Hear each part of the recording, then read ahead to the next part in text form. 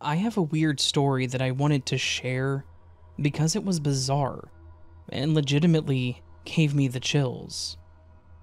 I have a dog that is my baby. She's a German Shepherd, and her name is Bailey.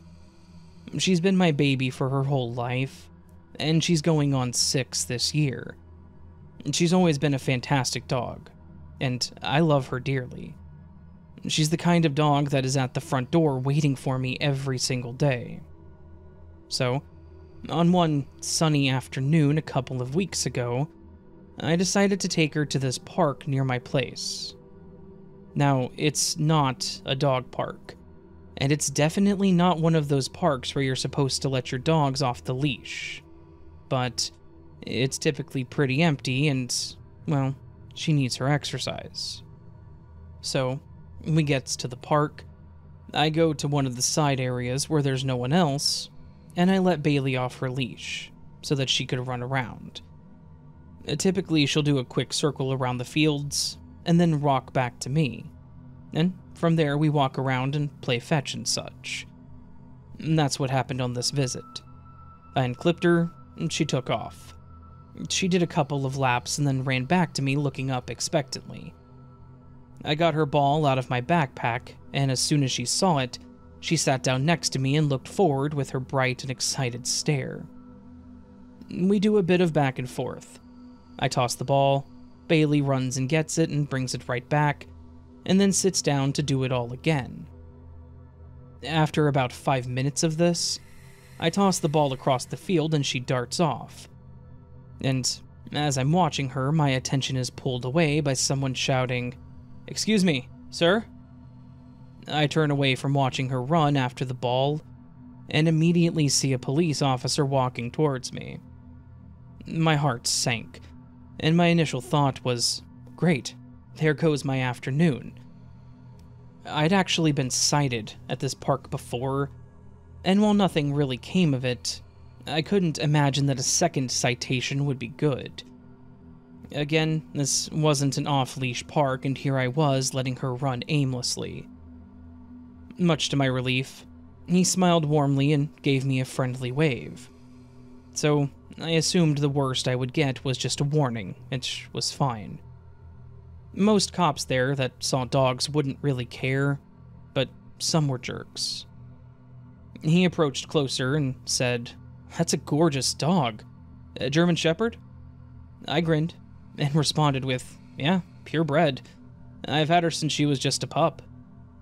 As I made this comment, Bailey trotted back to me with the ball in her mouth, and when I reached down to grab it, she laid down, which told me that she needed a short break.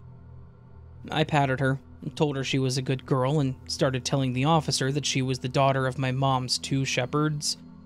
But when I turned and looked up to where the officer was standing less than 5 seconds prior, he was gone. He'd completely disappeared, as if he had never been there at all. I stood up abruptly and scanned the area in disbelief. Maybe he got a call on the radio that I hadn't heard or something? But when I turned to look around, I was surprised to see that the park was completely devoid of any and all human presence, other than myself. It was as if the officer had been swallowed up by the earth itself. Either that, or he was the Flash and took off without me realizing it. When I noticed he had disappeared, I seriously started to feel a cold, massive chill down my spine. Tingling sensations in my hand. It was as if the officer walked up, I had responded to him, and then he just ceased to exist. Strangely enough, as I was getting hit with this anxiety, Bailey seemed to be feeling the same thing, as she sat up and seemed like she was starting to feel uncomfortable. I don't know if that was just her picking up on how I was feeling, or if she had sensed the situation, but she seemed like she was starting to feel the same as I was. Deciding it was time to just go ahead and leave, I clipped Bailey's leash back on and headed for the car. For some reason, being out there just felt strange after that. Like whatever had just happened wasn't supposed to, and I wasn't supposed to notice it. It was seriously unsettling, and almost felt like it shouldn't have been. Like, yeah, it was weird and a bit creepy, but it was such a simple event that was causing me so much intense anxiety.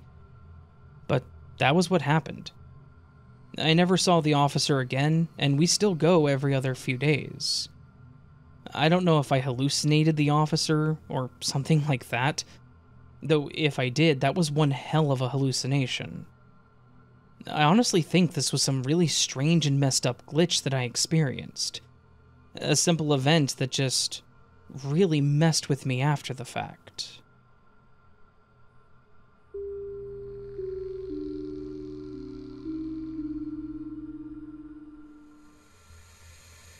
I just want to say that I found your podcast a few months ago and I can't stop listening.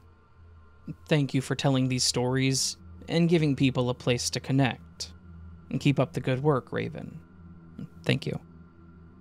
I'm not really sure what category this would fall into, as I don't know what really happened. I've also never told anyone, so I'm going to try my best to get this out in a coherent manner. Here's some backstory.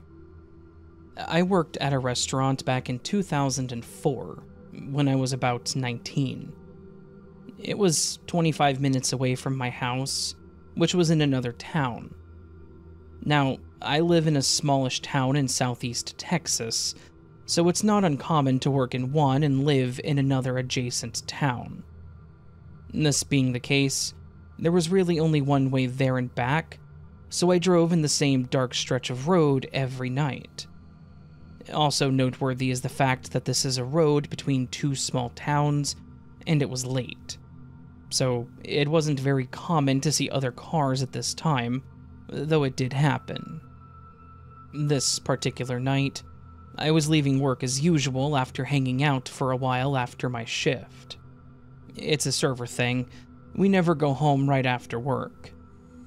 I was completely sober, not overly tired as I hadn't even worked a double shift that day, and overall I felt pretty clear-headed, even though it was around 11 p.m.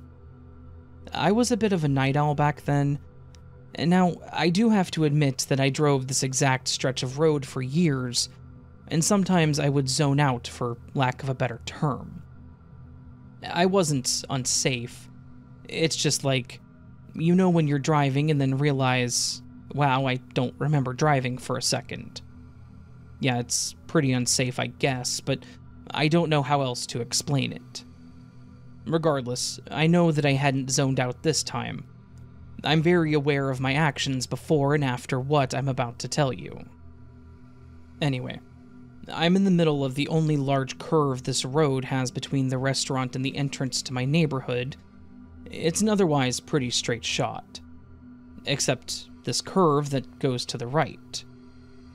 I remember looking down to change the radio station. I know, keep my eyes on the road, especially during a curve, when I had this overwhelming feeling to look to my left, out the window. Remember, my car is leaning right, I'm going towards the right in this curve. It was such a fleeting feeling, but at the same time, it felt like time had slowed down, if that makes sense. Mind you, this is a dark stretch of road, with nothing but trees on the left side, and I knew this. I've driven it hundreds of times. I know that I can't see anything to my left on this part of the road specifically, aside from moonlight-type shadows. So, almost as if involuntarily, I turned my head to the left, and there was me, just there in the road, right next to my driver's side window. In the moment, it was so fast. I mean, let's be honest, there are no other cars, I'm trying to get home. Yeah, I was definitely speeding. But time seemed to slow down for a split second, like I was watching a scene somehow. I was there next to my window and time stopped for a second, or at least thinking back about it, it felt like it had. The other me was there looking right at me, No expression, no nothing. The scariest part to me was that she was wearing exactly what I had on that day, right down to my server apron that I still hadn't taken off. Had the same clothes, the same hair, the same black-rimmed glasses. I don't mean that I was seeing my reflection in the window. I mean there was a person who looked exactly like me, standing in the road, facing my car, looking down into my window. Like, my reflection would have shown my hand on the wheel, but hers were down by her side. Trust me, for a long time, I tried to convince myself that I was just seeing my reflection. It felt like an eternity that I was locked eyes with her, or me, but it was literally a fraction of a second. Like I said, I was definitely speeding, and I didn't hit the brakes when this happened. It was just as fast as any other time you look to the left or right while driving. Now, as I mentioned, there aren't many other cars on the road this late at night. But just as I looked back towards the road, very, very shaken I might add, there was a car coming my way in the curve. Yes, I'm still in the curve. That's how fast all this happened. This car had crossed over the middle turn lane and was drifting into my lane. I had looked up at the exact right time to be able to swerve out of its way, while it continued across the double lines and then correcting itself after I was past it. So, was this me warning myself? Was I seeing a me from a different timeline, and possibly after crashing with the other car? Almost 20 years have passed, and I cannot get this out of my head. Did I die that night and jump into another timeline? I got married and had kids not long after this happened, and I don't live near either town anymore. I haven't driven that stretch of road in almost 17 years now, and honestly it scares me a little bit to think about it now. I had no idea what glitches or any of this was back then, and the more I go down these rabbit holes, the more that night is just a mystery to me. So, if anyone has an idea, feel free. Also, like I said, I've never told anyone or written this out, so if I left anything out, I apologize, and I hope it's not too confusing. But, thank you for reading.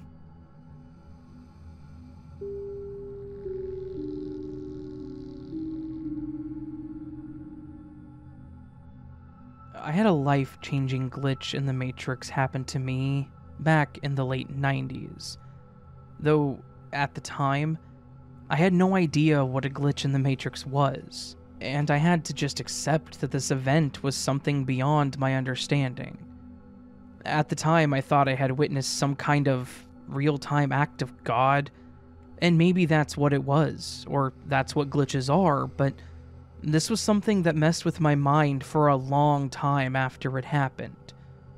Maybe someone else will have an answer for whether this was a glitch or some kind of mental phenomenon, or maybe I'll just be told that I'm actually crazy. Who knows? There was nothing about the day that made me think anything was out of the ordinary, or that anything would happen. It started out normal enough, and I didn't have any weird feelings about anything. At this point, I didn't have a car and was still living with my parents because I was 17. It was also during the summer, so I was home by myself all day, with the only exception being when I would walk to my friend's house or to the local convenience store for soda or something like that, which is exactly what I decided to do on this day. On the way to the store, there is one intersection that is a 4-way stop, complete with the overhead blinking red light that indicates that you're supposed to stop and wait. However, for some reason unknown to me, people like to completely ignore the lights and just fly through the intersection without making sure that there's nobody else on the road. What's worse is that during the nicer weather seasons, it can be a pretty busy crossing. You get a lot of people out for a walk or a run crossing it because it's close to a park. The glitch actually happened when I was walking to the store, and at this specific intersection. I'm typically pretty careful about crossing here for the reasons I mentioned above. And when I went to cross the road, I was certain that there were no cars coming from any direction. I looked both left and right, and then up and down the street to make certain that it was safe to cross. Once I was satisfied that I could cross safely, I stepped into the crosswalk. No sooner than I step into the crosswalk do I hear somebody shout, "Watch out!" in my direction. This was also the exact moment where things got really, really strange for me. I hear the person yell, "Watch out." I turn to look in the direction that I think the voice came from, but there was nobody there. In fact, there was no one around me at all. It was actually pretty dead on the intersection that day. As I turn to look for whoever shouted that, I look and see a car flying down the road in my direction. He was going too fast, and it seemed like he wasn't paying enough attention to the intersection, much like a lot of the idiots who drove through there did. Again, I know for a fact there were no cars coming at me from any direction. I checked. The road is incredibly flat, and you can see in all directions for a good distance. Much more distance than what you would need to be able to react to a car heading in your direction, and there were 0 cars at all on the road that I could see when I started crossing. Yet, here I was, standing in the middle of the road and staring at a car being driven by some punk that was blowing through the light and not paying attention, and was pretty much on a collision course with me. What's really weird, though, is how everything kind of felt like it was in slow motion. I say that he was speeding down the road, and I knew he was, but it was also like everything had slowed down and I was seeing it play out at 10% speed. I was standing there, this car zooming towards me, but I was seeing it play out at a much slower pace. I had enough time to stand there and notice all the details about his car. It was a small Ford sedan, 4 doors. I saw a dent in the hood, the peeling paint on the roof. I saw that one of his wheels was missing a hubcap, and I could even see the driver of the car as he just stared blankly at the road in front of him. But yet, he wasn't reacting to me in the road. I have no idea why I didn't try to move or get out of the way of this car. It was almost like I couldn't, or like I wasn't supposed to. Then, at the exact second that the collision would have happened, I instinctively cringed and closed my eyes and basically braced myself for what would likely kill me. But then, nothing happened. And when I opened my eyes, it was as if I had just blinked and was back on the sidewalk. I wasn't braced for impact anymore. I wasn't feeling scared. I was just on one of the sides of the intersection about to cross to the other, where the convenience store was. The big difference when I came back to was that there were a number of people walking around on the sidewalk, and there were cars driving on the road, all stopping normally and respecting the 4-way stop. It took me a moment to really recollect what had happened, but as I was crossing the road, it re-clicked that I should have been hit by that car. I should have been dead. And I have no idea how everything had reset. So, that's my glitch experience. I have no idea what the hell happened, other than I didn't die. I reset and nothing else changed. I'm not sure if this was quantum immortality, or if this was something else. But it messed me up mentally once it all set in. Since that day, I've been way more appreciative of every day of my life, which may sound stupid or weird to some, but part of me feels like this could have been a second chance. And I'm not one to take a blessing like that for granted. Like I said, I have no idea if this was some kind of guardian angel, or a deity of some sort, saving my life by resetting me, or if I just shifted from one existence to another, but nothing else really changed, so I don't know. It was crazy to me, and I know that I sound crazy trying to retell this event, but I also feel it's best to just get it out there. Hopefully, someone has answers. and if not, hopefully someone enjoys it.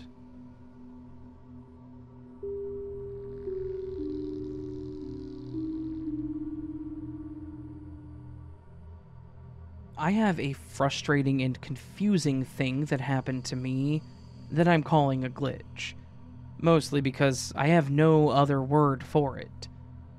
I'm obviously confused about what the hell it was, what happened, and how it happened, but I've come to accept that things are weird in our world, and sometimes there just are no answers. So, I was getting ready for work in the morning one day, and I could not, for the life of me, find my car key. My car has a push-to-start button, and the key doesn't actually have a key, so it's just a fob. The keys are always connected to my keyring, which has my house key, and my little RFC thing to get into my office at work. I also have a fun little keychain too, but other than that, it's always just those 4 things attached to a single ring.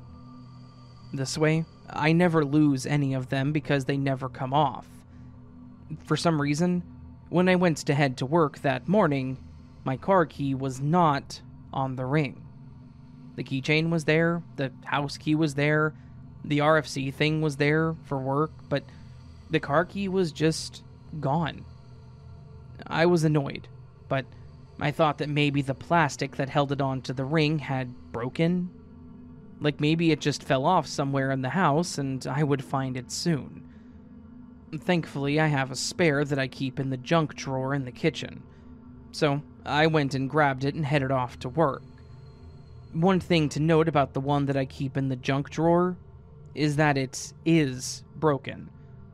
I don't remember how it broke, but part of the housing on the bottom corner is broken off, so I have a small strip of duct tape wrapped around it to keep it from coming apart or getting worse.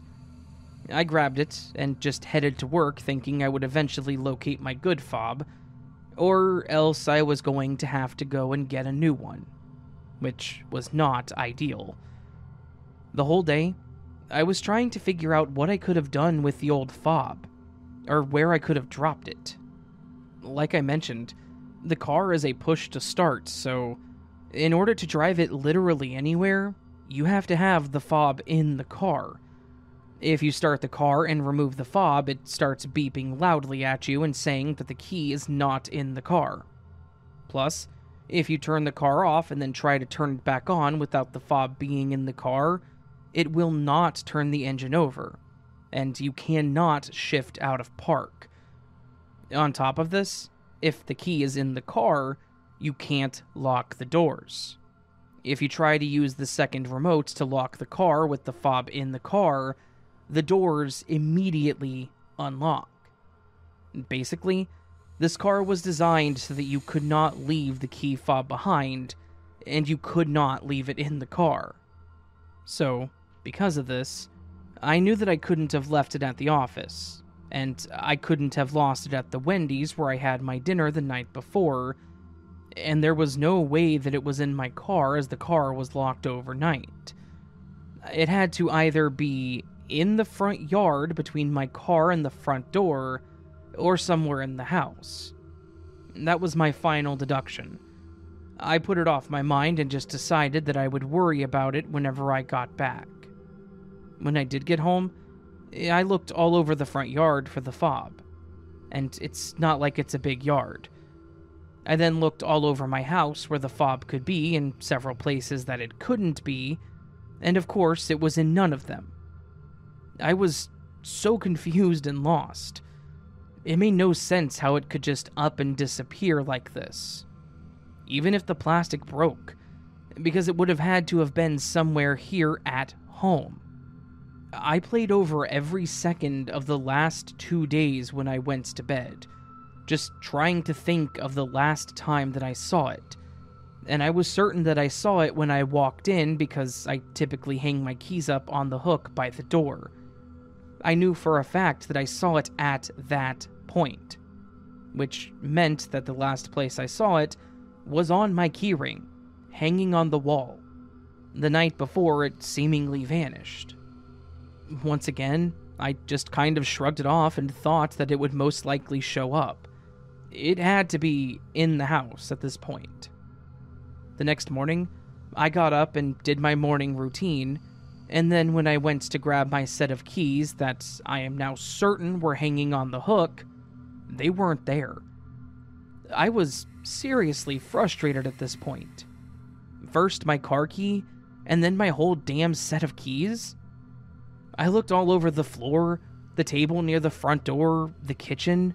They were nowhere. I frustratingly grabbed my jacket to go outside and see if I dropped them on the way to the door, when I noticed that the jacket had some heft on one side. My keys were in the pocket. I laughed at myself for not checking the jacket, as that was an obvious spot for them to be, and I just grabbed them and pulled them out. This is where the weird got even weirder. The car key that was on my keyring was the original one, not the spare that I had to use the day prior.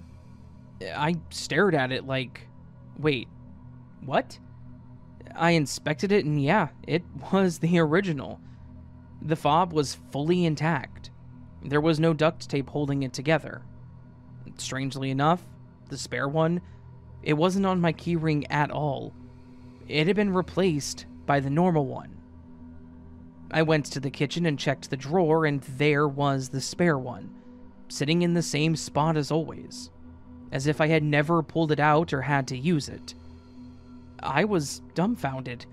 I have no idea what kind of trick the Matrix was pulling here, or why it was doing it, but I now had my original key on the keyring, and the spare back in the drawer, as if nothing had ever happened.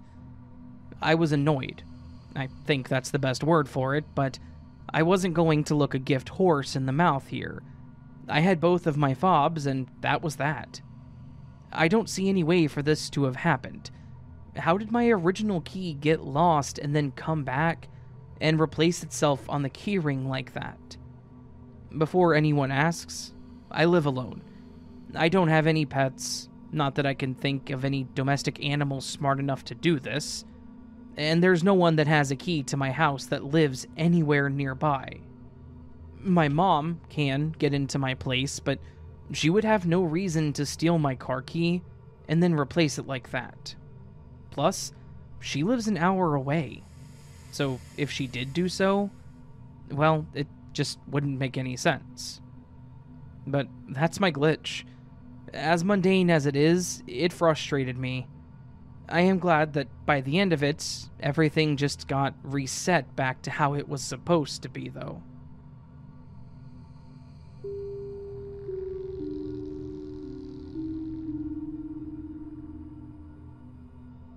I have a glitch that happened to me the other day that I cannot seem to get over. I know that sounds dumb, but it's eating at me, and I'm personally struggling to move past it because it makes no sense, and I don't understand how or what exactly happened. I don't want to drag this on too long, so I'll get right to it with very little in ways of context here.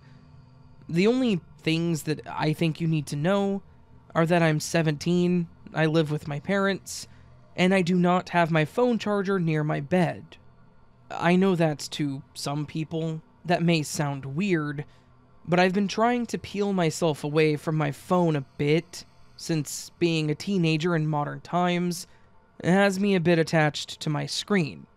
And I read that a good way to do this is to have a place to charge your phone that is away from where you can reach it. So, because of this, I have my charger on my dresser, which is over by my door, and on the opposite end of my room from my bed. If I need to use my phone for whatever reason while it's charging, I have to get up, walk around 6 full steps to my door, and use it over at the dresser. It's actually done a good job at getting me to use my phone less, if anyone cares. Anyways, the other day I was in my room doing my homework when my dad knocked and came into my room. I asked him what was up, and he asked me if I had seen his text that he had sent me. He commonly sends me messages with quick questions if he's feeling too lazy to come upstairs and ask me. I said that I hadn't seen them because I was nose down and I grabbed my phone from where it was sitting on my nightstand. I opened the text and read it. It was just him asking me what I wanted for dinner, and he also sent me some silly meme gif.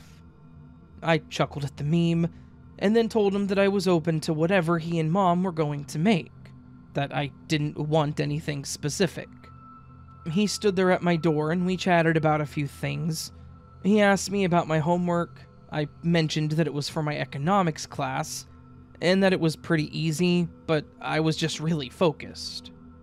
He asked me about other things with school, and we just had a bit of a quick chat. Nothing too crazy. As he was about to leave the room, I started to hear the sound of my phone vibrating, like I was getting a phone call. I looked down at my bed where I thought I had tossed it, but I couldn't find it. My dad then looks over at my dresser and makes a snide comment about how it was my boyfriend. He then picks up my phone from my dresser, unplugs it, and walks it over to hand it to me. Said that he'll let me know when dinner was ready, and then he left. I just held my phone and tried to figure out how it ended up plugged in and on my dresser. It made no sense. I had looked at it when my dad entered the room to see the meme and to respond to his question. Yet, when my boyfriend called, it was over on my dresser and somehow plugged in. Also, I was the only one between the two of us that realized that something was off. When I mentioned it to my dad, he kind of just shook his head and said that he thought it was on the dresser the whole time. I mentioned that I had read his text, and I had replied to it while he was up there. He says that he actually asked me the question when he walked in, and that he didn't recall me ever having my phone. It was really weird. I swear I had looked at the text and the meme because I knew what the picture was. I remembered what it all was, but I had somehow not seen it prior to when he handed me my own phone. It was like my phone teleported to the dresser, but also reset the timeline to make it that it was always over there. I really don't know what happened, but I'm very open to interpretation from your listeners because it was freaky.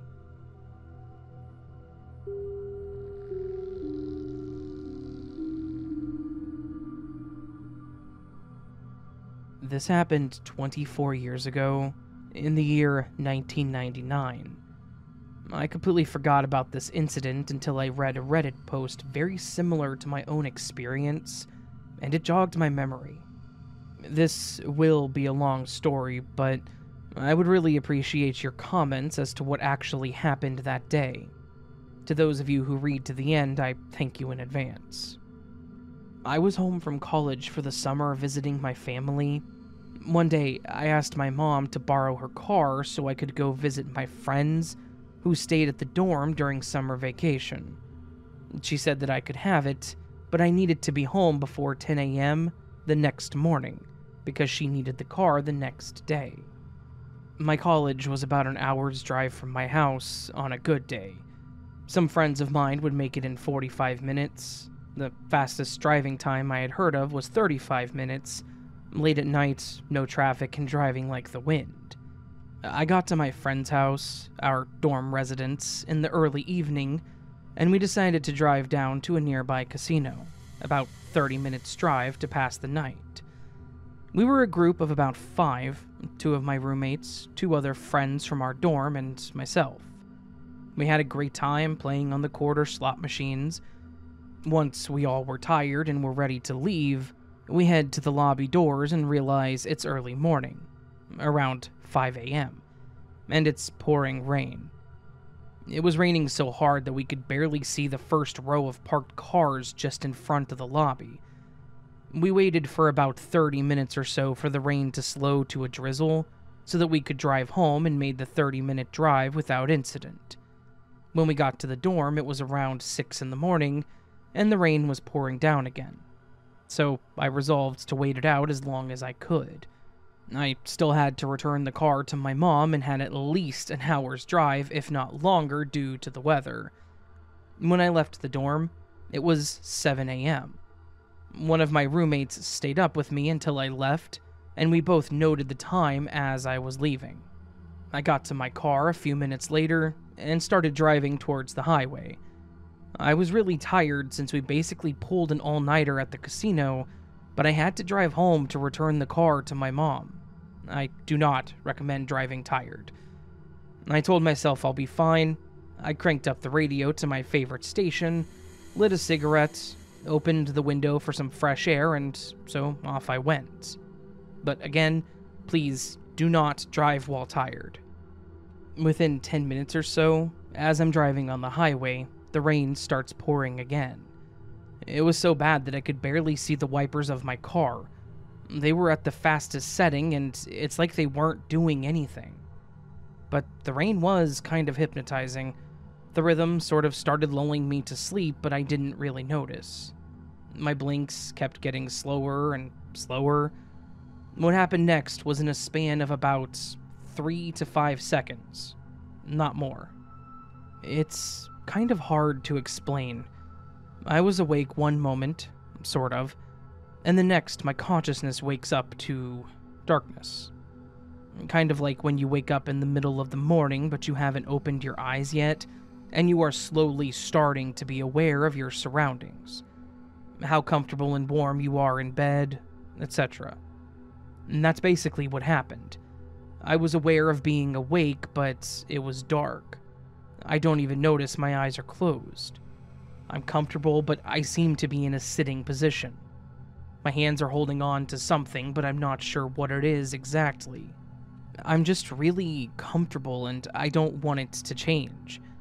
I kept thinking, just 5 more minutes. I don't know for how long my eyes were actually closed, but suddenly I hear a really, really loud crash. It almost sounded like a clap, but unlike anything I have ever heard before. It sounded like metal on metal, but I wasn't sure. It got me to open my eyes, and the first thing I notice is that I'm in my car, and all I see from the windows is a wave of water heading towards my windshield really fast. When it hit the windshield of the car, it sounded like the glass should have broken from the impact. It was the loudest slap sound I have ever heard before or since. I'm in momentary shock as I take in my surroundings. I'm still in my car, driving perfectly straight in the leftmost lane. On my left is a concrete barrier just a couple of feet away. On my right, I was just overtaken by a huge 18-wheeler truck. That is what made the wave slap on my windshield. Heart pounding, I rubbed my eyes and forced them open as far as they would go, determined to stay awake. I turned the music louder and opened the window to let the rain hit me in the face, along with some much-needed fresh air. The entire time I was thinking, holy hell, I could have died. I probably should have died. Then, another thought hit me. What even was that first loud crash that I heard? The time elapsed between the first and second claps was about a full second. Me hearing the loud clap, opening my eyes to a wave that crashes to the window with another, but different sounding loud clap. But this wasn't the craziest part yet. Since the rain was very strong, I wasn't driving more than 50 to 60 kilometers an hour, as opposed to the usual 100 kilometers an hour. This means that the trip should have taken twice as long as it normally would. I figured I should be home by 9 a.m. at the latest. The rest of the drive was uneventful, and I made it to my building, drove into the very large garage, and all the way in the back to my parents' parking spot. Then, I walked back around to the elevators by the entrance, and took the elevator to the 19th floor. Walked down a long hallway to my apartment, went into my room, and crashed on the bed. Right before I passed out from fatigue and probably shock, I remembered to send my roommate a text message to let her know that I made it home safely. I was so tired that I didn't even check what time it was, I just crashed. I woke up to a bunch of messages from my roommate. I don't remember them verbatim, but they were something like, "What? No way, you must be joking. Where are you? Hello? How did you get home so fast? There's no way you're already home. Are you okay? It takes me a while to figure out what she's talking about, while remembering my harrowing journey from the morning, because it was then that I noticed the time of the text that I had sent her before I went to sleep. It was showing 7:20 a.m. There is no way that it is possible to travel around 90 kilometers in a span of 20 minutes in a rainstorm, where you can't even see the lanes on the road or even the hood of your car. Also, while desperately trying not to fall asleep and apparently failing at that. I don't know what to make of this. After reading a whole bunch of other stories in this subreddit, I'm pretty sure it may have either been a case of quantum immortality or a glitch in the Matrix. However, ever since that day, I have been experiencing all kinds of paranormal phenomena through the years. I'm pretty sure that this was the catalyst events to them all. Well, all except for one, but I'll tell you about it in another post if requested. Anyways, I'm sorry for the length of this story. I just wanted to write down as many details as I could remember to share with you all. This memory is now so clear, it's as if it happened yesterday, and I will never forget it.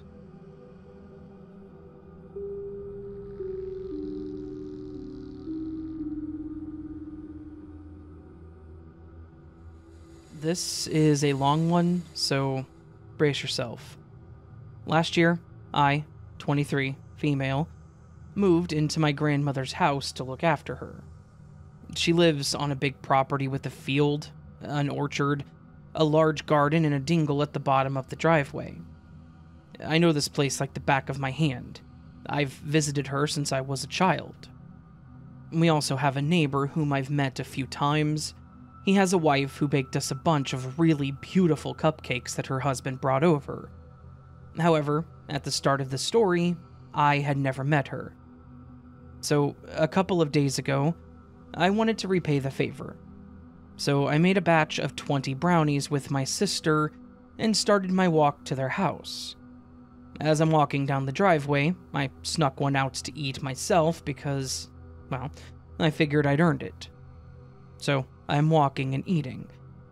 The geography of it is a bit weird to describe, but essentially, their house is on an embankment above my grandma's driveway, which leads to the main road. To go there without trespassing on their land, I would have to walk the main road, and then head up the hill to a side road and enter their driveway that way. On this day, I got to the dingle at the bottom of the driveway and felt lazy. What's the point of going all the way around when I can just enter through their gate at the bottom here? I'd been to their house many times as a child when my grandma's friends still lived there, so I actually knew their house quite well. Those friends passed away a couple of years ago, so this couple moved in about the same time that I moved in with my grandma.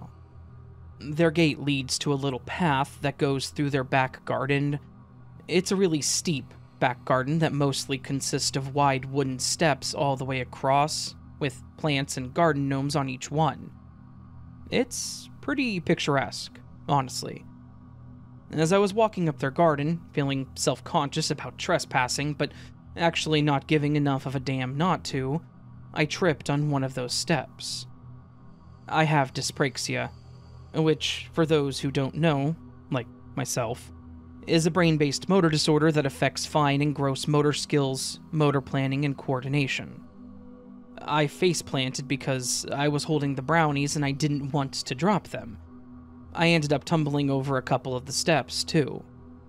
As I'm lying there, shocked and in a little pain, I hear my neighbor's wife come running down the garden. She's asking if I was okay, obviously surprised to see me there. Bear in mind that she had never seen my face before, so she must have been extra baffled. I told her that I was just there to drop off some brownies that I'd baked, but as I'm saying this, I noticed the tub of brownies is just missing. I was literally holding them 30 seconds before. Cue extreme embarrassment. I assumed that they had fallen down the garden somehow in my fall, but this isn't a small tub. It's relatively big. and there's no sign of it anywhere. After 10 minutes of looking, I admit defeat and tell her sorry, that I'll go make some more and bring them some other time.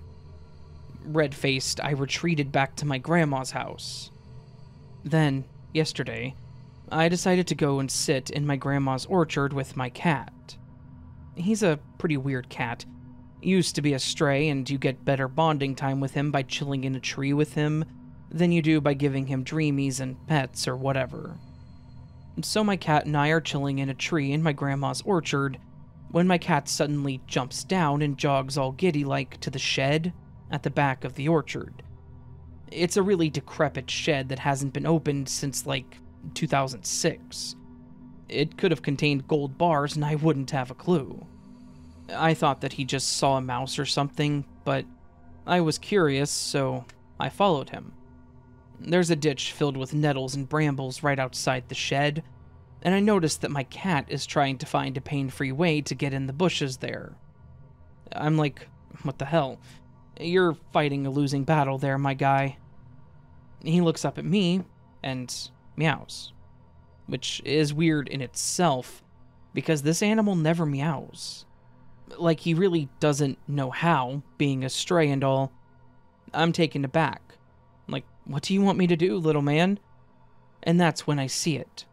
The corner of a box that looks very similar to something I lost, peeking out from behind a bunch of a fully war-torn nettle. But I have genes on and the pain tolerance of all my ancestors, so I waded in and edged it out. Lo and behold, it's my tub of brownies. I can't really describe the degree of absolute confusion I felt at this moment. You ever get that vibe that there's a bunch of calculations going on just outside your field of view that you will never comprehend? My cat was freaked out about it. He didn't like the tub at all. That's not completely out of character for him because he can be skittish sometimes, with no explicable reason. But I let him sniff the box, and then he bopped away with his back all puffed out. Extremely bewildered, I took the box inside and opened it. I counted the brownies, and there's 19, which accounts for the one that I had eaten on my way down. They're still completely fresh and taste delicious. I actually ate another one, so I figured I would take it over. I go to my neighbor's this time, the long way around, and I knock on the door, and it's the wife. I apologize profusely for the last time and hand her the tub. She was looking at me a little perplexed, and then she said, "I don't think we've met before, have we?" I'm pretty sure that this is the moment in most video games where the protagonist loses her absolute marbles and becomes an anti-hero with wild mental health issues. I described to her what happened the last time, and she has no memory of it at all. But I recognized her. It definitely happened. So I dip again, embarrassed once more, and this is the point that I'm at now. So, explanations, people?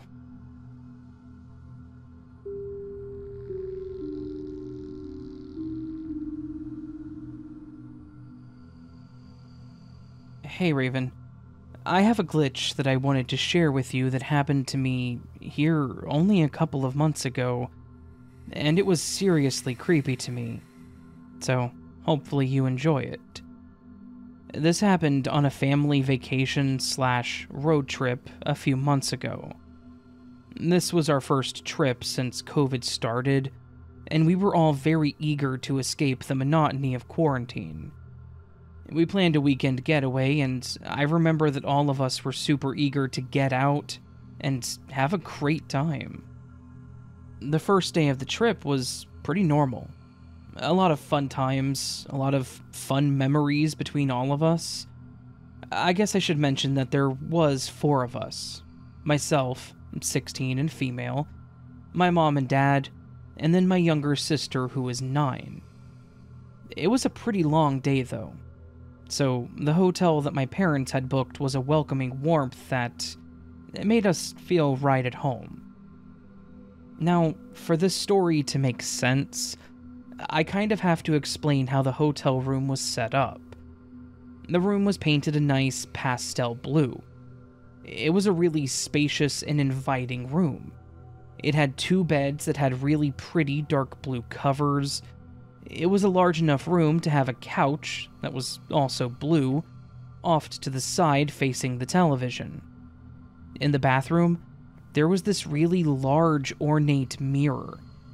Like it had a really pretty and fancy looking frame that it was around it. I remember looking at that mirror and thinking about how nice it was. And lastly, there was a TV mounted to the wall, above the desk that was in the room that was decently sized. After settling in, I pulled out my Nintendo Switch and I laid out on the couch to play some Animal Crossing.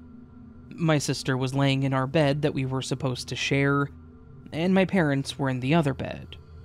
It was like 10 and they were all super tired, as was I, but I needed to take care of my island first. Yes, I have a problem.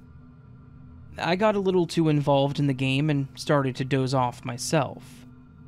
Thankfully, I was awake enough to save my game, and after that, I literally passed out hard on the couch.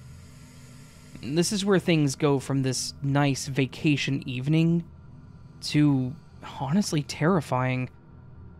When I woke up, I felt disoriented and confused. And not the normal disorientation that happens when you wake up in a hotel room. When I opened my eyes, the first thing I saw was my sister in front of me. Not like standing in front of me, but lying on the bed. Because I was somehow in the bed. I thought, okay, maybe I got up in the middle of the night and got into bed and just don't remember? Maybe I sleepwalked or something? Weird, but not horribly alarming. Then it started to get alarming. When I finally got my eyes fully opened and was cognizant, I noticed that the blankets on the bed were no longer a nice blue. They were an ugly cream color. I tried to shake this off again, as maybe I just mistook what I saw. I was pretty certain that wasn't the case, but I had to just tell myself that and move on. I stood up, and I started walking towards the bathroom, when I noticed that where the couch was now a single black recliner. I paused and stared at this chair for several moments, trying to think back to the night before. I know for a fact I was lying on the couch, but yet now there was no couch, just this black chair. And sitting right there in the chair was my Nintendo Switch.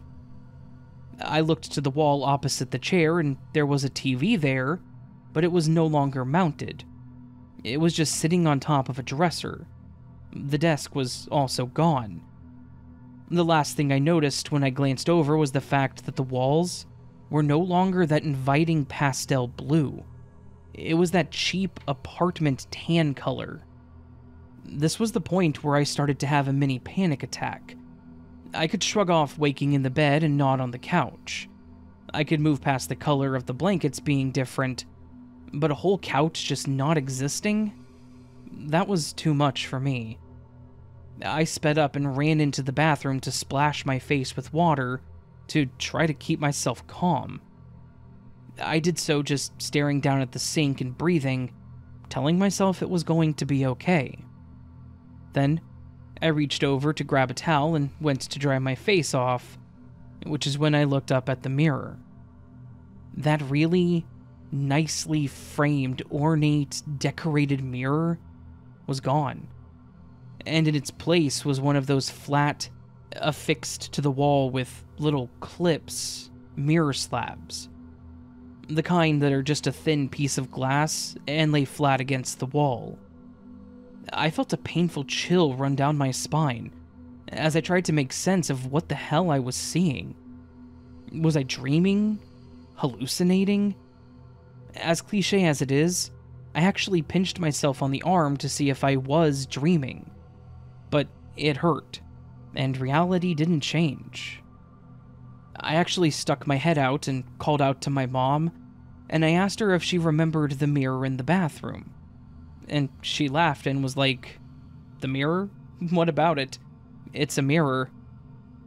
I mentioned the nice frame that was on it, and she just said, "No, it was just one of those cheap hotel mirrors." I then mentioned the couch, and she said, "You mean the chair? What about it?" Neither her nor my dad or sister recalled anything about the room from the night before. None of them thought the room looked any different. After a bit of me trying to say, "Hey guys, the room changed," I let it go, because none of them seemed to notice anything amiss. I just ate my breakfast in silence and packed up my stuff, ready to get out of this place. One last thing to note, I can perfectly visualize the original room. The blue walls, the blue blankets, the blue couch, the mounted TV, as well as that ornate mirror. I remember it all very vividly, and I was able to actually confirm that they did have a room that looked like that. We just didn't stay there. When we got back, I googled the hotel, and I checked out their website, and the demo room on the page was the exact room that I remembered, but it only had one bed. I showed my mom the picture of the bathroom and mentioned the mirror. She said it was nice, but that the hotel room we stayed in looked nothing like that. From what I found out on the website, this is what they are remodeling all the rooms to look like. Basically, they're upgrading things and making them look nicer. We had apparently stayed in a room that hadn't yet been updated. So, that's my weird story. It was really strange to me that the room does exist. That the hotel does have rooms that look like that. But it wasn't one that we stayed in.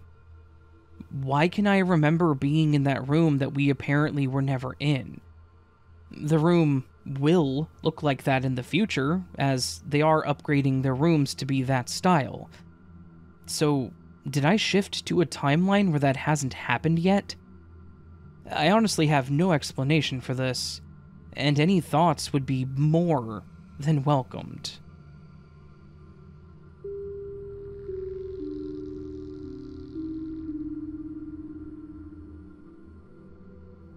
I've been an avid listener and reader of glitch stories for quite a while, and I've always enjoyed them and thought that they were entertaining, if not kind of terrifying. And, as most people say, I honestly never thought that I would have anything like this happen to me. That is, until it did. And when it did, I was both excited and confused. This story, or glitch, has 2 parts, so bear with me as I explain the weird stuff that happened. And if I miss any details, I do apologize. So, this whole story happened about 2 weeks ago. On Monday night, I had had a bit of a rough night's sleep, and when I did finally fall asleep, I ended up sleeping through my first alarm, and didn't wake up until my "hey, you're late" alarm went off. By the time I finally woke up, I looked over at the clock and it was 6:33. I needed to be at work by 7, and based on my normal routine and how long it was going to take me to get there was absolutely zero way that I was going to make it to the office on time. I jumped out of bed, did what I needed to do as best as I could with the little time that I had, and I dialed my boss to let him know that I was going to be a bit late because I overslept. He told me that that was fine because he had actually done the same thing, so it wasn't a huge deal. I hung up and I drove quickly, though safely, and no faster than the speed limit, to the office. I pulled into my normal parking spot, grabbed my bag, and then grabbed my phone. As I grabbed my phone, I hit the screen and it lit up, which showed the time, and I had to pause. Right there, on the screen of my phone, the time showed that it was 6:40 a.m. When I woke up, it was 6:33. I know this because I looked at my phone when I got up. I panicked when I saw the time. When I called my boss, and this is in my recent calls, It was 6:38 a.m. There is no way that I made it to the office within 2 minutes of calling him, and there is no way that I could have made the drive to the office, a drive that takes almost 30 minutes every other day, within 7 minutes of me waking up. I have no idea how I beat time on my way to the office, however, I managed to do so. I ended up just accepting that something in the universe gave me the ability to make that drive at the speed of light. I moved on to get into the office and get to my desk. This is where the second part of the story happened, at the office. I was still a bit shaken up by the whole getting to the office in record time thing, but I figured that there had to be some kind of logical explanation or something that I was missing. Or otherwise, it was just something that happened that I needed to ignore and not even think about. I walked into the office, and I sat at my desk and got all my stuff set up, when my boss walks out of his office and says, "I thought you were going to be late." I just kind of laughed it off and said that I thought I was too, but said that I had managed to get everything sorted and get there on time. I should add here that at no point in this conversation did I actually look up at my manager. I just knew it was him by his voice and the way he spoke. I was busy setting up my workstation for the day. I knew that he was standing where he was because he was in my peripheral vision, and the blur that was in the side of my vision was the right height and size to be my boss. After that really short back and forth, he walked away toward the main lobby, I'm assuming to go upstairs and get coffee. After I got my desk all organized and ready for the day, I decided that I would head upstairs and get some coffee myself, and maybe something to eat really quick. I walked out of the wing of the building and into the main area, and who do I see walking in the front door but my boss? Now, one could say that he just walked out to his car or something and came back in, and that's why he was coming back. But my manager is a motorcycle rider, and he always walks into the building in his gear, helmet, knee guards, etc., and just takes them off in his office. When he walked into the building, he was wearing his gear like he had just gotten there from riding. As soon as he saw me, he pulled his helmet off and said, "Hey, I thought you were going to be late." I was confused, for multiple reasons. How was it possible that he was just getting to the office when I had spoken to him earlier? He didn't have enough time to get his gear back on, and then leave and come back between when I spoke to him at my desk and this moment when I saw him walking in. I kind of just said, "Yeah, but I made it on time. Weren't you just in here?" He said no, and that he had just gotten there, and motioned toward his riding gear. I just sort of nodded and said okay and moved on. Honestly, this whole morning was so incredibly weird. But there wasn't anything else other than these two events that happened. I don't know what exactly happened, if this was a timeline thing or whatever, but it was so bizarre. I really don't have any sort of logical explanation for any of it. Other than, I guess my boss could have been playing a prank on me? But then, why? There was nothing to gain from it. And he's not exactly a comedian. In fact, he's a bit of a stickler.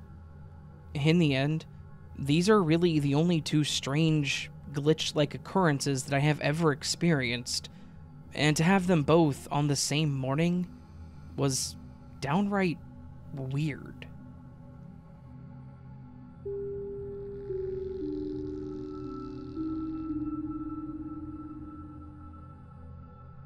Before I get into this glitch story, I want to say that I have been haunted by weird things pretty much my entire life. I may share some of my other stories with you at some point, but I have seriously had to deal with weird things happening to me since I was a child. They haven't always been glitches. Some of them have been pretty obviously paranormal, but these weird events are always the ones that get to me. This specific event is just the most recent one to happen to me, and it's one that seems to be the biggest change in my reality. I've been a delivery driver for a store that does floral arrangements for quite a few years now. I also help put together the arrangements, help out in the store, but my main job is deliveries. It may sound like a bit of a weird job and one that most people wouldn't think to be a busy job, but funeral homes order their flower arrangements from somewhere, and there are funerals every day. So I can tell you that we do get a lot of business. On top of that, some businesses like to order small arrangements for their front desks, and we also had one client that had been consistent for years. She's actually the one that the story is about. But I want to tell you a bit more about her before we get into the story. Norma Jean was, at the time of this story, in her mid-90s. I think she was 94 to be exact, but I can't be certain on that. Norma had been getting flowers from our shop for 25 years, almost the entire time the store had done deliveries, and that started because her husband had wanted to get her flowers, and he'd actually contacted the original owner of the store to set up an arrangement for them to be delivered every 2 weeks to Norma. He hadn't prepaid or anything. He was paying when they were set up and sent out. But he had done this for about 20 years, until he passed away in 2016. Her husband had actually spoken to the owner not too long before he passed away, and asked if there was any way he could continue to have the flowers sent to her after his passing. If maybe there was some way he could prepay, and the owner promised him that she would continue sending them, and that he didn't have to worry about paying for them. I'm mentioning this because this was, obviously, the sweetest and saddest story that I've ever heard, and I was always so happy when the 2 weeks was up, and I got to deliver more flowers to Norma Jean. It was always such a pleasure to knock on her door and say, "I have a flower delivery for Norma Jean from Ronald," because her eyes would always light up when I said it. Now, I've been making this delivery, as mentioned, every 2 weeks for about 4 years, with some exceptions for when I was out sick or just not working that day. If you do the math on that, I've done this delivery approximately 180 times.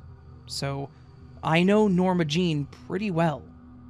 Over the past couple of years, I will say that she changed a slight bit, and that she wasn't very talkative anymore.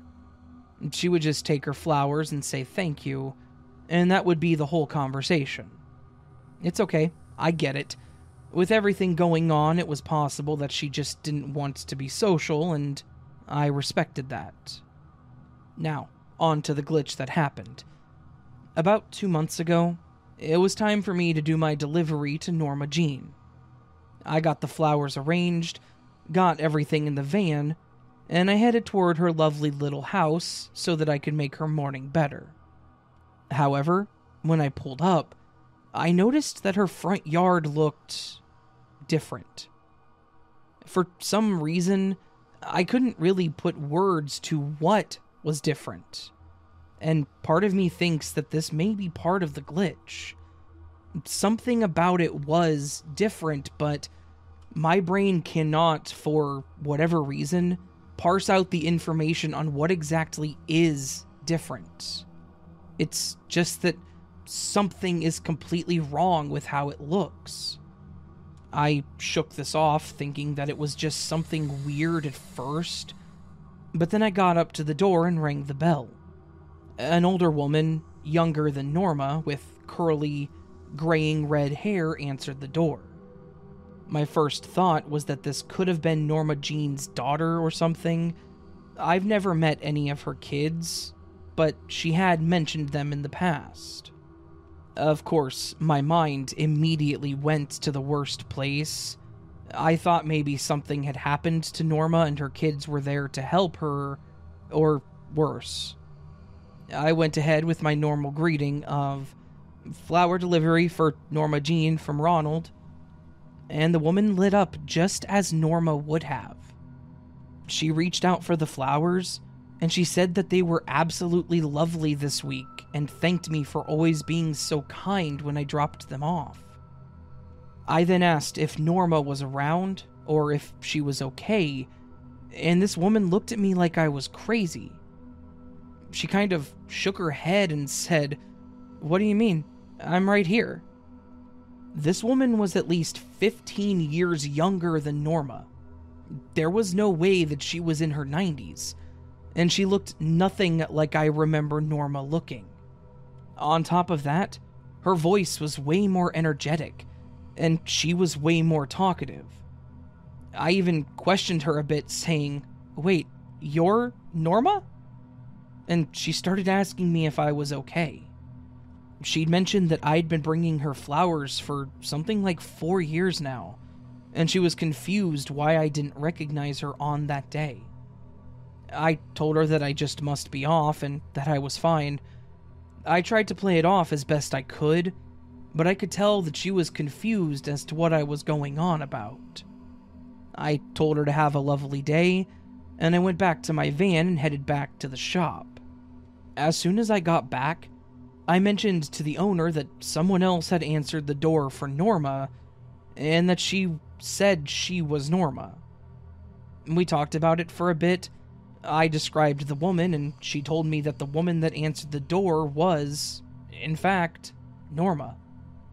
I then mentioned the little old lady that I was used to seeing, and she was confused, because based on the description that I was giving, I was talking about Norma's mother. I said that I must have been giving the flowers to her mother the whole time then, and she then mentioned to me that that was impossible, because Norma's mother died in 1997, which was when the owner met Ronald and Norma. She did the entire flower arrangement for the funeral. That was how the store had actually gotten Ronald's business. He thought that the arrangements were so beautiful that he wanted to get the flowers for Norma Jean to try to keep her in high spirits after the passing of her mother. She even showed me a picture that she had of them from a year or two later, and the woman in the photograph looked a lot closer to this new Norma Jean that I had met that day. So, I guess that's my latest glitch. The Norma Jean that I knew was apparently somehow Norma Jean's mother, and not the real Norma. But the woman that's been answering the door to me for the last 4 years has been dead since the late 90s. I really don't know how to explain this beyond it being a really weird shift in reality, or glitch, or something.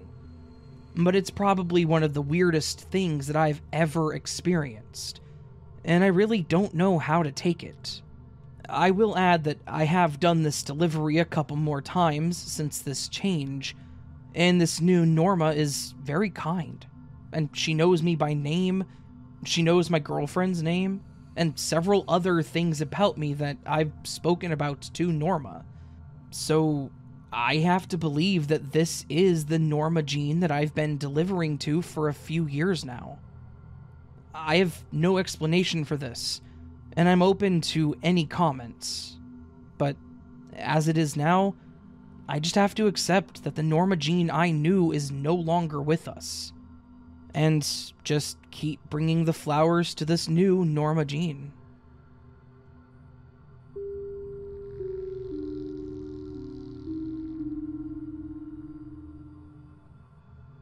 I had a really weird glitch happen to me about a week or so ago, and I've been wanting to share it. I just haven't had the time to do so until now. I'm not sure if it's a glitch where I saw the future, or if it's a glitch where reality repeated, or something like that, but it's definitely an unexplainable thing that happened. Maybe someone can tell me what it was, but for me it's still one of those I have no idea what the hell this was moments. So, this happened one morning while I was at home. At the moment, I don't have a car. It snowed around me not too long ago, and I actually got into an accident. That wasn't my fault. and my car was completely totaled. I'm currently in the waiting phase of everything to come through so that I can get a new one. Until then, I'm dependent upon my father coming to get me to do the things that I need to do, and thankfully he lives about 15 minutes away, and he's more than willing to help out. Plus, I'm currently working from home, so I can get away with not having a car a bit easier than most people. On this particular morning, I was needing to go to the post office to ship something to my work's home office, and was also needing to go to the grocery store for just a couple of things. So I asked him if he could be there at around 11 so that I could take my hour lunch to go do what I needed to do and make it back at a decent time. At around 10:40, I got a text from him saying, "Hey, I'm on my way. I should be there in about 20 minutes. He tends to send something like this when he's on his way, which is always funny to me because I know he's going to take 20 minutes to get here, so he doesn't need to say it. At this point, I'm not really doing anything for work as it was a slow day, so after about 10 minutes, I wrap up what I was doing and lock my system.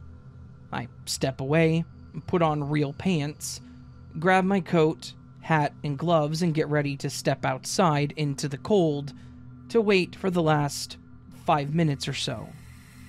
I have to say that at no point in time during all this did I look at my cell phone.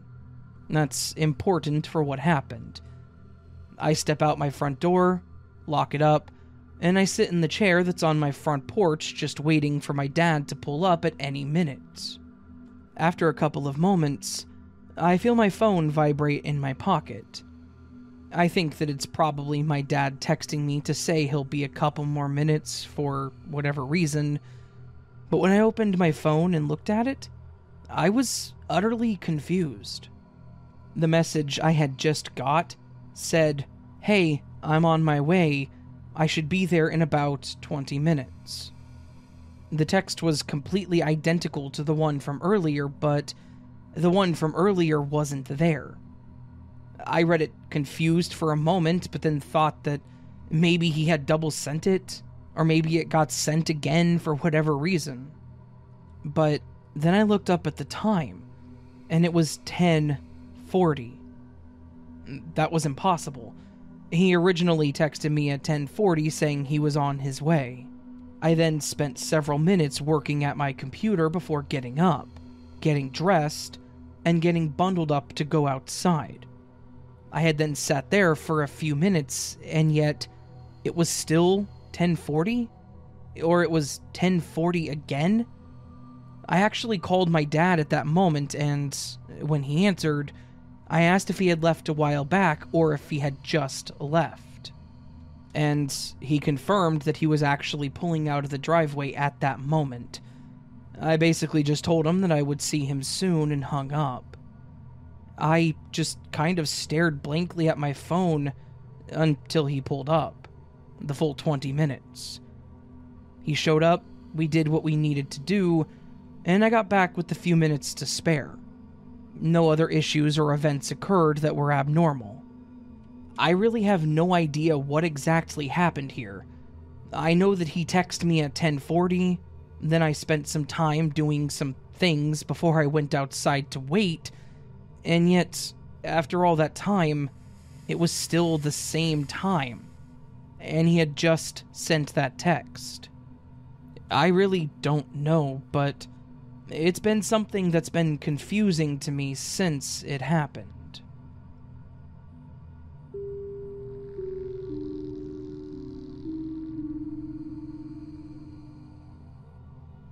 I have a short but incredibly weird glitch that happened to me and my roommate that we genuinely cannot explain. It's not the craziest glitch in the world, but it's one of those things that, after it happened, we both just kind of looked at each other like we were crazy. This happened about a month ago, back near the end of the year. It was the week between Christmas and New Year's. My roommate and I both work retail jobs at different companies, And on this particular night, we were both exhausted. It was my first day off since Black Friday, and he had been working 10 hours a day for the last 2 weeks. It was around 5:30 in the evening, and we were talking about what we wanted to do for dinner. Because we'd both been working a lot, we thankfully had a bit of money saved up. So, we decided that on that night, we weren't going to make dinner. We were going to order pizza. We're both guys in our mid-20s, so to say that we can each wolf down a full pizza, it's an understatement. We sat there and kind of debated what to get, when I had the brilliant idea of, how about we each get a whole pizza for ourselves? Like, a whole large pizza. It was one of those ideas that was so obvious that I was feeling like a literal genius for saying it. So, that's what we decided to do. I wanted a Hawaiian. Don't judge me. And he wanted an all-the-meats kind of pizza. We then also decided that we would get a large order of their cheese sticks, and I put in the order, paid for the whole thing, and we waited.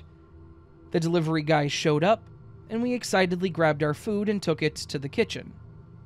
And around here is where the glitch occurred.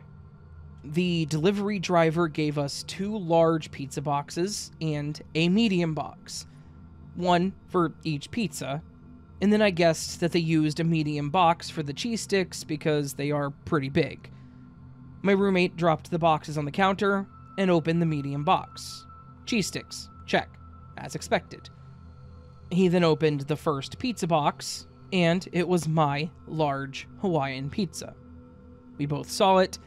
He saw the pineapple and said, "Ew," jokingly. I confirmed that it was mine and it was correct, so I closed it, grabbed the box, and I took it to the living room. He grabbed the last box without opening it and followed me in. When he sat down and opened it, he let out a disappointed grunt and a couple expletives or two, and I asked him what was wrong. He mentions that they messed up the order and that they gave us 2 Hawaiians instead of a Hawaiian and his all-meat pizza. I knew that that was going to be an issue since, obviously, my roommate cannot stand pineapple on pizza, which I get. I set my box on the coffee table and looked over, and sure enough, it was a Hawaiian.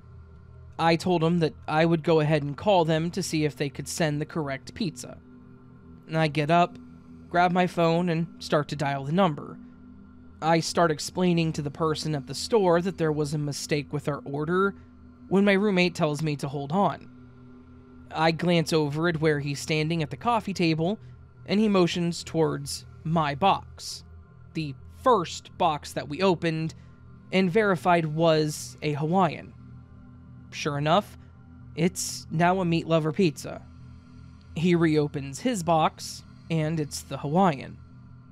I apologize to the person at the pizza place, and I tell them that we must have made a mistake and that everything was there and perfect, and hung up. It wasn't until I hung up that it occurred to me that this was impossible. He opened the first box. We both saw the Hawaiian pizza, pineapple, and ham. I grabbed it to take it to the living room. He had first opened his box when we sat down, and it was also a Hawaiian. We both saw 2 pizzas with ham and pineapple, but somehow the pizza I had grabbed was now his all-meat pizza. It's not like you can mistake a Hawaiian, again, just ham and pineapple, with a pizza covered in sausage, hamburger, and pepperoni. They look nothing alike. We kind of just stared at each other like, how the hell did that happen? But after a while decided that it was what it was. And we dug into our dinner. I don't get it. I don't know how the pizza changed, but I assume that it was just a situation where the Matrix rendered the wrong pizza the first time and corrected it when we weren't looking. So, I guess, thanks to the Matrix for fixing our pizza problems.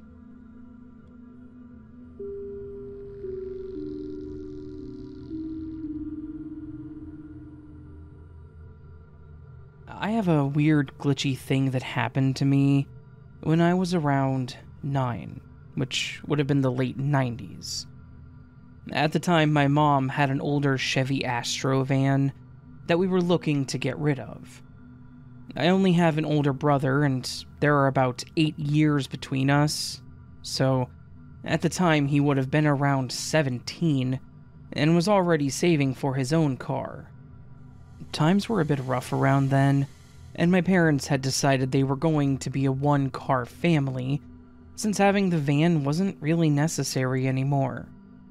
Of course, I was a bit sad about that, because the van was a cornerstone of my childhood.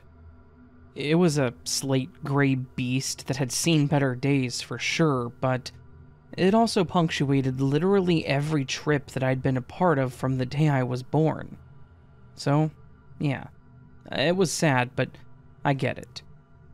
Anyways, one day my mom told me that I needed to change out of my pajamas and put on some real clothes because someone was coming over to look at the van, and she didn't want me running around in my Superman pants. I found it a bit odd. Normally I would just stay inside while the adults did their adult things, but for some reason she was adamant that I needed to be dressed so that I could be outside with her and this stranger. Obviously I did what I was told, and sure enough, she expected me to be outside when the man came to look at the van. The man that showed up was pretty nondescript.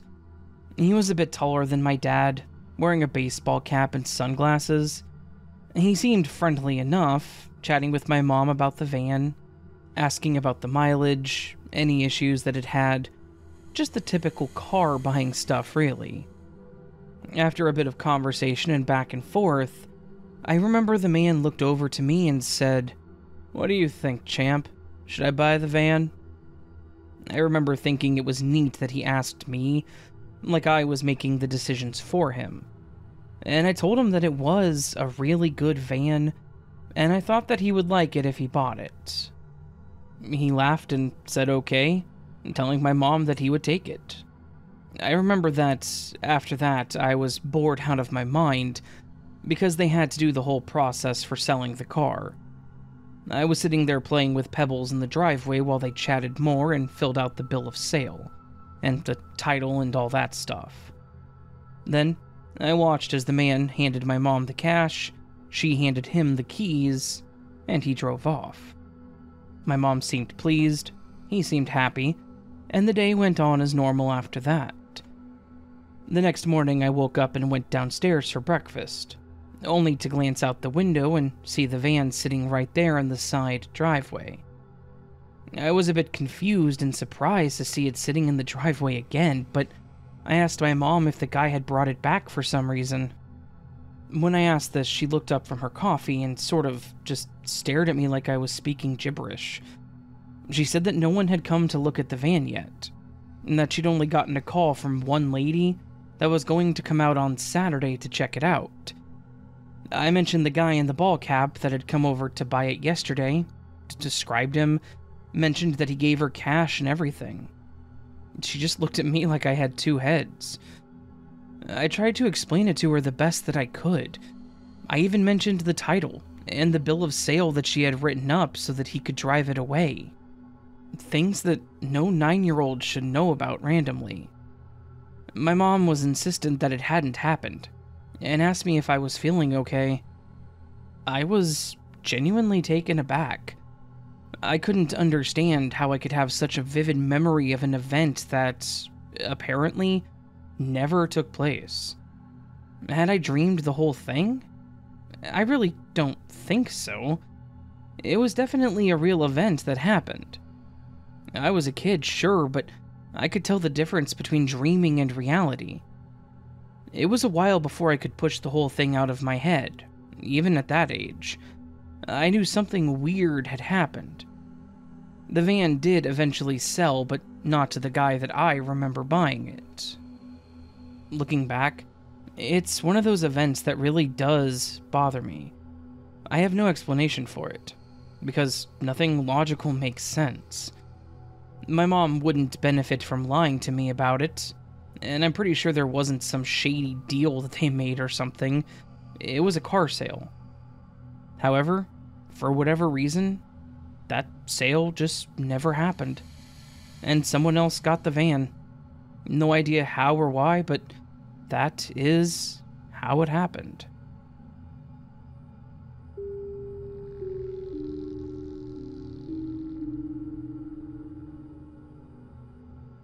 This happened about 2 years ago, but it's still on my mind a lot, so I decided to make a post about it. I understand if you don't believe me. I wouldn't believe this if it didn't happen to me either. I was spending a day with my friend in a city. I had to go to the toilet, but because of COVID, I couldn't go anywhere. Luckily, there was this ice cream store that said I could use theirs if I bought a cone. It was at the end of the store and I had to use the stairs, the girl behind the counter said. So, I walked to the end of the store. There was a part that was sort of an indoor garden. I saw a spiral staircase that I thought went to the toilet. Instead of the toilet, I ended up being in a Chinese restaurant, which was pretty weird and unexpected, but still, no toilet. I saw a door to my right and figured that's where the toilet had to be. It ended up being a stairwell where the stairs that go back to the ground floor were closed off with traffic cones and tape. So, the only way to go was up. Because my bladder was almost bursting and I was kind of curious where I was going, I took a chance and walked up the stairs. When I opened the door, I ended up in the middle of a kitchen, which was weird. Who has a stairwell in the middle of a kitchen? Everyone was running around and no one really noticed me, so I went back to the stairwell and went another floor up. That's when I noticed how many floors there were. It felt really weird to me because the building was hella old, and it couldn't have had more than 3 floors. But I was on the 4th floor, and I kind of felt like something was off at that moment. I opened the door and this floor was really creepy. There was writing on the walls in a language that I've never seen before. It kind of looked like hieroglyphics, but smoother. There were 2 doors with symbols on them. One male and one female, I presumed. But I couldn't figure out which was which since I didn't understand these symbols. I needed to go really bad, so I just took a chance and picked a door. When I opened it, I felt really weird because it was just an empty room. No sink, no mirror, just a room leading to another door. I remember thinking what a waste of space it was, and why the hell had someone designed it like that? The next door led to a room with a sink and a mirror, and another door which finally led to a toilet. As I sat down and reviewed my entire journey to the toilet, it didn't make any sense at all to me. I had been walking around in an old medium-sized ice cream shop for about 10 minutes looking for their toilet. How is that even possible? One possibility is that I ended up in an entirely different building, but how did I switch buildings so easily? I never tried to open a locked door or anything, and the buildings definitely weren't this high when I saw them from the outside. I kind of started to freak out, so I texted my friend that was waiting for me at the entrance of the store. When I was done, I opened the door and ended up in the sink room again. When I opened the door of that room, my heart dropped. I ended up in the hallway again. The empty room that I walked in through was just gone.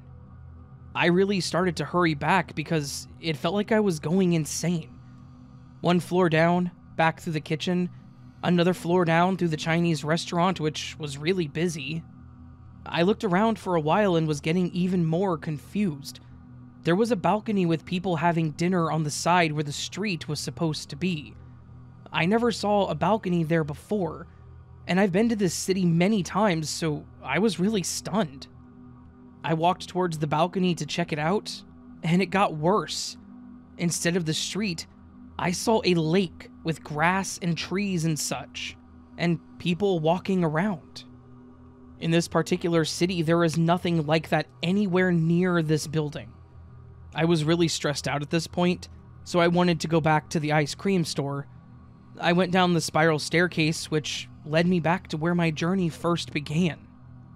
I told my friend about this experience immediately, And he believed me because I was really distressed. The weirdest thing is, though, I had texted him 2 minutes before I got back from the toilet. It had taken me longer to walk all the way back, and I had been gone for about 6 minutes in total.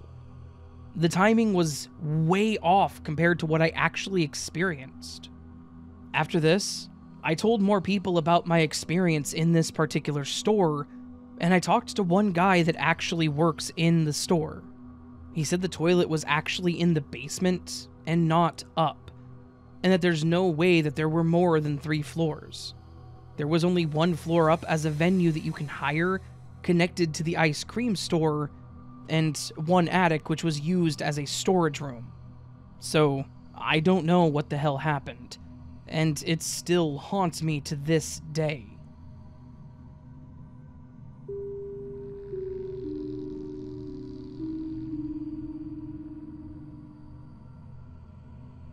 When I was younger, I used to be a major proponent of taking road trips, and I used to love getting out on the open road. As strange as it is, I love the smell of hot asphalt. That rubbery burning smell, something about it makes me want to drive 1,000 miles to a location that I've never been to. Maybe it's something about the freedom of the highways, but I've taken countless trips over the years to places that most people have never heard of, and I recommend everyone take a cross-country trip at least once in their life. That said, there is one trip, one of those cross-country trips, that actually haunts me. I think it was some kind of glitch in the Matrix, but I really don't know. I'm submitting this as a glitch story because I have zero explanation otherwise. This was in the early 90s. I was in my early 20s, and I was on a solo road trip from east to west here in the States. I'd pack my car with all my essentials, say my goodbyes to people that mattered, and I would set off on adventure, stopping and making calls at payphones along the way. The first couple days of the trip were uneventful. I was just going down the highway with my music, some truck stop food, and the joy of freedom. On the 3rd day, though, is when things took a bit of a strange turn. I was driving down a 2-lane highway, a bit of a desolate stretch of road in the middle of nowhere. The sun was in the middle of the sky, making the shadows stretch across the landscapes, and making the air feel a bit heavier. I had been on a pretty empty stretch of road, and I hadn't seen another car or sign of life for a while. That's when I saw what looked like a person standing on the side of the road. He was tall, thin, had long hair flowing in the wind. He almost looked like a stereotypical hippie. He wasn't wearing vivid colors or anything like that. He just looked a bit lanky, had big round glasses and long dark hair that was tied back. He had his thumb out like he was trying to hitchhike. I slowed down thinking that I could stop for him, but something about the whole situation gave me a weird vibe. Something told me to keep driving and that he would be fine, and that I should not stop. So I kept going. As I drove on, I glanced in the rearview mirror and saw him continuing his travels on foot. He didn't seem upset that I didn't stop, so I wasn't going to feel bad about it. After about an hour, though, I was confused to see another hitchhiker. Not just another hitchhiker, but the same hitchhiker. It was the same guy standing there with the same bag and the same outstretched thumb. He had the same long hair that was tied back and same round glasses. Same overall look. I couldn't believe my eyes. It had to be a coincidence. There was no way that the guy an hour back had gotten ahead of me. I hadn't stopped or slowed down, and I was going something like 70 miles per hour at this point. For him to have gotten ahead of me, he would have had to have been walking faster than 70 miles per hour. Or teleported. Obviously, this didn't help my creepy feelings about him. but I ignored it, thinking that I was just going crazy. Until I saw him again, about another hour later. I know that sounds crazy, trust me, but I saw another man with the same tied-back hair, the same brown shawl, the same lanky structure, and same outstretched thumb. At this point, I was freaking out, thinking that I was either losing it, or that I was at the butt end of the most well-thought-out prank in the world. Was this seriously a bunch of similar-looking guys dispersed along the highway at hour intervals? Just standing there to mess with people and making them think that they're seeing things? At this point, I decided that I needed to go ahead and get off the highway, and stop to get something to eat. Maybe I was just hungry, and my brain was doing something stupid. I went for about 20 more minutes down the highway, making sure that there was no way that this man could catch up to me if I stopped. I pulled off, went to a Sonic's, and got a burger for dinner. I sat there, ate my food, and then decided to get back out onto the road. I pulled out of the parking lot, back onto the road that led to the highway, and at the next corner, who else would I see but that same man? This time he was at an intersection, not on the side of the highway, and he was just standing there with his bony thumb outstretched. This time I stopped. Seeing this guy 4 times, there had to be some level of fate between the two of us, right? There had to be something that was happening that I could not understand, and we were supposed to meet. My curiosity had taken over my fears, so I just said that I would bite the bullet and confront him. I pulled up beside him, rolled the window down, and asked him if he was okay, or if he needed a ride. He nodded at me and walked over to my car, and put his hands on the open window looking in. The whole time he walked up and looked around, he had the goofiest smile on his face, like he was the happiest he had ever been. After a couple seconds of this, I guess you could call it analysis, he looked at me and said, "What's your name, bro?" I told him that my name was Gabriel, but that he could call me Gabe, if he wanted, and he just kept his smile and nodded slowly. After a few more seconds of terribly awkward silence, he looked back at me and said, "You know what, brother? I appreciate it, but I think I'll take the next one." His voice turned a bit cold, and he pushed himself away from my car, telling me to have safe travels. I stared at him for a moment, but then told him to have a good day, and started driving off. It was an incredibly awkward moment, and a conversation that I will remember for the rest of my life. The rest of the trip passed without incident, and I didn't see that man again. It was almost as if I needed to talk to him, like our simulation was telling me that, in order for me to continue, I needed to meet this random dude that I had seen hitchhiking in 4 different locations. And when I finally met him, he stopped spawning in, and I was allowed to move forward. It was a bit terrifying, not going to lie, but nothing really happened outside of that weird conversation. I don't know if he was some kind of ghost or glitch that I had to address, or if it was all in my head and it was just 4 guys that looked identical. Like I mentioned, I guess it could have been a prank, but if so, that was the most epically coordinated prank to have ever happened, and there was no payoff for literally any of them.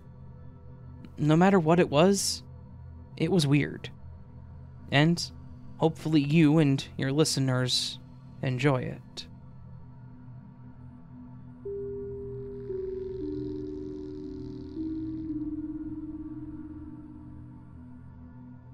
I used to work at a grocery store as a cashier, and it was a pretty boring job, but I have one story that was pretty crazy that I thought I would go ahead and share.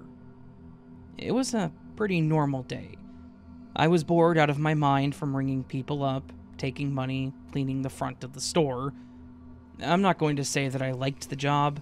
It was just kind of a paycheck to me, so I didn't really pay much attention to the customers or what they looked like. We started to get busy in the late afternoon, as we always did, and I was ringing up an older woman that was very polite and talkative. I'm not very sociable. Plus, like I said, I didn't like the job, so I was keeping the small talk, well, small. She asked how I was doing, and I told her I was fine. I commented on her scarf because it was a really pretty shade of blue, and she thanked me. She mentioned some of the deals, just things like that. Standard grocery store cash register conversation. I got through her items, and I told her her total, and I even remember the exact number that she owed. It was $35.72 altogether. She handed me a 20, a 10, a 5, and a 1. So, all of the common denominations of cash. I gave her her change, and she told me to have a blessed day. I rang up the next guy in line. It was a pretty quick transaction, as it was a coworker and he was just buying stuff for his lunch. He made a comment about how busy we were, and that was that. Then, when I finished with him, I looked up at the next person in my line, and, much to my surprise, it was that same old lady from before. I grinned and asked her if she had forgotten a few things from earlier, and she kind of just stared at me and asked what I meant. I made a comment about how she had been in earlier, and she said that she had only been there for about half an hour and shopping, and that she hadn't come up to the front at all in that time. I then laughed and just mentioned that there was another lady that looked just like her, and that she honestly could have been her twin. Same coat, scarf, everything. She remarked that that was pretty crazy since she had made the scarf herself by hand, so it was one of a kind. We made similar small talk, and I just took it as, oh, it was two people that looked the same, and moved on. It wasn't really a huge deal at the time. After I rang up all of her items, I looked at the screen to tell her her total. $35.72. I laughed and told the lady that that was the same total the other lady had had, and she'd had different items. She laughed and said that it was really crazy. She then told me to have a blessed day, and we moved on. Now, that all in and of itself is weird, but it got weirder. About 2 hours later, we had slowed down, but were still fairly busy, and I looked up to greet the next customer in line. And, sure enough, it was the same old lady. Same face, same coat, same bright blue scarf. This time, I didn't say anything to her about looking like the other two. I kind of thought that maybe she was pranking me or something, so I figured I would make small talk and see if she cracked. I told her that I really liked her scarf. She thanked me, and I then asked her if she had made it. She said that she did, and even started in on how complicated it was to knit the whole thing, because the pattern that she'd had was a bit off. I nodded and kept the small talk going, and at the end of ringing her items up, I didn't even look at the screen at all. I turned toward her, and I decided that I would just make a joke about how, without looking at the total, I could tell her that she owed $35.72. She glanced behind me at the screen and laughed, asking how I did that. I laughed, but then looked and was blown away at the fact that I was correct. It was at that point that I decided that this wasn't a prank, and that something in reality had broken. I told her that she was the third lady with the same blue scarf to come through with the exact same total over the last few hours. She laughed at me and thought that I was joking. I could tell that she didn't think I was being serious, so I just let it go. I took her money, and then, as if on script, she walked away and told me to have a blessed day.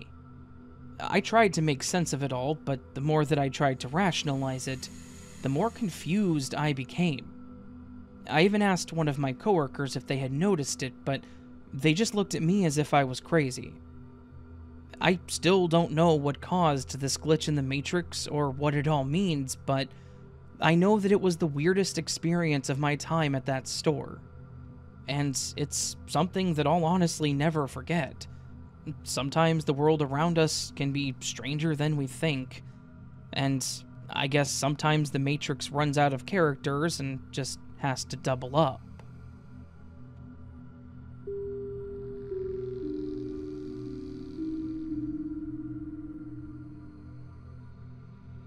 I have a story that happened to me about 8 months ago that I wanted to share, but I needed to get some information from my sister first to make sure that I remembered the whole thing correctly, since she was kind of there for the event too.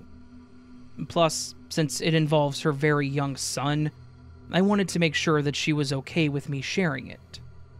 She was, so here we go. 8 months ago, I was going through a really rough patch with my boyfriend. We'd been having a lot of disagreements about random little things over a time frame of about 2 weeks. They were things that really shouldn't have bothered either of us. You know how when things in a relationship start to go south, they just keep going south, until something as simple as a dirty glass on the counter can turn into a shouting match? Yeah, that's where we were. I had actually left and told him that I was going to spend a couple of days at my sister's house to try and get my head together, which is why I was there. As mentioned, my sister has a young son named Danny, who had just turned 6 at the time. Danny is a quiet and observant child, often watching others with intensity that's a bit unusual for his age, but he is adorable and I love him. I don't personally want kids, but I would take a bullet for Danny, and he would probably then ask me why I did it because that's who he is. He likes information. That said, I was making it a point to not mention what was going on between myself and my boyfriend around him, because Danny and my boyfriend were super close too, and I didn't want to upset him, just in case we didn't end up breaking up.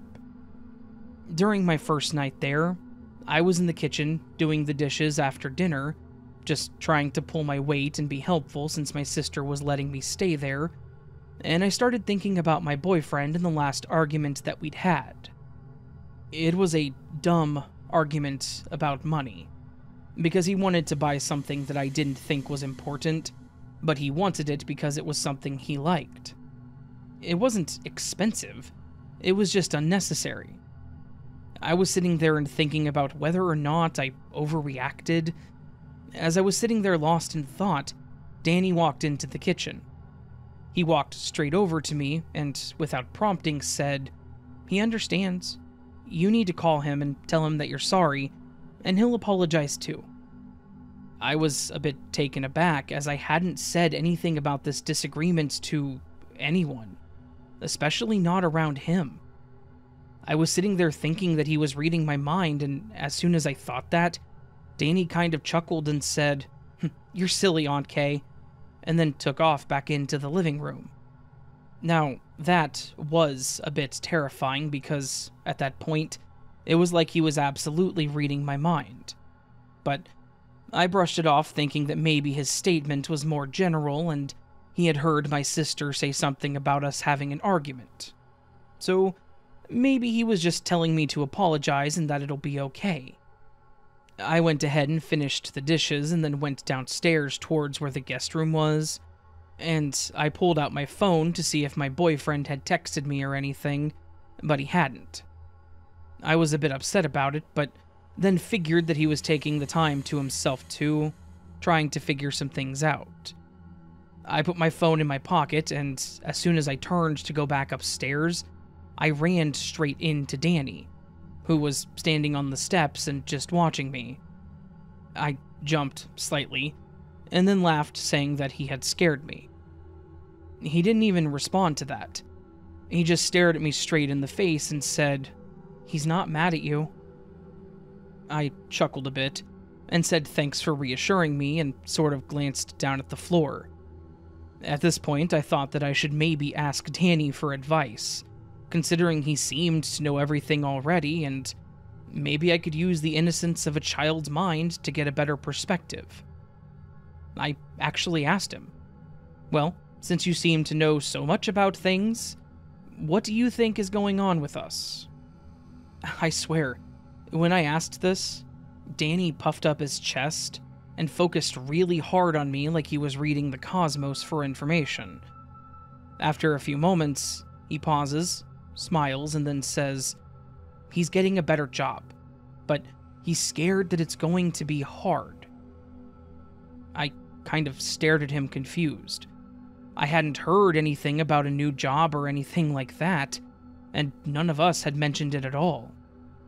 I leaned against the wall and pulled out my phone, staring straight at Danny, and said, "Well, let's see if you're right, kiddo." I won't get into the whole conversation that we had, but I will say that Danny was right. I called my boyfriend and asked if we could talk, and he agreed. I then asked him what it was that was stressing him out so much, and at first he wouldn't tell me, but after a bit of prodding, he finally did. He told me that over the past couple of weeks, he had been up for review by his manager, and his manager was trying to get him into a new position. A position with the company that was a major promotion, that came with a major increase in salary, but also added a bit of travel to his duties. He mentioned that he was stressed about it because he wanted to tell me, but he thought that I would get upset about the traveling part, and it had been causing him a lot of mental stress. After this, I thanked Danny, but told him that I needed to finish the conversation in my bedroom.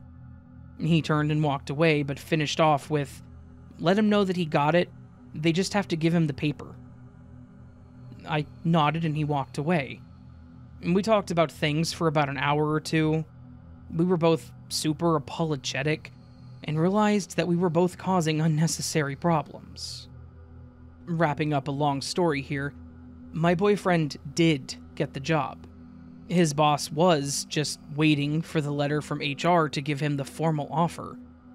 My boyfriend was stressed about the new job prospect, and he was letting it get to him, and it was rubbing off on me, so we were fighting a lot. When we spoke, we both apologized, and it was a good thing that we spoke, because we were able to air out a lot of issues. In the end, Danny was 100% correct on all fronts, on things that he could not have known about. I talked to my sister about everything, and she assured me that she hadn't spoken to Danny about my boyfriend for the same reason that I hadn't. She didn't want to upset him. Plus, I don't think that she'd had my boyfriend's number, so there's no way that my sister could have gotten that information from him and passed it on to Danny to get me to call him like that. I firmly believe that this was all Danny. That Danny was somehow able to see something in the situation that we weren't seeing. He was able to know what I was thinking, and he knew the solution. I have no idea if Danny was psychic, or if he had some sort of connection to the Matrix, but I'm chalking this up to a glitch of some sort, to Danny having access to information that we don't.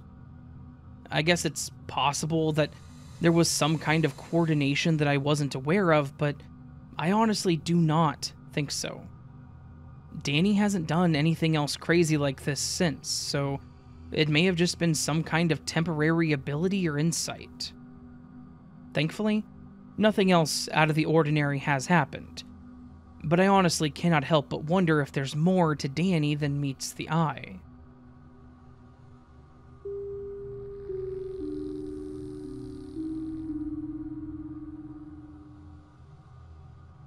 Hello, Raven, and hello to my fellow Matrix dwellers. I've been listening to your podcast for a while, and I wanted to start by saying thank you for telling these interesting stories. Because of you, I've grown fascinated by glitches, and honestly, these episodes have helped me get through a countless number of boring days at the office. However, today, I have my own story to share. It may not be as jaw-dropping as some of the others that you've read, but it's been messing with me, and I would appreciate some outside perspective. You actually read a story recently about a person that had weird dreams, and it kind of inspired me to type this up for you, so I guess thank you as well to that person. A bit of background to start. I work as a tech support person for a software company, and I deal with an array of issues. These issues range from my laptop caught fire, which, yes, was a ticket that we once got, to I forgot my password or I can't log into the servers. Every day brings its own set of random challenges, but one ticket that I had to take care of here recently stands out, as it was, well, weird. A few weeks ago, I had this really strange and vivid dream. Nothing out of the ordinary at first. It started as just one of those normal work days in dreamland kind of dreams. In the dream, I was called by a coworker whom I'm going to call Emma. Emma called me and asked me to come over as she was having a bit of a strange issue with her system.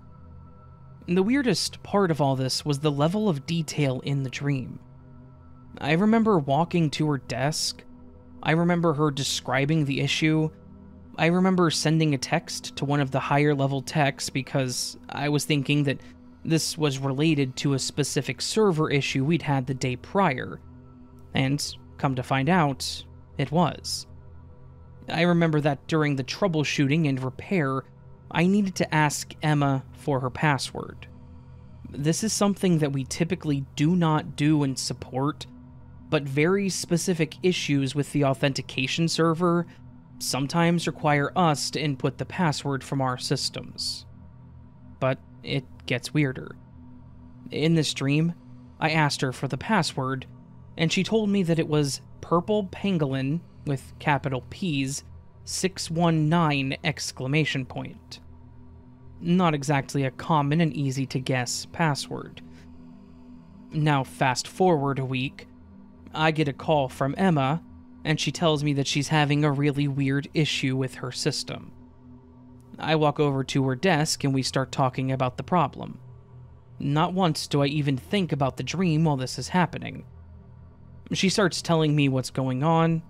I'm watching her go through the steps to replicate the issue, and then I grab my phone to shoot a text. The second I unlock my phone, I get hit with the memory of the dream rushing back to me. I'm just standing there staring at my phone, swimming in this awkward feeling of surreal déjà vu. I actually cut her off mid-sentence, not intentionally, but I did so and I asked, "Wait, Emma, I'm sorry, but is your password Purple Pangolin 619 exclamation mark?" It was weird to ask, I know, and after I asked it I felt incredibly stupid, but Emma just kind of stared at me with her mouth open, like she was shocked. She asked, "How did you know that? Did you get that from watching me type it?" I couldn't help but laugh, partly out of relief and then partly out of pure bewilderment. I responded with, "You wouldn't believe me if I told you," and tried to just shake the moment off.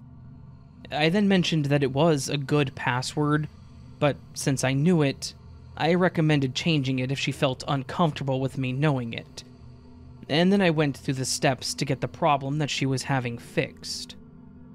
Afterwards, she kind of poked me to figure out how I knew her password, and I told her that I just kind of knew it.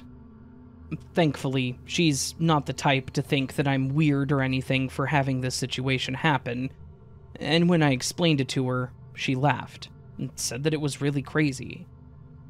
Crazy as it was, I've been trying to rationalize this occurrence ever since.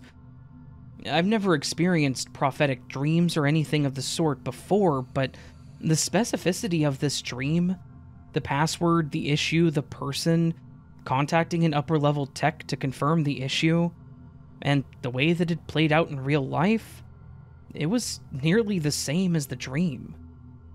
I can't seem to quite wrap my head around it.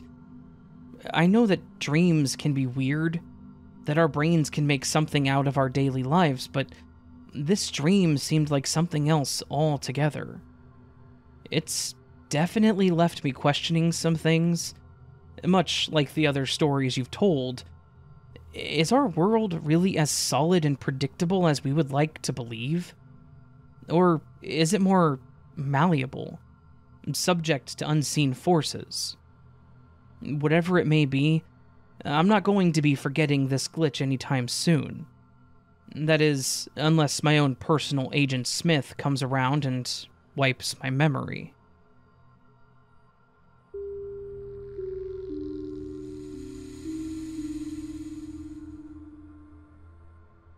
I have, for sure, died twice. Quite possibly 4 times. Of the 2 I'm very confident in, the first one happened in about 1998, and the other in 2018 or so. In the first instance, my best friend and I were driving gravel back roads in the middle of the night, 40 miles between towns in rural South Dakota. I was admittedly going far too fast, and we came over a small rise, and there was a T in the road where you could turn left or right, but straight forward was a driveway for a farmhouse. The driveway went for about half a block or so, and then transitioned into a cornfield. I remember saying, "Ah, hell," and starting to slow down as we started flying through very tall corn. It was late summer, and the corn stalks were basically full grown. The sound as my car plowed over the corn stalks and into the field sounded like the most vicious hailstorm ever. The experience was completely overwhelming to the senses.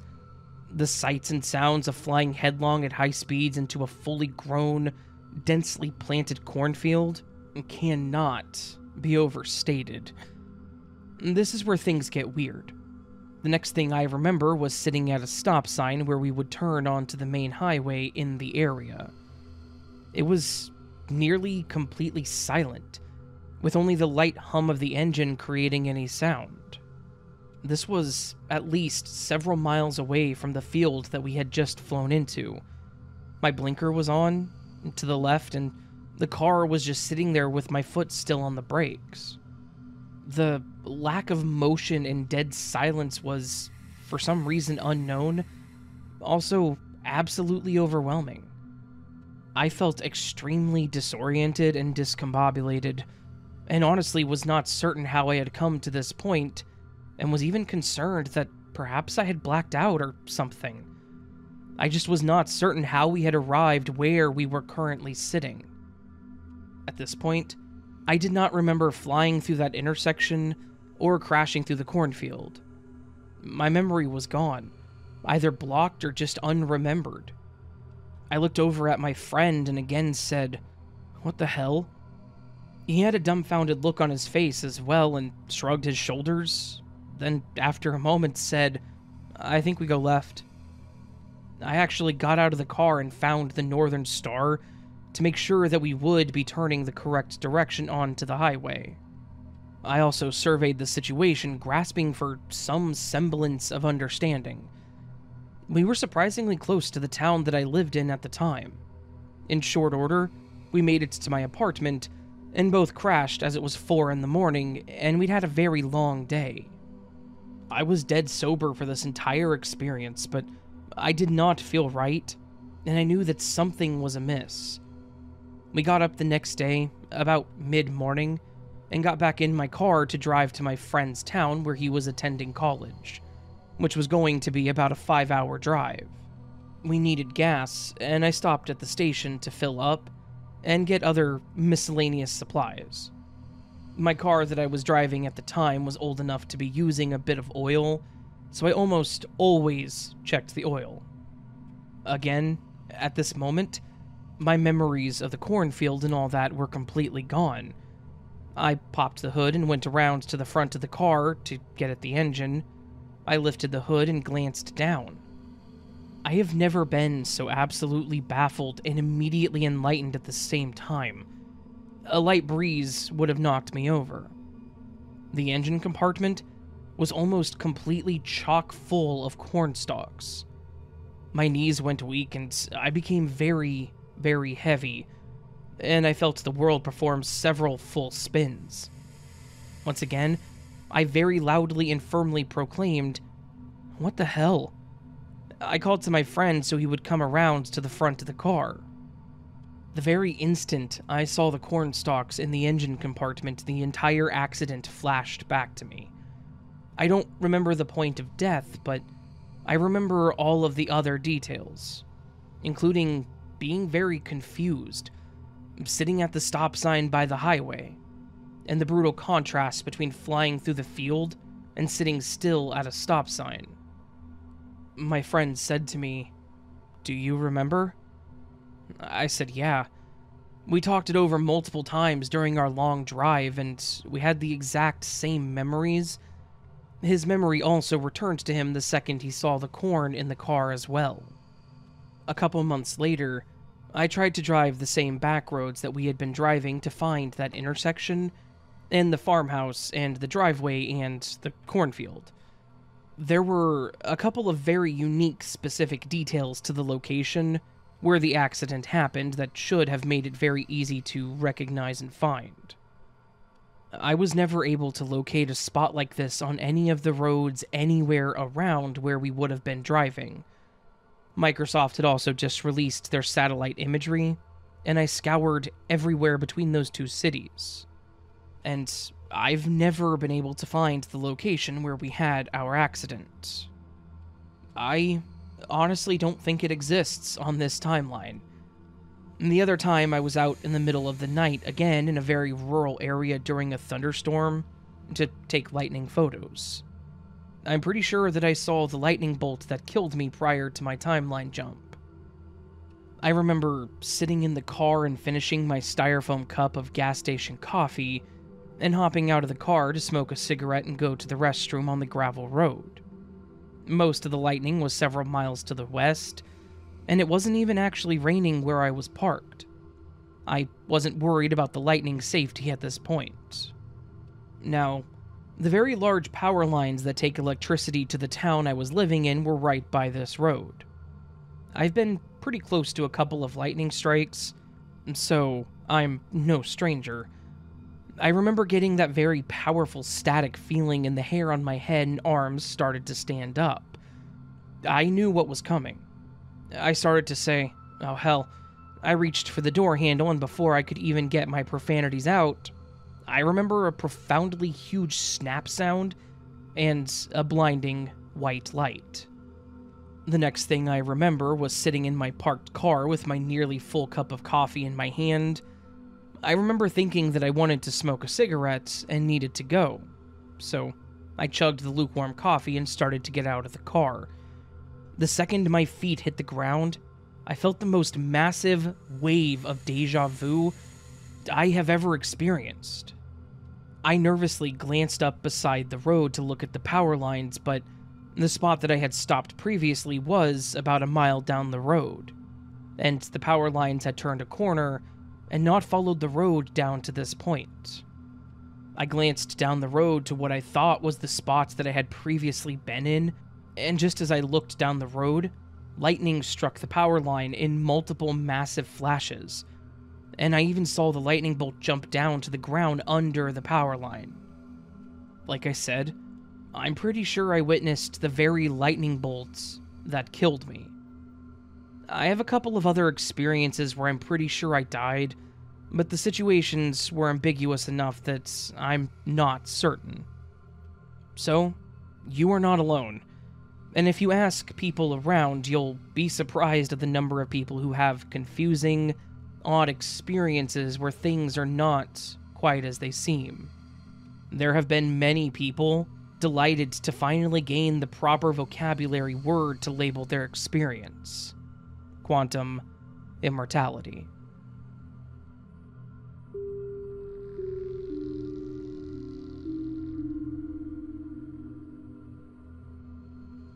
This is a bit of a long story, but bear with me.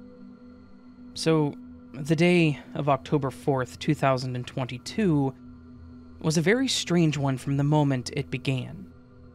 Myself and my husband and my daughter woke up around 5 p.m.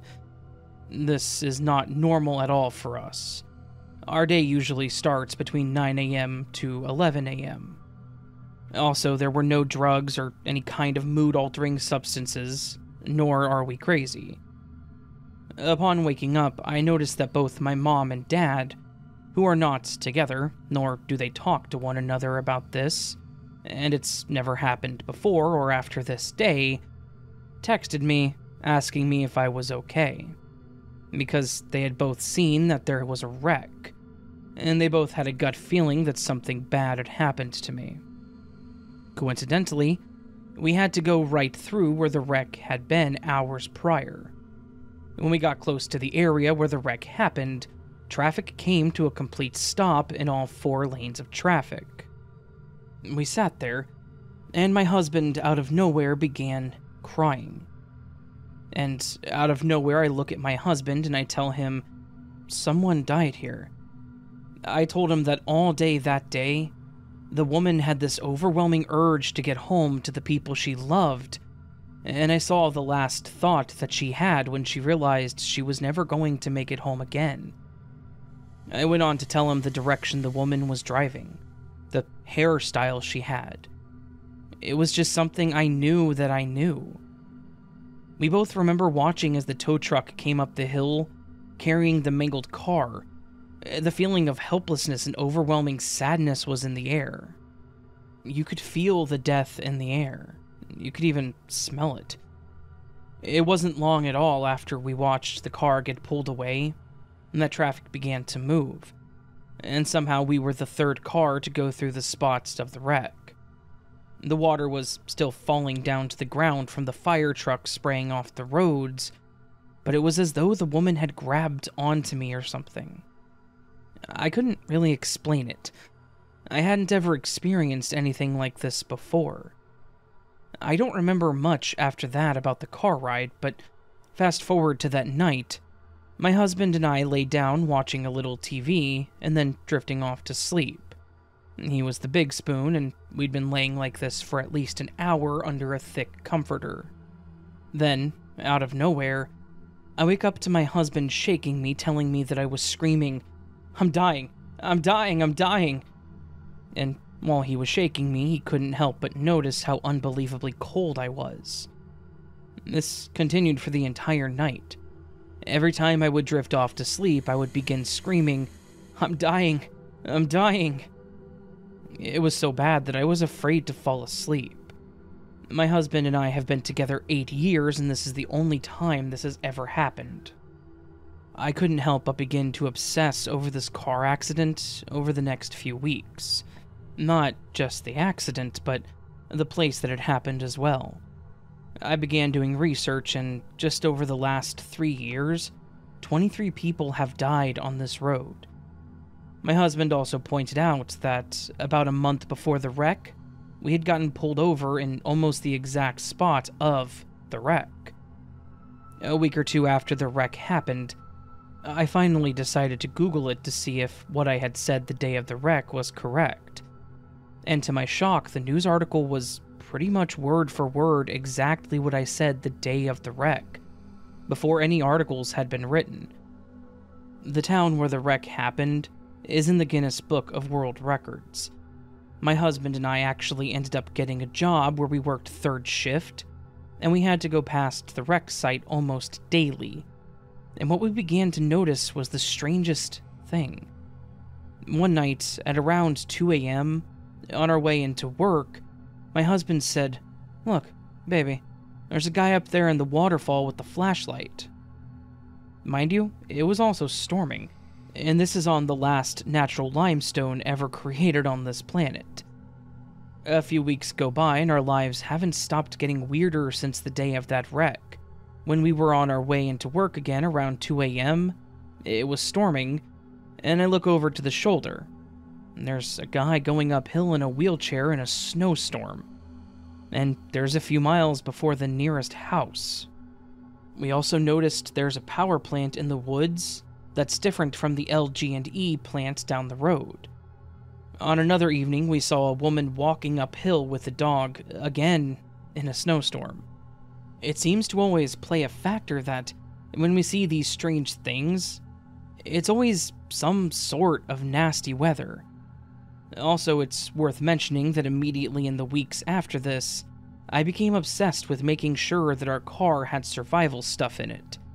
I had a blanket for all three of us, stop bleed, road flares, jumper cables, hand and feet warmers, water bottles, some food, toilet paper, phone chargers, charger banks, and even an extra cell phone. I was obsessed at this point with the wreck, with where the wreck happened, and wanting the truth, finally. I did some deep research on anything and everything I could find.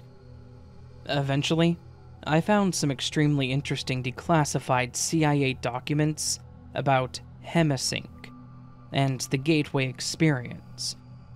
We began to Hemisync, and that's when answers almost immediately began coming to us. Almost as soon as we Hemisynced, we had the strangest thing happen. We went to my husband's mom's house, and then the grocery store. My phone had been in my purse since we'd left our house, and I didn't retrieve it from my purse until we returned home. When we got home that night, we had groceries to carry in, and on this night, it was bone-chilling cold out. As we began to bring the groceries inside, my husband pointed into the trees in our backyard, and there was a dancing light. It's the only way I can think to describe it. I was taken aback by this dancing light that came out of nowhere. We live in a very rural area, where there was no way that this was someone playing a joke or something. I stayed outside for about 2 hours, and we actually ended up noticing that there were 2 of these dancing lights outside of our house. We could actually hear them speaking to us, but only telepathic. Then my husband had to finally drag me inside. It got weirder, because when I walked inside, on my TV, it was telling us that we had just seen an extraterrestrial. It was explaining exactly what we had just seen. I even took a video with my husband's phone, but strangely, after I took the video and we watched it back, my husband's phone locked up and would not unlock. His phone stayed like that for the next several hours, until I heard a voice tell me to try it again.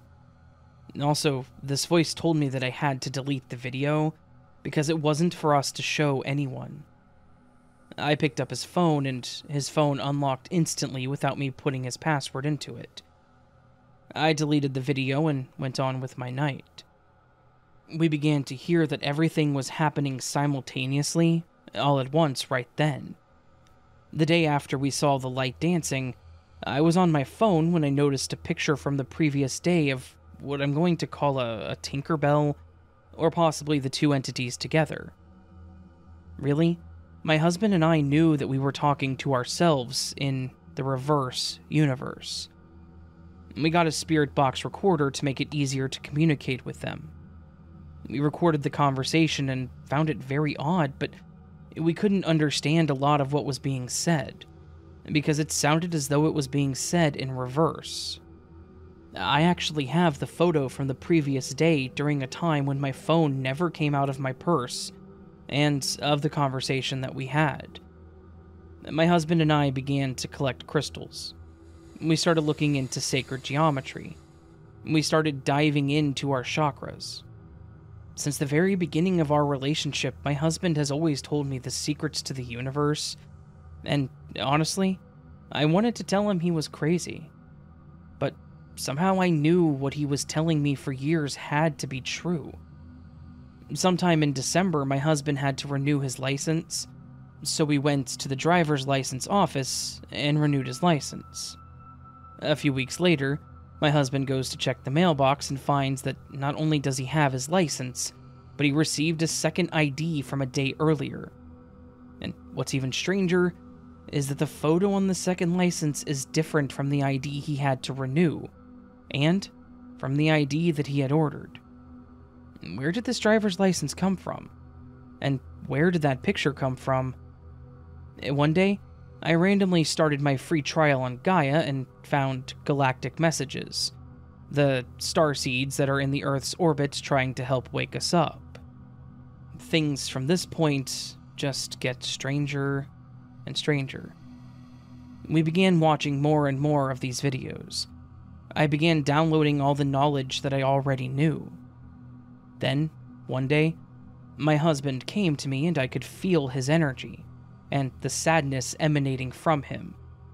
He looked me in my eyes and told me that he'd figured it out. He finally figured out what happened to us on the hill that day of the wreck. Just as serious as he could, he looked at me and told me, "We died in that car accident that day, but we didn't realize it because we just skipped off into a new universe."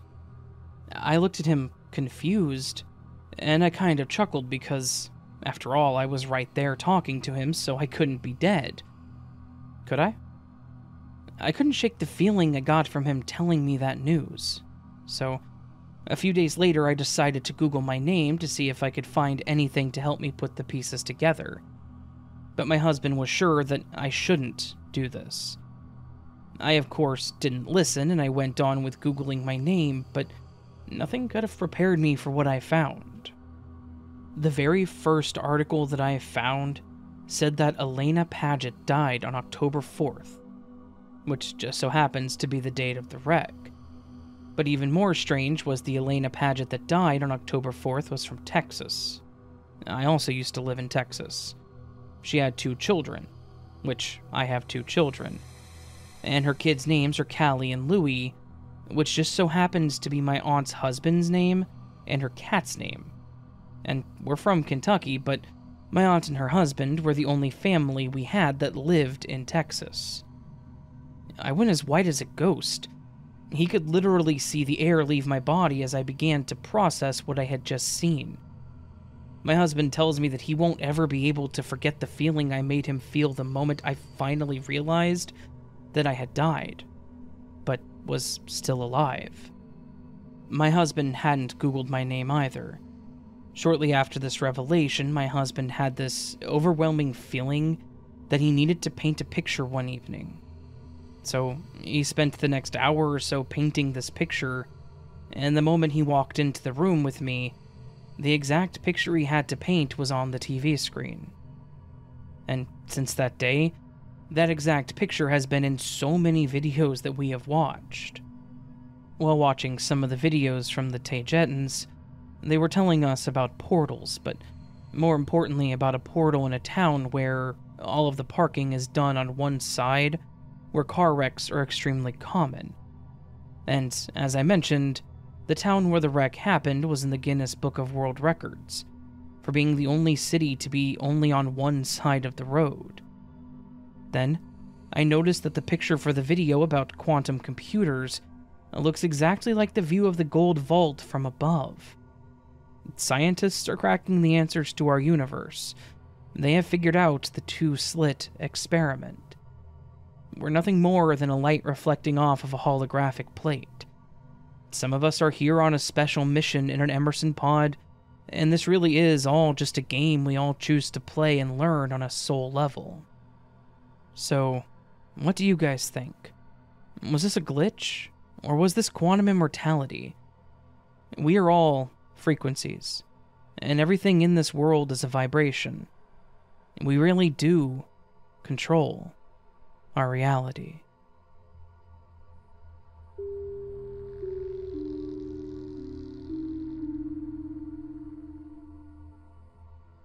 I have a story that I guess is a glitch, but to me at the time it was just a really strange and terrifying thing that happened.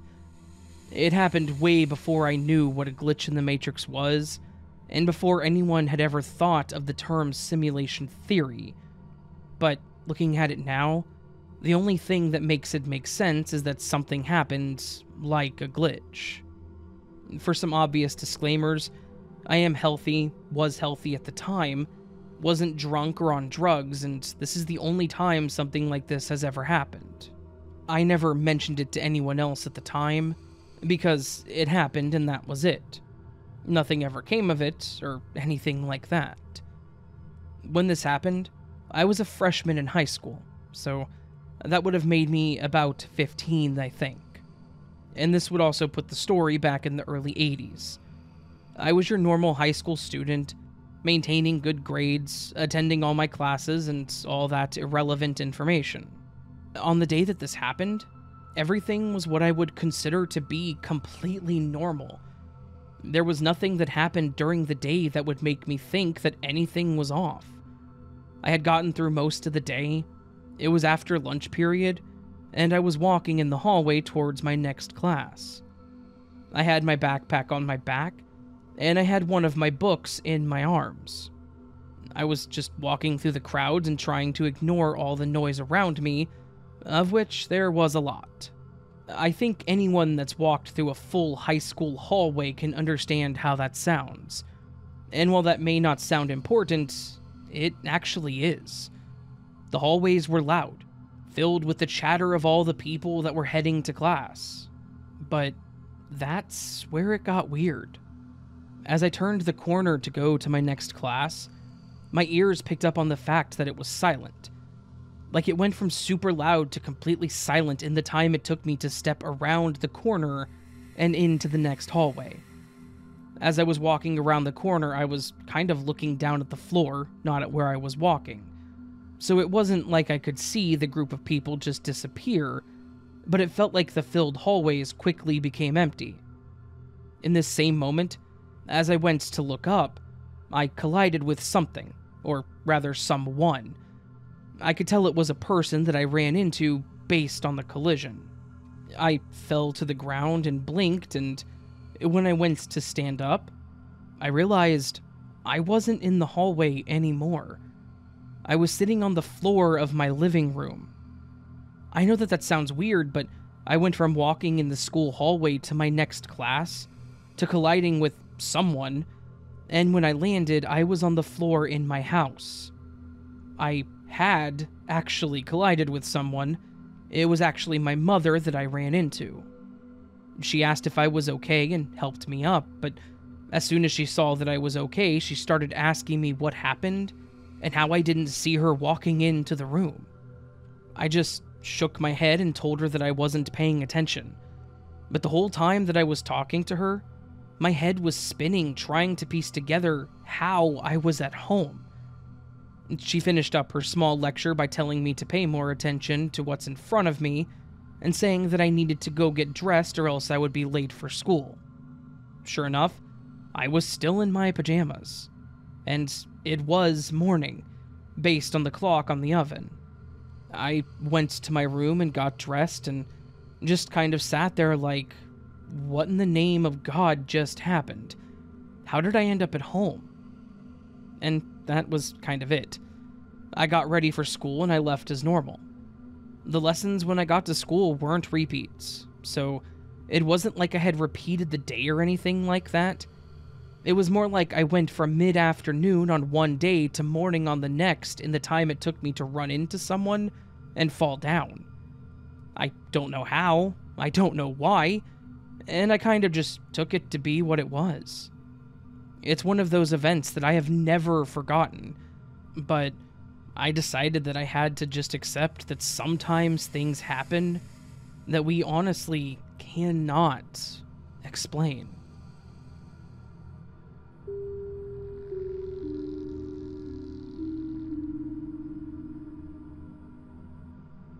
I have what I guess is a pretty minor glitch, but it was definitely bizarre enough for me to think that sharing it was a good idea.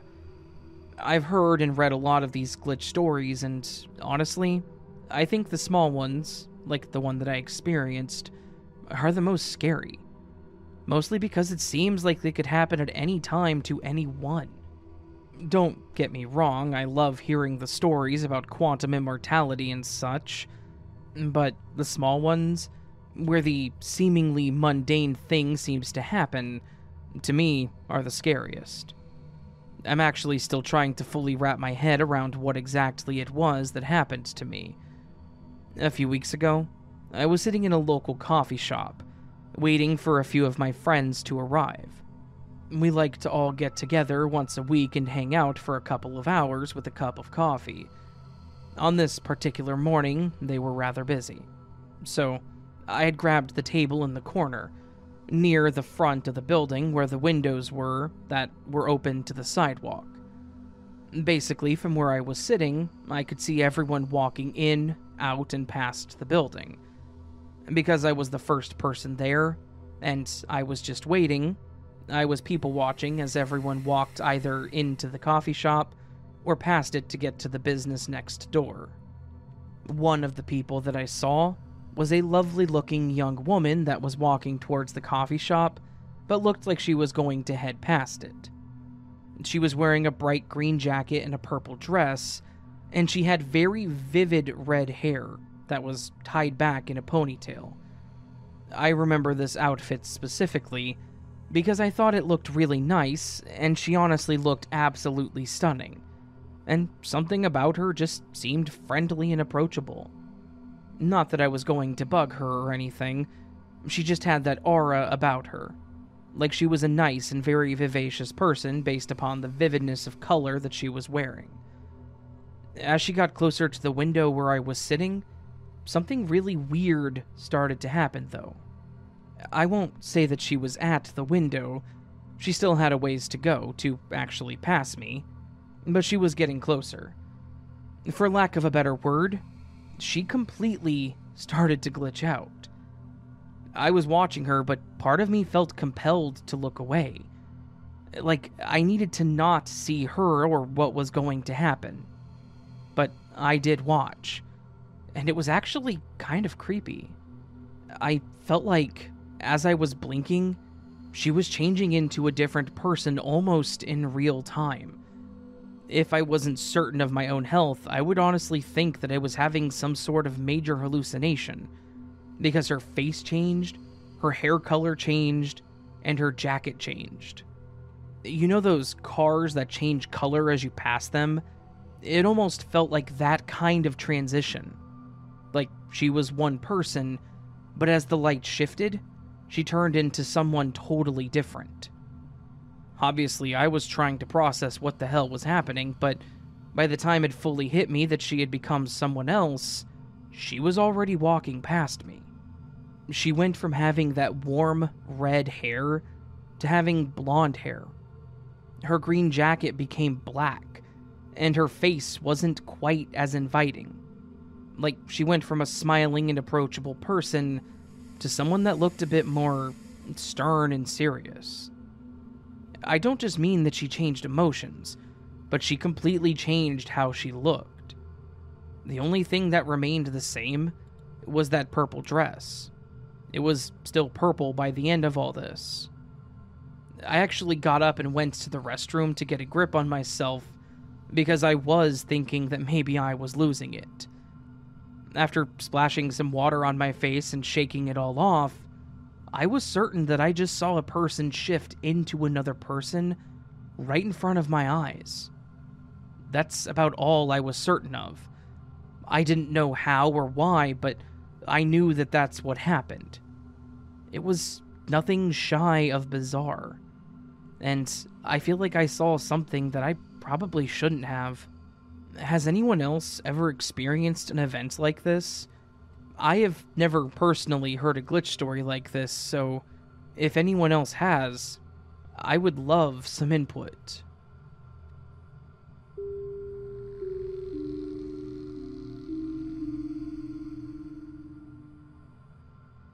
I jumped timelines in a car accident. So, this happened when I was fresh 18. I'm 24 now, and at the time I was living in Florida with my dad and stepmom. My now husband, boyfriend at the time, was in jail with no chance of getting out. The day of the accident, I had gotten into an argument with my dad. He told me that I had to leave the house. So the plan was that I was going to go stay at my boyfriend's parents' house until I could get on my feet. I left my dad's house in Florida, and I started on my way to Georgia. I did have this feeling saying not to go, and the signs were always there, but I just ignored them. Like when I stopped at the gas station and left my keys in the car for 2 hours. Still, those two guys who got through the window for me, bless them. They were working, doing Uber, and they stopped to help. Anyways, I was traveling back roads from Florida to Georgia. I made it to Albany when a wave of anger and sadness hit me. Maybe I knew what was about to happen. I just could not stop crying. When I noticed I passed the first stop sign at a four-way, I told myself that I had to slow down. But by the time the next four-way came, I turned to look out the driver window and saw an 18-wheeler coming for me. Now, this is where things go absolutely wrong. I remember vividly seeing an 18-wheeler approach me, my vision cut probably from the shock, so I never felt the sensation of being hit. But when I woke up, I was over half a mile and spun out down the road, and someone was trying to give me water. The space between the driver's side door and the middle console was about 1.5 inches. That's where I was sitting, so when the EMTs came, they had to pull me out of the passenger side door. It wasn't until I got on the stretcher that I felt everything, and I couldn't breathe. On the way to the hospital in Albany, I just remember saying, "I can't breathe," 1,000 times. When I got to the hospital, they immediately put me in the SICU because I had a hole the size of a softball in my lung, and the glass was sitting in it. My pelvis, tailbone, and entire left side of my rib cage was broken. I remember telling the nurse to call my mom, my dad, my in-laws. My mom lived in Louisiana at the time, but she drove from Louisiana to Georgia. That was all I heard before going to sleep in the SICU. The next cognitive memory that I have is waking up, and my mom being there. I had apparently slept for 3 days, and was still in the SICU. When I woke up, the doctor and the nurse came in and let me know that my lung had closed up miraculously overnight, seemingly, and that my fractures weren't too bad to heal from, and that I was lucky to be alive. I asked about the glass in my lungs. The doctor didn't know what I was talking about. I asked about the broken ribs, pelvis, and tailbone, and he said they had always been fractures. I asked about the accident, and it wasn't an 18-wheeler. It was a Dodge Ram with a massive grille in the front. I was just in shock at this point. I spent 11 total days in the hospital. It was difficult to walk with the fractures, and I stayed with my mother for a month while I recovered. That is, until, somehow, my now husband was eligible for bond. I never asked questions. I moved in with him the same day that he was released, and we've been married ever since August of 2016. Minor things are different now and then. My mom doesn't remember a lot of what I did growing up, but my father, in this new reality, had a terminal illness. He'd gotten aplastic anemia, which very quickly turned into leukemia, and he died within 7 months. That breaks me. It was extremely fast onset, and it makes me beg the question, was it a life for a life? I probably died, once, if not twice, and to restore balance, a life had to be taken.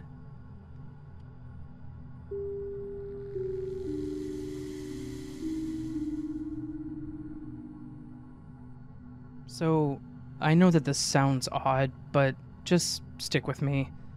The first time this happened was about 5 years ago. One thing to know is that I really like scary movies, but mostly because I can recognize the patterns.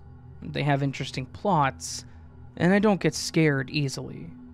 Anyways, on the night that this happened, my family and I, my mom, her boyfriend, and sister, had decided to watch the original Blair Witch movie since my mom really liked it, and neither my sister nor I had seen it. We watched the movie, turned on the lights, and everyone is joking about the iconic snot bubble and whatnot. My sister and I then go to the bathroom.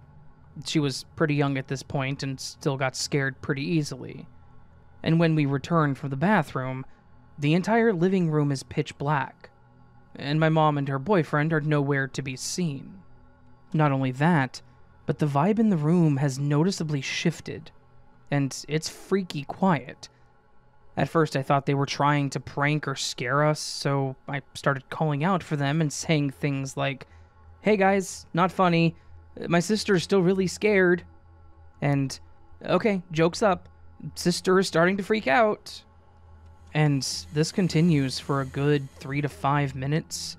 During this time, my sister is actually freaking out because we just watched a scary movie about people disappearing, and now her protectors are mysteriously missing. And the mood in the room is now rancid. After those minutes passed, it's like we both blinked, and then all of a sudden we were back in the brightly lit living room, and my mom and her boyfriend were sitting exactly where they were when we left, and were looking at us super concerned. Obviously, both my sister and I are thoroughly freaked out by this point, and I confirm with her that she did, in fact, also just experience what I did. My mom and her boyfriend are trying to console us, and, to be honest, I highly doubt they actually believed us. We got through the night without any other weirdness, but my sister and I will not forget that night for a very long time. Of course, just one weird glitch like that would have been more than enough for me during this lifetime, but the multiverse seems to have different plans. So, the next time a glitch like this occurred was about 6-ish months ago, when I was rewatching the newer version of Blair Witch, the 2016 version, with my roommate. While we were watching the movie, everything was fine and nothing was weird. Neither one of us got particularly scared, and I had decided to call it a night. Before heading to bed, I wanted to get my work clothes washed and dried, so I started doing that. By this point, my roommate had left to go to her room. Important note, this was a student apartment, so it was laid out with the living room, where we watched the movie, in the front with the partially enclosed kitchen next to it. Next to the kitchen was a small hallway that had a small laundry closet on one side, and my room on the opposite, and then 2 bedrooms at the end of the hall. In order for my roommates to get to the living room, from her room, she would have had to have walked directly in front of or behind me. As I'm putting my laundry in the washer, I look and see my roommate's door cracked, and can hear her on the phone with her mom. So, I just go back to my business and finish loading everything up. After I'm done, I look into the living room one last time to make sure I didn't need to put anything else away, and, like the time before, it's pitch black in the room and the vibes are suddenly very not good.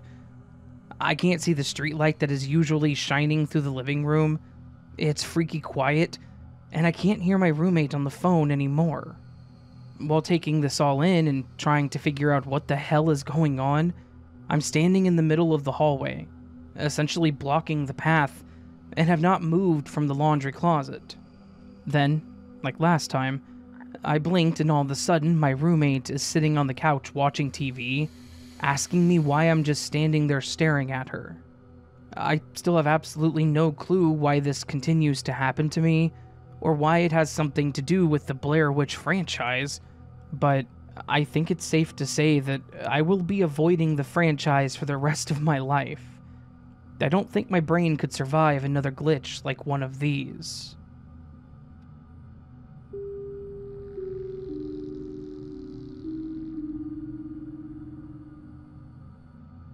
Howdy, Raven. I have a couple of short ones that, until recently, just thought of them as things that happen to people. A little setup to the 2 stories.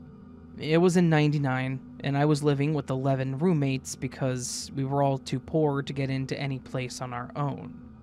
Our landlord didn't care, as long as the rent came in and we took care of the place. It was a 3-bedroom house, and 3 of us shared one of the upstairs bedroom. We had 2 queen-sized beds in this one room, and all of our stuff was sectioned off from each other. What this means is that it was hard to lose things with our organization. Story 1. So, my buddy had gotten into a program at college that he'd been hoping for, and I had just gotten a new job doing security. So, we had reasons to celebrate. Thinking we wanted something to commemorate our success, we decided to buy Zippo lighters. These, at this time, in my group, were seen as an extravagant thing to have. So, we went to the local smoke shop and looked for the ones that we wanted. He found one that looked like a pack of cigarettes and was orange with nails in it. I think it was from some movie. I bought one that had Betty Page on it. That was gray except for the picture. I had a class in college that had talked about how she had been exploited, and I knew that all of the recent merch being sold was supposed to go to taking care of her in her old age.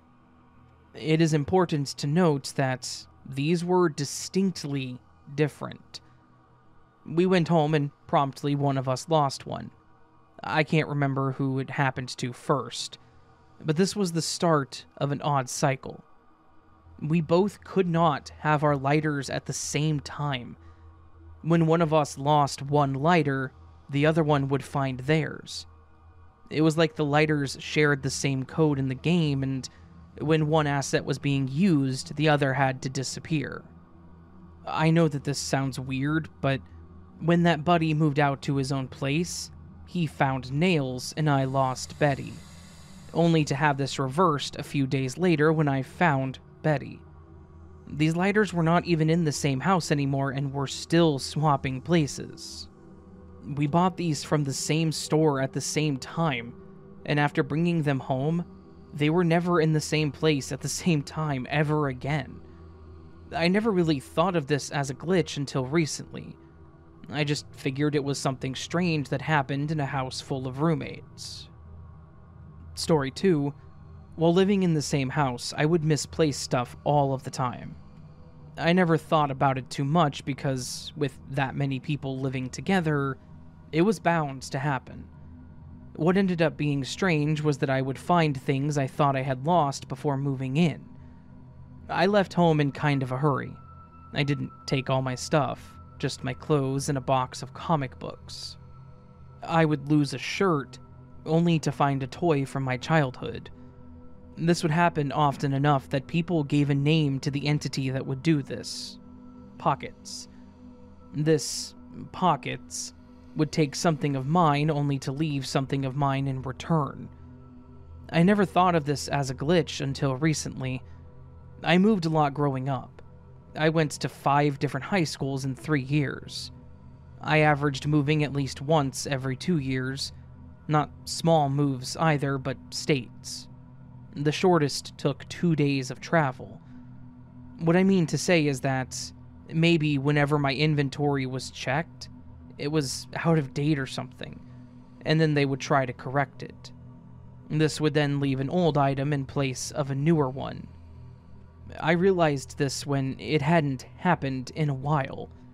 I've lived in the same general area for many years now, so maybe my inventory has finally caught up. Either way, thank you for your time, and I hope that these qualify as glitches.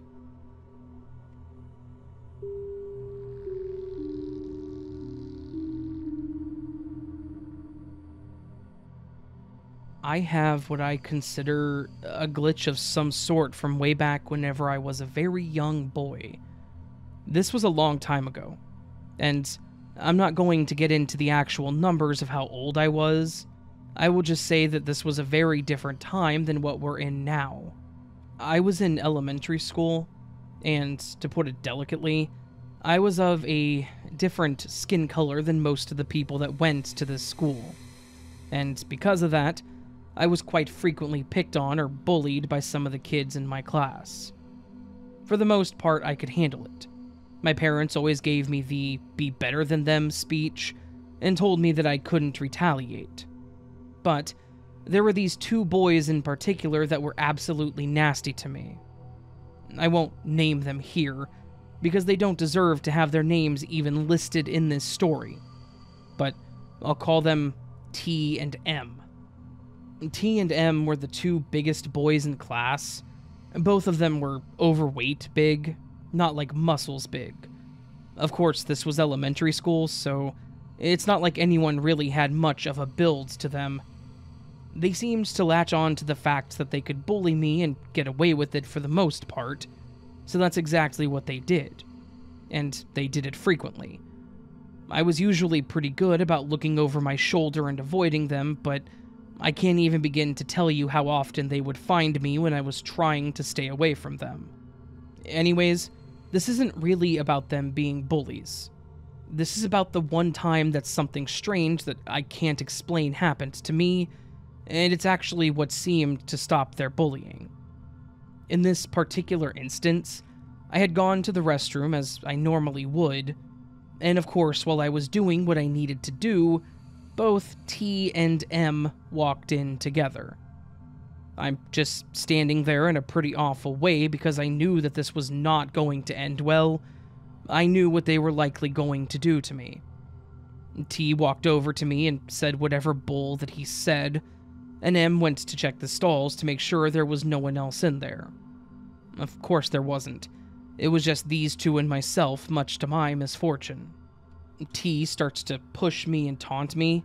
M starts laughing at the whole thing, and after getting shoved to the ground and kicked a few times, M makes a comment saying that they should shove my head in one of the toilets and see if I can breathe underwater. At this point, there wasn't really much that I could do to stop them. I was already pretty well beat up, and I was much smaller than they were, so no matter how much I struggled, they were going to do what they were going to do.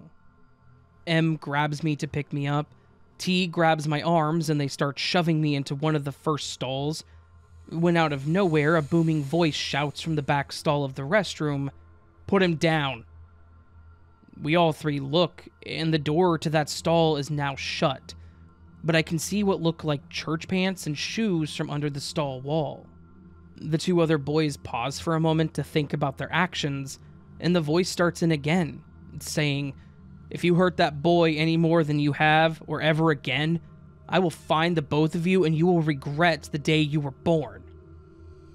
At this point, I think they were confused and freaked out. They had absolutely checked the stalls. I watched M shove all the doors open to make sure there was no one there to stop their attack, and I knew that I was alone in the restroom before they walked in. T ended up just shoving me to the ground, and the two of the boys nearly ran out of the restroom.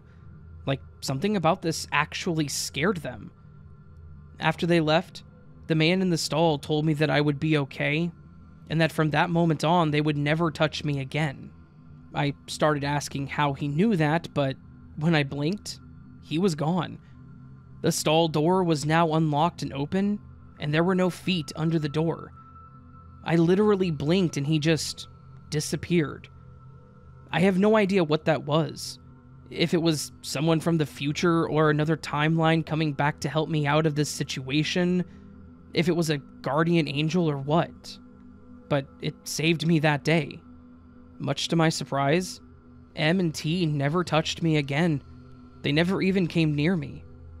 Whoever or whatever that was, it absolutely saved me. Potentially saved my life. And it scared them enough to make them stop attacking me altogether. So, I guess I should say thank you to the Matrix for sending that agent at that moment to protect me.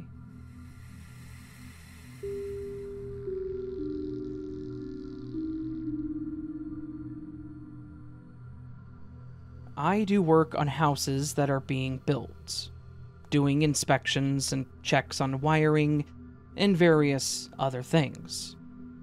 I work on a fairly small team of 4 guys, and for the most part, it's usually just myself and my boss on a job, since I'm the senior member of the team, and we can get a job done pretty quickly. Some parts of my job require me to get up into nooks and crannies of homes that are still being put together, and usually, if I have to cram myself into one of these areas to do a wire check, I'll grab my cell phone and use it as a flashlight. Because I don't own an actual flashlight. It's 2023. My phone can replace a lot of my tools, so why shouldn't it? Anyways, on the day that this seriously crazy event happened, my boss and I went to Taco Bell for breakfast before we went out to our job. But we went through the drive-thru. We didn't actually go into the restaurant. We got our food, which I will say was horribly unhealthy, and was something we should not have done, and got to our job. We sat at a partially built kitchen counter and ate, and were talking about various aspects of what we needed to confirm that day, and what we needed to completely finish. We finish our breakfast, get our stuff together, and get to work. Throughout the day, I had to use my phone as a flashlight, and to call into the office for information, as well as text my wife. It was in my hand for a good amount of the day, up until around 1 when my boss and I decided we were going to take a lunch break. I put my phone down on the counter and we both head outside to just sit and drink our soda on the front step. It was pretty common for us to get breakfast and just relax for a bit on our lunch break, so we weren't planning on going anywhere or anything like that. After the 45 minutes or so is up, my boss stands up and says, "Alright, let's get back to it. We should be able to finish this job out in a couple of hours, and maybe we can head out a bit early." I nodded, saying that sounded like a good plan, and we walked back in. After a couple of minutes, I needed my phone, and reached down to my pockets, and it wasn't there. After a couple of moments, I remembered that I had put my phone down on the kitchen counter just before we took our break, and I told my boss that I needed to run downstairs to go get it. I ran down to the kitchen, and it wasn't there. My phone was not on the counter. I was a bit concerned, but we were the only two on the job, and the house was built to the point that it had walls and doors, so there was no way that someone could have snuck onto the job and stolen my phone. So I figured that my boss may have been playing a prank on me and had grabbed it earlier to mess with me. I ran back up the stairs and asked if he had my phone. He shook his head, saying no. I mentioned that it wasn't on the counter, and he asked if I may have grabbed it and put it somewhere else and just forgotten. I didn't think that was the case, but then I asked him if he could call the phone real quick so I could try to find it. He agreed, grabbed his cell phone, and dialed. And I could not hear it ringing. I definitely had it on ring, not vibrate, for safety reasons on the job, and it was not ringing. It was ringing on my boss's side, though, so it was definitely on. It went to voicemail at first, and I asked him if he could call it again, and he did. But that's where things got really weird. After a couple of rings, someone actually answered the phone. At first, my boss pulled his phone away from his face to make sure he called the right number, and he had. He then asked who he was speaking with, and the person said that they were an employee at Taco Bell, and that they had found this phone sitting on the sink in the restroom and asked if we were the owners. My boss stared at me and just sort of said, "Yeah, we were trying to find the phone. You said it's at Taco Bell? The one at the intersection where we got breakfast, right?" And the woman confirmed. She said that she would keep it behind the counter if we could come and get it. My manager said that we would be right there. Needless to say, this was confusing as hell. How did my phone end up at Taco Bell? Much less the restroom of Taco Bell. We didn't go in, so I didn't go into their restroom. I had used the phone a couple of times while we had been working the job that day, and I swear I sent a text to my wife. My manager told me to go ahead and go get it, since it was only a couple of minutes away, and I did. And when I got it, I checked to see if the text messages were there. They weren't. The battery was also at 95%, which if I'd been using my flashlight like I had been, was impossible. There's no way that I was using my boss's phone at the job, as he was definitely using it. I swear that I had it at the house, and I swear that I left it on the counter before we stepped out for a few minutes, but it somehow had teleported to a Taco Bell restroom that I didn't go in a couple of miles down the road.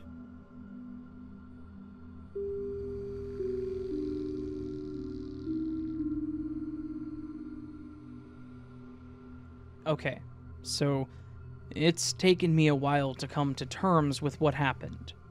And even now, I'm left with more questions than answers. I'm hoping that by sharing this story, someone may say, hey, that happened to me too, or perhaps I can gain some insight into the nature of reality itself. And if not, maybe getting this story out into the world will do something good for my mental state. Let me start by giving just a little bit of background, probably not fully relevant. At the time that this happened, I was a university student living off campus with a couple of roommates. We were all pretty close, and would often hang out together when we had free time. Our apartment was situated in a fairly quiet residential neighborhood, and I would frequently walk to and from campus, which took about 20 minutes at most. One day, I had a late-night study session at the library, and I decided to head home around a bit before midnight. The streets were obviously deserted, and the only sound was the distant hum of traffic on the highway. As I made my way through the familiar streets, just making my short trip from point A to point B, I kept getting this really weird feeling like something was off. It felt like I was being watched or stared at. I chalked it up to my overactive imagination and the eeriness of the empty streets and just continued on my way. As I approached an intersection, I noticed a woman standing on the opposite corner.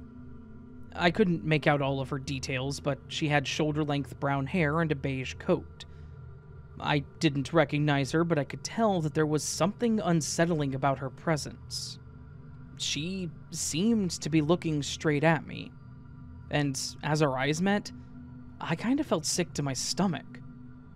I shook it off and just went ahead across the street as I was planning and continued on. However, as I rounded the next corner, I was met with a sight that made my heart skip a beat. That same woman was standing on the opposite corner, staring directly at me. I couldn't believe my eyes. There was no way that she could have reached that corner before me. At this point, I was really feeling a bit uneasy, so I decided to take a detour and cut through an alley that would lead me to a different, more populated street. I hoped that by changing my route, I could shake this odd feeling. Unfortunately, my plan did not work. Once again, at the next intersection, I ran into that same woman. And every time, she would look up and stare at me and give me that same nauseous feeling. By this point, I was starting to panic. I felt like I was trapped in some kind of messed up loop. It was seriously impossible for me to have run into this same person like this at numerous intersections, and honestly, the night air was starting to feel oppressive and suffocating. It was likely just panic, but it felt like I was being crushed under the pressure of the air. At this point, I decided to just make a run for it to get back to my home. I sprinted down the street, my heart pounding in my chest, and I struggled to take deep breaths. I swear, I could feel the woman's presence behind me. Like she was chasing me as fast as I was running, but she was never there behind me. After sprinting at full speed, I ended up getting to a park that was connected to the property where our apartment was, and it was almost relieving. I knew what this was. I knew that this was close to home and that I was done. As I paused to catch my breath, I kept getting this weird urge to look back. And I really didn't want to, but I felt that I had to. I did. And of course, at the back edge of the park opposite from where I had entered, she was standing there, staring at me. To say that I was freaked out would be an understatement. I said screw it and ran to my building just thinking that getting home would be enough to break me away from this lady.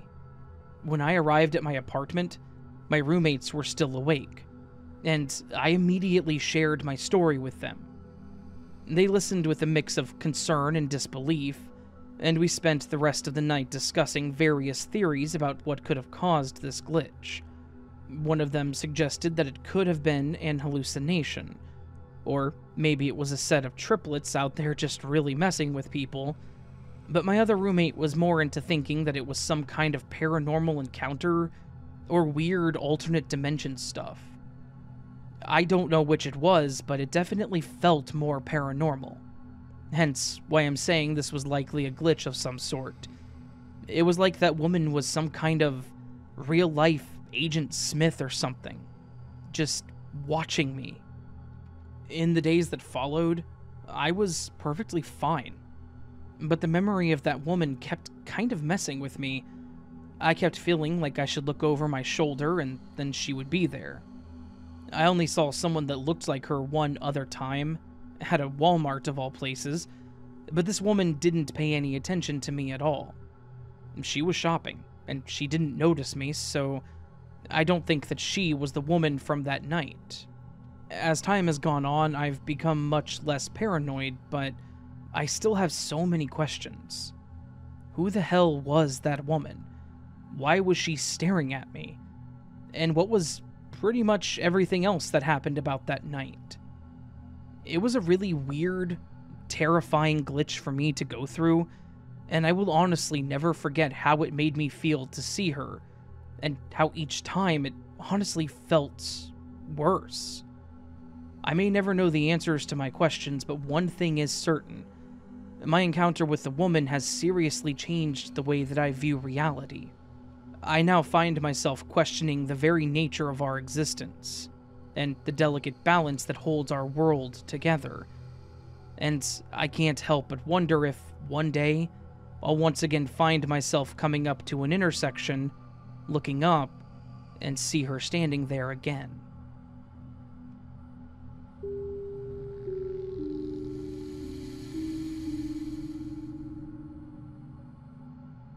I've been a long-time listener to glitch stories over multiple podcasts, and I've always enjoyed them.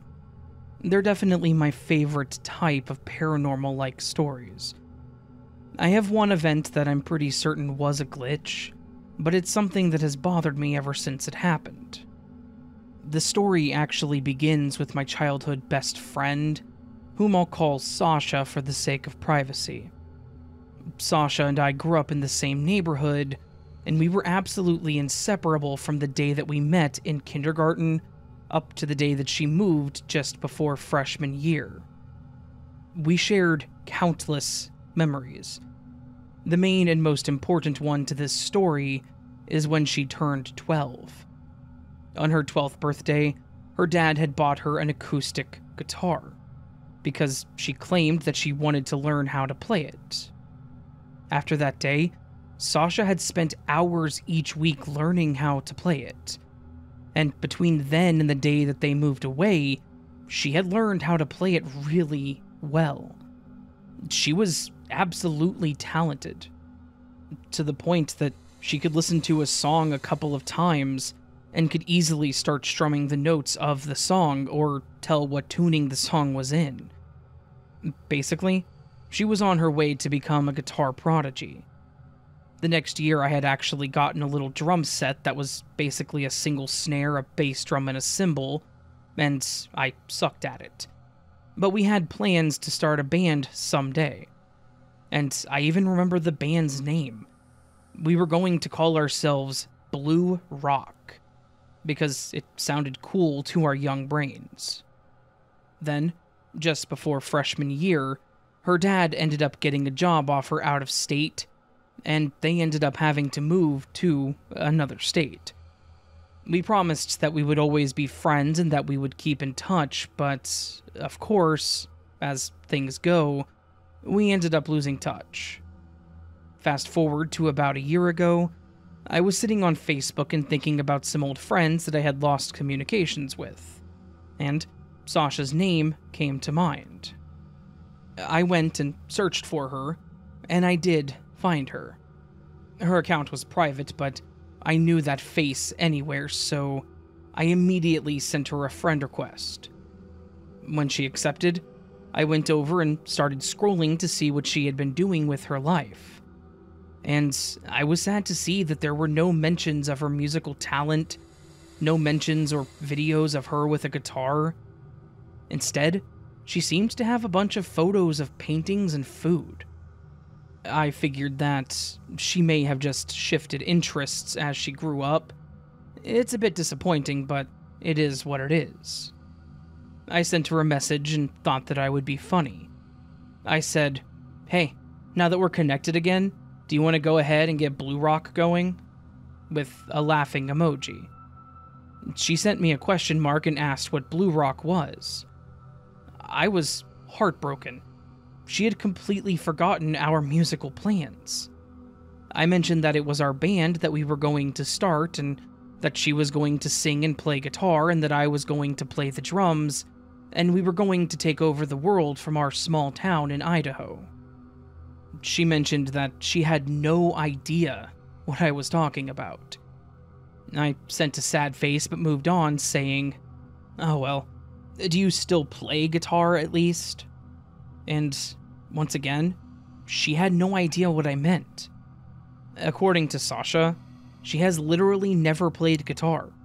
Ever. She never got a guitar for her birthday. She and I never made plans to start a band, and she wasn't a guitar prodigy. I was beyond confused. These were core memories for me. Sasha was basically my only friend from the time I was 5 to when she moved. So there's no way that I confused her with another friend. I remember listening to her playing Sweet Child of Mine on her guitar because I was amazed at the fact that she figured it out.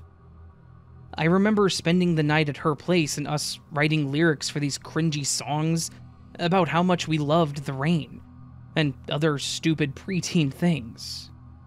All of these things are things that I can recall in pure and clean detail. But according to Sasha, they never happened.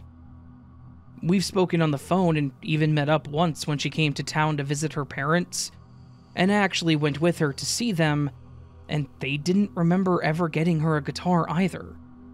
In fact, her dad mentioned that they had actually gotten her a camera for her 12th birthday because she wanted to be a photographer.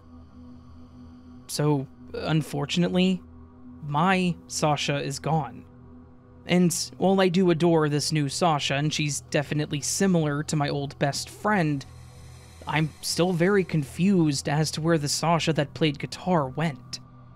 She was so talented. She was such a lovely person, and the fact that she is gone is depressing. Has anyone else ever experienced anything like this? I'm certain that it's not just a false memory. There's no way that I made all of this up in my head, as there are so many things I recall, but of course, I don't have any proof. Nor can I seem to find any photos or anything with Sasha holding a guitar. I hope that my original Sasha does still exist in her timeline, and that she's out there making beautiful music for the world. And hopefully the me in her timeline is a bit better at the drums.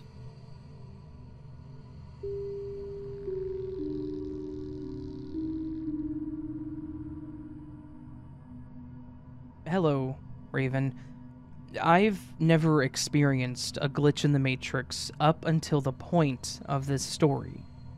And I want to say that it's something I never want to experience again. Something about reality breaking right in front of you makes you feel...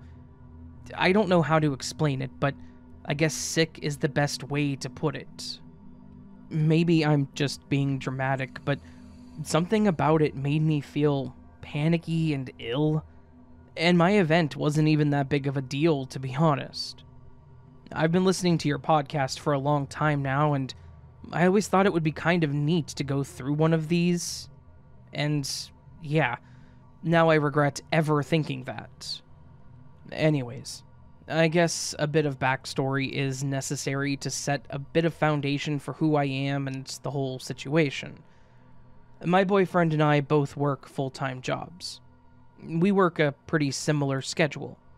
We don't live together yet, so the times that we get to see each other are after work and on the weekends, assuming that he has them off. We've decided that, in order to have a date night every week, we would meet up at a local restaurant after work every Thursday night. That way we could have our nights together and do anything else that we wanted to do after we ate dinner. A few weeks ago, it was a normal Thursday and we were meeting up to have dinner, and I was pretty psyched because I wanted to tell him something about work.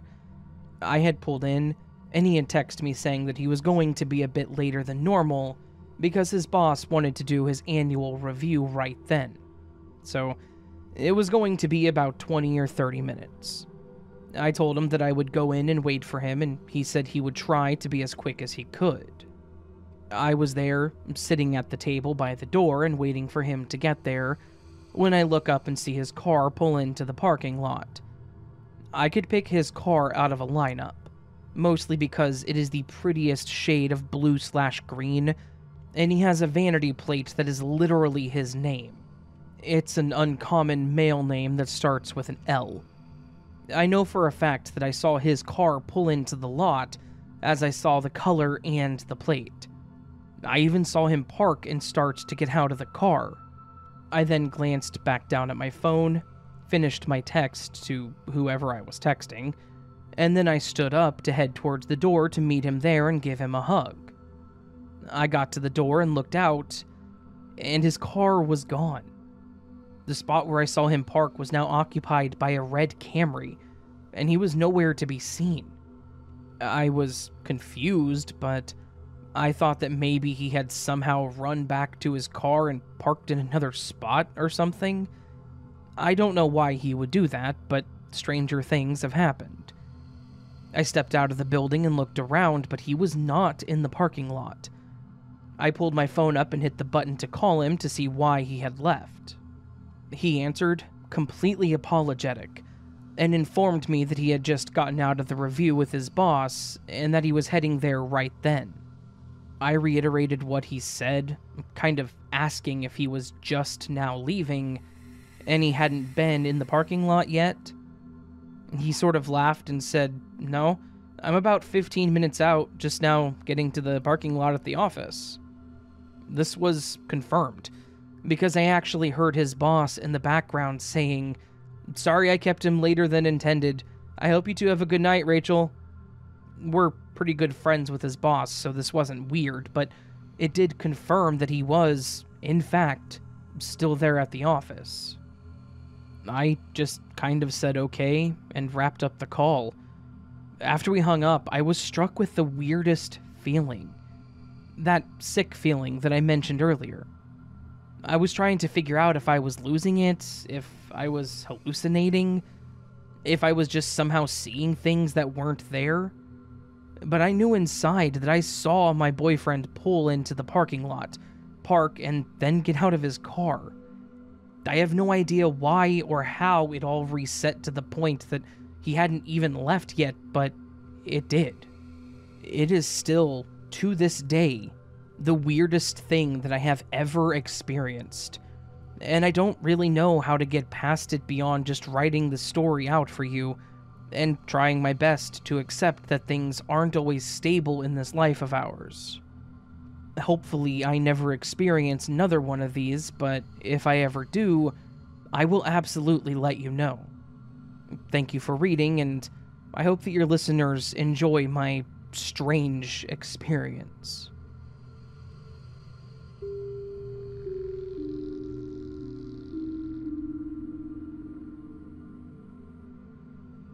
Hi, Raven. I hope this message finds you well. I've been a long-time listener, and I've always enjoyed your readings of glitch stories. Unexpectedly, I found myself experiencing one about a year ago. Or, at least it started then. To make sense of this, I need to provide some background, so I hope this isn't too long. Several years ago, I worked at a dry cleaner's where my now ex-partner, with whom my husband and I are still on friendly terms, also worked. We had a difficult manager whom I'll refer to as KT.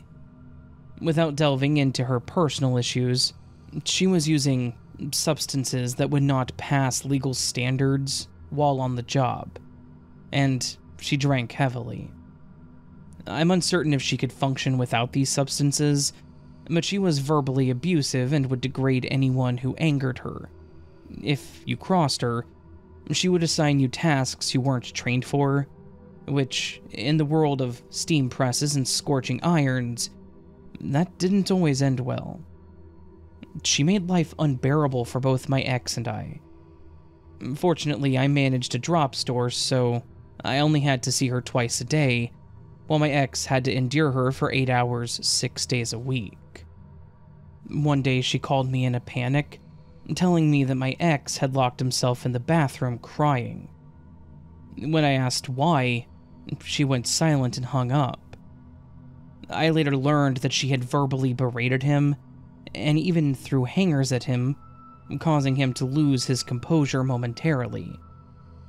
After I left that job, I had to endure her randomly showing up at my new workplace, or my house, as well as constant calls and texts begging me to hang out with her. Let me assure you, we had nothing in common. We had never spent time together outside of work, and my children always came first. It didn't take me long to move and change my number, as the word no never seemed to work with her. At this point, my ex and I had split on friendly terms, and my children and I needed a safe haven. Now that I've established the kind of person she was, I can delve into the glitch. In June of 2022, my husband and I bought a house in the town where I knew KT lived.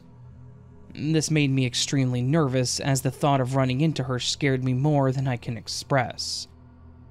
To ensure that my home wasn't near hers, I decided to look her up online.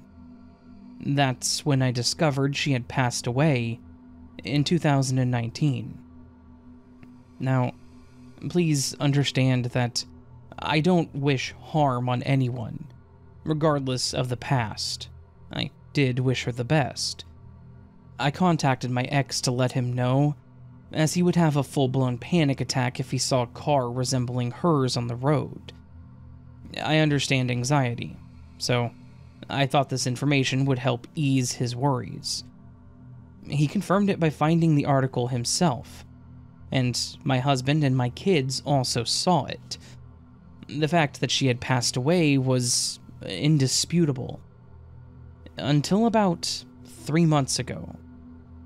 3 months ago, I had a feeling that I associated with KT. For some reason, I decided to look her up once more. This time, the search results indicated that she had purchased a home in 2020 in a town just one over from mine. Since I frequently travel through that town, I instantly felt uneasy. I couldn't believe what I was reading. 3 months ago, she was listed as alive and well, with no mention of her passing. I felt like I was losing my mind. I began to wonder if I just dreamed of her passing, so I showed my husband, who was equally perplexed. I informed my ex, and he confirmed it by finding her online presence once again. At this point, I considered sharing this, but I never made the time, and to be honest, I didn't want to think about her. Last week, I had that familiar feeling linked to KT, so I googled her once more. As you may have guessed, the results showed that she had passed away in 2019, with the same article as the initial discovery. I scrolled through my phone because I had taken screenshots of her 2020 home purchase when the first article disappeared from the internet. I wanted proof, but, of course, the screenshots were no longer there. Now, I'm left feeling very confused, and have no idea what to make of all this. Honestly, I just wish that I had never searched her name.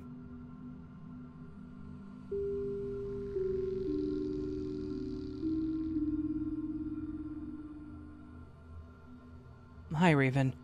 I've been an avid listener of your channel for a while now, but this is my first time submitting my own story.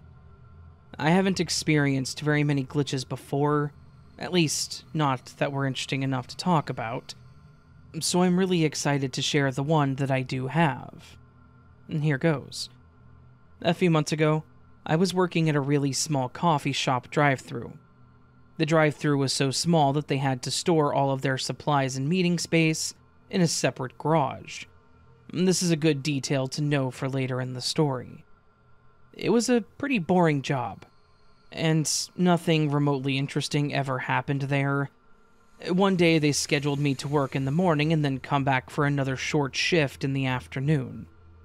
I don't know why they didn't just give me one longer shift, but I decided to just let it be and left to get lunch. The lunch place was within walking distance, so I went on foot, and everything was all well and good. I didn't have anything strange on my mind at this particular time. On my way back was when things started getting really weird. I was probably 3 blocks from the coffee shop when I suddenly saw a man walking a bit ahead of me in the same direction. He seemed to have just appeared out of nowhere, and I was slightly confused by it. The walking path was just a straight shot all the way to my work, so it would be hard for anyone to show up around there without me noticing. I'm also very aware of my surroundings as a small female walking by myself.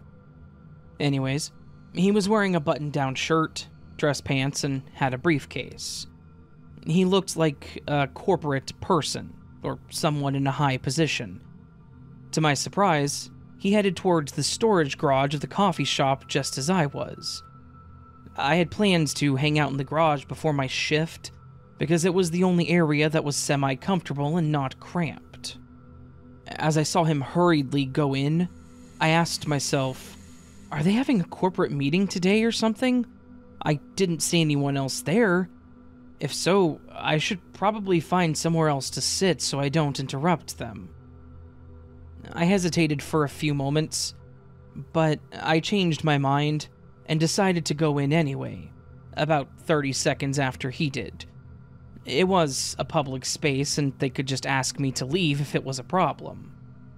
Here's the weirdest part of the whole experience. When I walked into the garage, the corporate-looking guy was nowhere to be found. It was just the assistant manager and the manager, both of which are women. I didn't say anything about it to them, but my mind was completely boggled, and I tried to process how the guy would have come and gone that fast. I also think the universe has a sense of humor about things, because right after I just saw this, the manager sat me down and started talking about possibly writing me up for something trivial that happened earlier that week.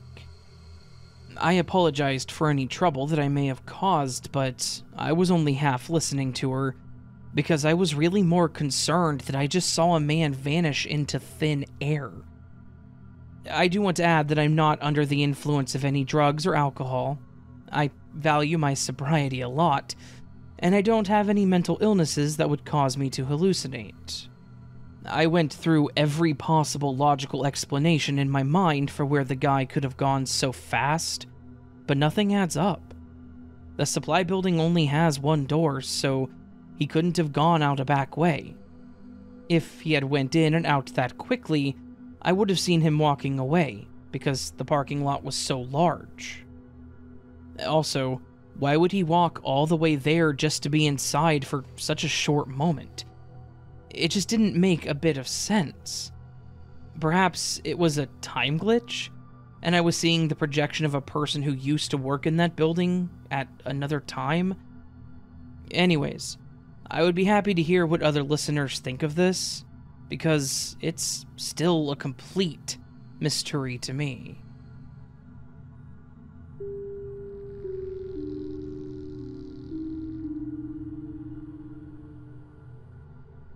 I recently started a new job, and I've made it a point to be early to the office every single day.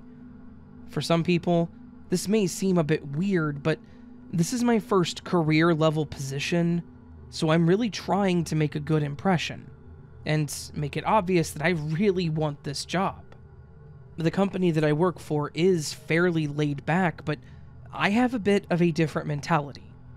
I want to be an ideal employee, and I want to be seen as someone that is trying really hard. I know that this is probably a fruitless effort, but I don't care. I'm doing what I can. Obviously, I'm a bit obsessive with things, and as such, I have a very strict morning routine. I wake up at 5:30, I get a shower in, and I get everything done and ready for the day, and then I'm out of the house by 6:05 to 6:10. Leaving at these times gets me to the office by 6:40 at the latest, which puts me at 20 minutes early for the start of my 7 a.m. shift. This gives me time to get my station set up, get coffee, and get everything going in the mornings. I've worked there for about 2 months, and I have been at the office at this time every single day for the entire time that I've worked there, so it has absolutely become a habit. That leads to the day that the glitch happened. It was about 2 weeks ago as of the time of me writing this. On this morning, I actually woke up around 5:15 because I kept having some really weird nightmares, which was fine by me. Waking up early meant that I had even more time to get my day started. I get out of bed, get a quick shower in, and I do all of the things that I need to before I leave. By the time I finish up, I look over at my cell phone and it's only 6 a.m. on the dot. I figure that I've done everything I could at that point at home, so I get out and head to work. But this is where things get weird. I got in my car and the clock on my dashboard said 6:02 a.m. I pull out of the driveway and up to the stop sign at the end of my road, and then turn on the main road towards my office. As soon as I turn onto the main road, my phone starts ringing. I see that my boss is calling me, so I answer. I ask him what's up, and he responds with, "Is everything okay? Are you coming in?" I was kind of confused, as I was actually leaving earlier than normal. So I said, "Yeah, I'm on my way now. What's going on?" He then responds with, "Okay, I was just making sure. We were about to start the morning huddle, and you're usually here by now, and we hadn't heard from you yet." It was at this point that I looked back at the clock in my car, 7:15 a.m. I apologize to my manager, and I tell him that I must have lost track of time this morning and that I would be there in 5 minutes. He says it's fine and to just get there safely. We hang up, and I just kind of stared at the clock while I drove, trying to figure out how exactly that happened. There was no way that I was wrong about the time that I woke up. I was up early. I had actually turned off my alarm after I'd woken up because I didn't want it going off while I was in the shower. I got out and got finished, and I was absolutely without a shadow of a doubt on the road by 6:02. I saw those numbers on my phone and the clock in my car. I had only been driving for a couple of minutes by the time that he called, but somehow, an hour and 13 minutes had passed. I have no idea what happened in this time. I didn't feel like I passed out, nothing really changed around me, and I didn't feel weird. It's just that the time vanished. To the best of my knowledge, I don't have anything medically wrong with me, so I cannot make any sense of it. It's just one of those crazy and terrifying things that happened, and thankfully it only happened once because I don't want to be late again.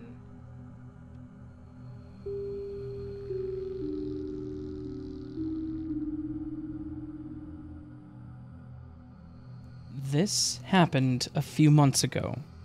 On a Thursday night, specifically, because I know that I was off the next day, and I'm off on Fridays. I was just wrapping up my workday, the usual 9 to 5 grind, and was looking forward to a quiet evening at home, catching up on Netflix, Stranger Things, ironically. I live in a small apartment complex, second-floor apartment of a 3-floor building. I've been living here for a while, about 4 years at the point of this story, and I know all of my neighbors pretty well. I know which ones are a bit out there, and which ones are, I guess, normal people. Not judgmental, but I know that you know what I mean when I say normal versus weird ones. One of my neighbors, Jay, is one of the normal ones. He does computer work for a hospital, so I know for a fact that he's not on any drugs, and he's probably not crazy. He and I have actually hung out a few times, so, to the best of my knowledge, he's all there and completely sane. On the night in question, I got home, tossed my keys and wallet on the table, made myself something to eat, and immediately sat down to watch Stranger Things, because I needed to get through Season 3 still. Yes, I am way behind. I'm about halfway through the episode, and I hear a knock on the door. I pause the show, get up, and answer it. And it was Jay, my next-door neighbor. But he actually looked like he'd been crying, which is a bit weird for him, but I figured that something had happened. I asked what was up, and he responded with, "Hey, man, have you seen my cat, Tom? I saw him this morning before work, but when I got home I couldn't find him, and I'm a bit worried that he might have gotten out." Now, I know Tom. Tom is a long-haired gray cat, and he's probably my favorite cat in the world. The big issue with him getting out is that he's completely deaf, so he wouldn't make it out if he did get out. I tell him that I hadn't seen him and mention that I'll keep an eye out for him, and say that he couldn't have gotten far.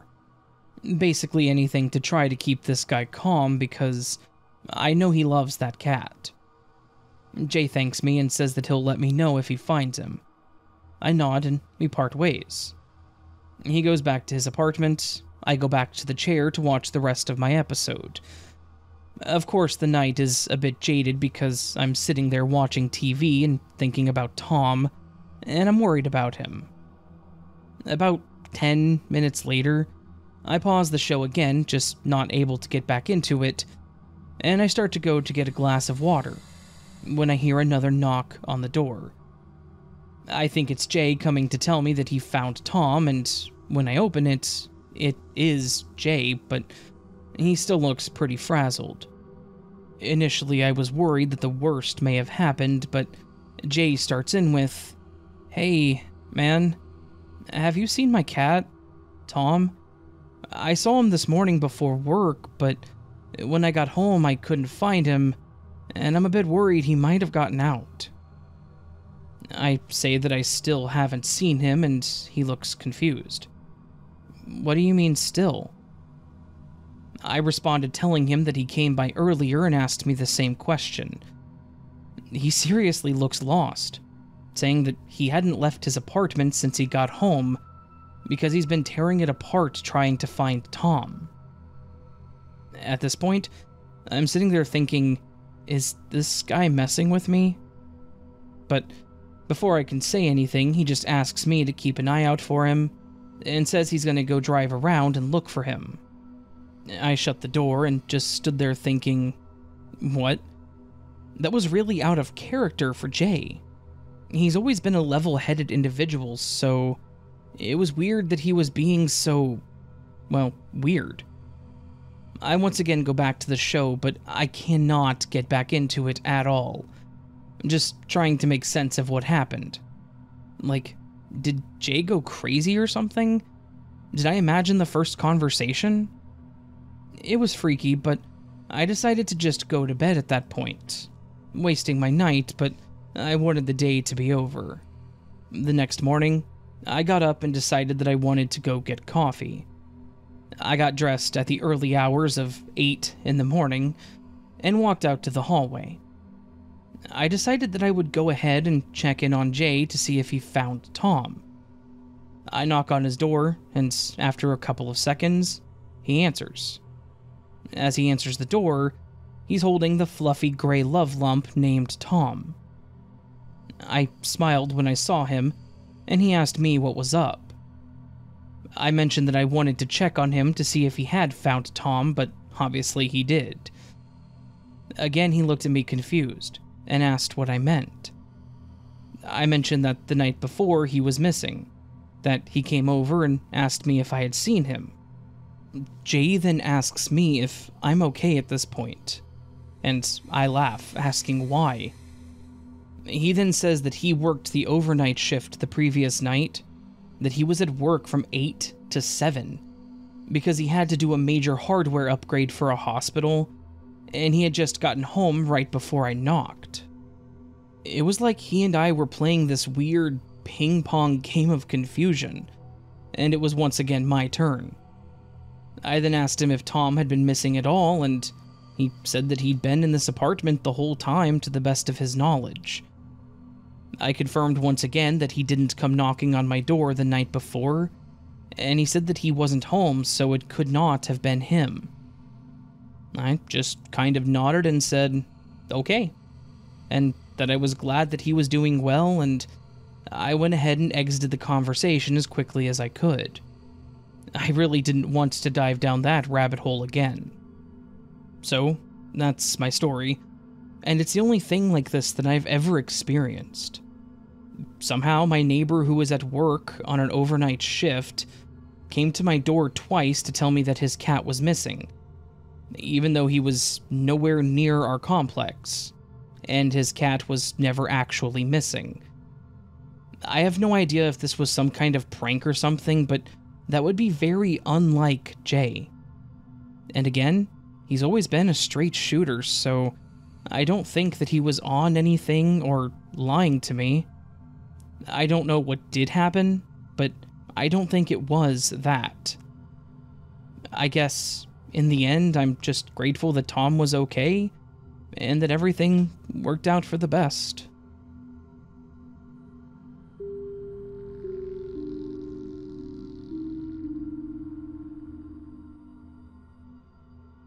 This is not the first, and I'm sure it won't be the last glitch in the Matrix I've experienced. But it is the most recent, and by far the most tripped out I've had so far. I've become a bit of a hermit over the last few years. That being said, a couple of weeks ago I was a bit restless, and actually craving company, so I decided to go out for a drink or two and a game of pool. I go to the bar, order a beer and some mozzarella sticks, and I looked around. The place was kind of dead, even for 9 p.m. on a Tuesday.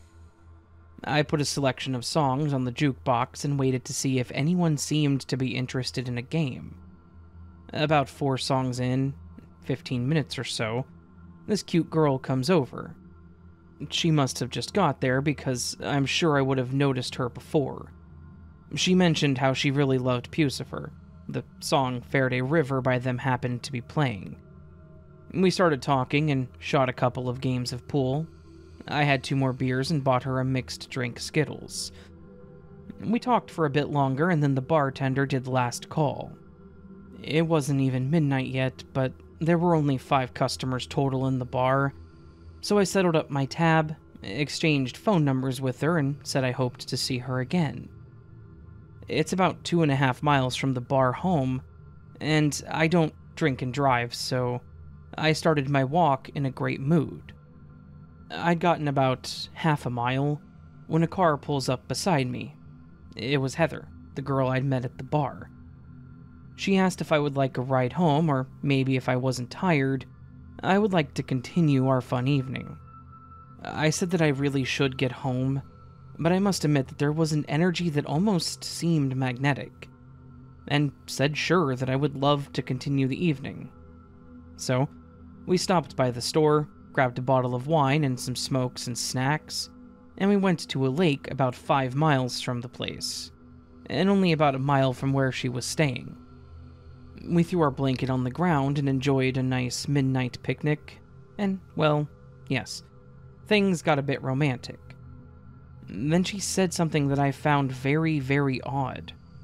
I swear that I heard her say, "That was even better than I remember." She just laughed it off, and we dozed off there next to the lake, cuddling, and woke up to the pre-dawn. I asked her again what she meant when she said better than she remembered. She said it had been about 15 years, but we had met before in Portland, and like this night, we had an amazing time. I said, wait a minute, I definitely would have remembered sharing an evening like this with her. She swore to me that it was true, and how would she even know that I was in Portland 15 years ago, or the bar I used to go to where we met? Now, I told her nothing of living in Portland. I only lived there just barely over a year. And after moving to a different state, and 3 different cities in the 15 years since having moved out to this small logging town in the middle of nowhere. But she said that she could show me proof. So, we went to the cabin that she was staying in, and she dug through a box of pictures and pulled out a couple of photos of us. One of me lying on my stomach with my shirt off. I happened to have a very large tattoo on my back, along with quite a few on my arms. There was no mistaking that it was me in those photos with her, except the fact that 15 years ago, I didn't have half of those tattoos. And again, I believe that last night was the first time we had ever met. She kind of laughed it off nervously and changed the subject and asked if I was hungry. We ate breakfast and she dropped me off at my place. I was a bit tripped out, so it took me a few days before I tried calling her. I really couldn't get her out of my mind. I even stopped by her place, but it was obvious that no one was living there now. I don't know what the heck happened, but I get the feeling that maybe we're both riding the time-slip waves and catch each other on chance occasions, and what happened 15 years ago for her might still be in my future. Or maybe I belong in a mental institution. All I know is that she has definitely made it impossible for me to forget her, even if she ends up being nothing but a figment of my imagination. All I know is that, from my experience, the truth is definitely weirder than fiction.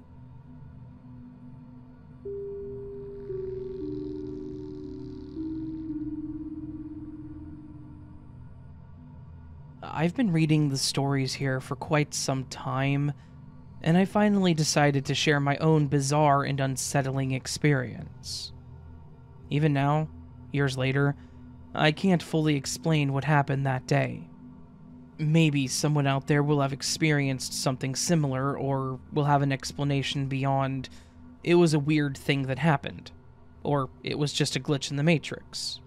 But who knows? This glitch occurred during my sophomore year of college. At the time, I was living in an old, somewhat run-down dormitory with a reputation for being haunted. While I've never been a firm believer in the paranormal, I couldn't deny that the building did have a strange and eerie atmosphere. The narrow hallways were always dimly lit, the floorboards creaked, and it often felt like someone was watching you when you walked down the hall or into the stairwell. One day, I needed to go to the library to get a book for an upcoming assignment. I was needing to get it done pretty quickly, and the library was located in another building. So I had to go downstairs to get to the entrance. I had used these stairs many times before, and they were nothing out of the ordinary, just a typical old winding staircase that connected the dormitory to the ground floor. And there weren't a ton of floors in this building either. As I began my descent, I noticed that the staircase seemed to be a lot darker than usual. I figured that maybe some of the lights had burnt out or something, and I made a mental note to call it in to the maintenance staff. However, as I continued down the stairs, I began to feel a growing sense of unease. It was like the darkness seemed to always be at the bottom of the stairs as I went down. Like no matter how much I went down, I wasn't getting closer to it. I tried to shake it off and get to the bottom, and then it just started feeling weirder and weirder. The more I kept going down, the more it felt like I wasn't making any progress at all. Like the stairs just kept going and going. Like I said, there weren't that many floors in the building, and I wasn't even at the top level. So I knew for a fact that I had gone down way too many flights of stairs at this point. I was honestly starting to freak out. How was I still several floors from the bottom after having gone down numerous flights? My heart was starting to race, and I was feeling like I was trapped or something. I know that that defies logic, but it honestly felt like I was never going to get to the bottom of the stairwell. The only conclusion that I could come to was, this is a glitch. This is something not working right in our simulation. I stopped on the stairs where I was. As I was about to descend, I took a deep breath, closed my eyes, and said out loud, I will get to the bottom. This is just a glitch. After a few moments of breathing and staring at the back of my eyelids, I opened my eyes and started back down the flight of stairs. Much to my surprise, everything was back to normal. I went down the few flights, and I was at the bottom. I got to the bottom and went out into the common area, and everything from there was honestly normal. I got my book, got back in, and I got back to my room without incident. I was, and am, still shaken by this whole thing. It was disorienting, and just really weird. Thankfully, I was able to focus my mind and get things back to normal, but that is a big question that I have about this. Did I somehow manifest the staircase back to normal? Did my words actually change the simulation and make this whole thing end? It was freaky. But if that's what happened, well, I have to admit that it was kind of cool. Thankfully, nothing like this has happened since, and it's just a really weird memory that I will always keep with me.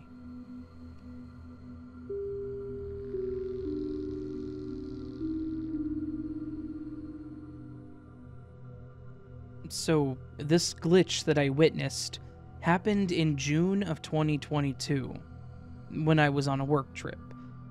It still bothers me, and it makes me question it to this day. I work as a private stewardess on board a motor yacht. This job requires me to travel very often, so I spend a lot of time at Atlantis Resort on Paradise Island in the Bahamas. One day, when I was off, my crew and I decided to go to the beach that is part of the Atlantis Resort. Only people staying at the hotel or marina can access it. It was myself and two of my other crewmates who decided to go. Our boat was docked in the marina village, part of the resort, but the beach was about a 20-minute power walk through the hotel and casino and breezeways outside. So we left the boat, and the first place we had to walk through was the casino. Mind you, there are a lot of stairs to climb just to get into it, probably about 50, and many other stairs throughout the walk. These two crewmates are good friends of mine, and we're always talking and making jokes with each other. We talked pretty much the entire walk. As we were walking through the casino, I noticed a lady, maybe in her mid-30s, standing near a machine with a stroller and digging through her purse looking for something. She stood out to me because I really liked the athletic dress and gym shoes that she was wearing. Although, I usually like a lot of people's outfits, so it wasn't a weird thing for me to notice. I didn't feel the need to point her out to my crewmates because they were both guys, and they wouldn't appreciate her outfit as much as I did. The three of us continue walking at a swift pace through the casino, the lobby, and the outside breezeway paths, with many random stairs. Eventually, after a solid 15 minutes of walking, we approach the kids' arcade / daycare center. And as we walk past it, I was shook. The woman in the athletic dress and stroller was in front of us waiting in line at the daycare, as if she had been standing there for a while. In my mind, I thought that there was no way she could have gotten there before we did. There's just no way. There were way too many stairs for her to have done that by herself, especially with a stroller with a small child in it. What gets me is that it seemed as if she was standing there waiting for a bit. I thought about when we walked past her in the casino. She was rummaging through her purse, looking for a phone or something, and she had no intentions of leaving right after we passed. I didn't say anything to my crewmates when we walked past her, because I was making sure that it was definitely her. As soon as we walked past, one of my crewmates goes, "Is it just me? Or was she in the casino when we left?" I could not have been happier that he said that, because it was confirmation that I wasn't the only one who witnessed this. He and I both noticed her, and thought of the exact same reasonings as to how it would have been impossible for her to have beat us there. It was a really strange coincidence, and I just don't think that she could have walked faster than the three of us, especially with the stroller to push and carry up and down the stairs. Since we spend so much time at Atlantis, we are for sure certain that the way we walked is the fastest way to get there. If there were any shortcuts, we would know about them. He and I still talk about how weird that encounter was. The whole time we were at the beach, we were discussing how the only logical explanation was that it had to be a glitch in the Matrix. Has anyone else experienced this or something very similar? It bothers me so much, and I need to know the truth.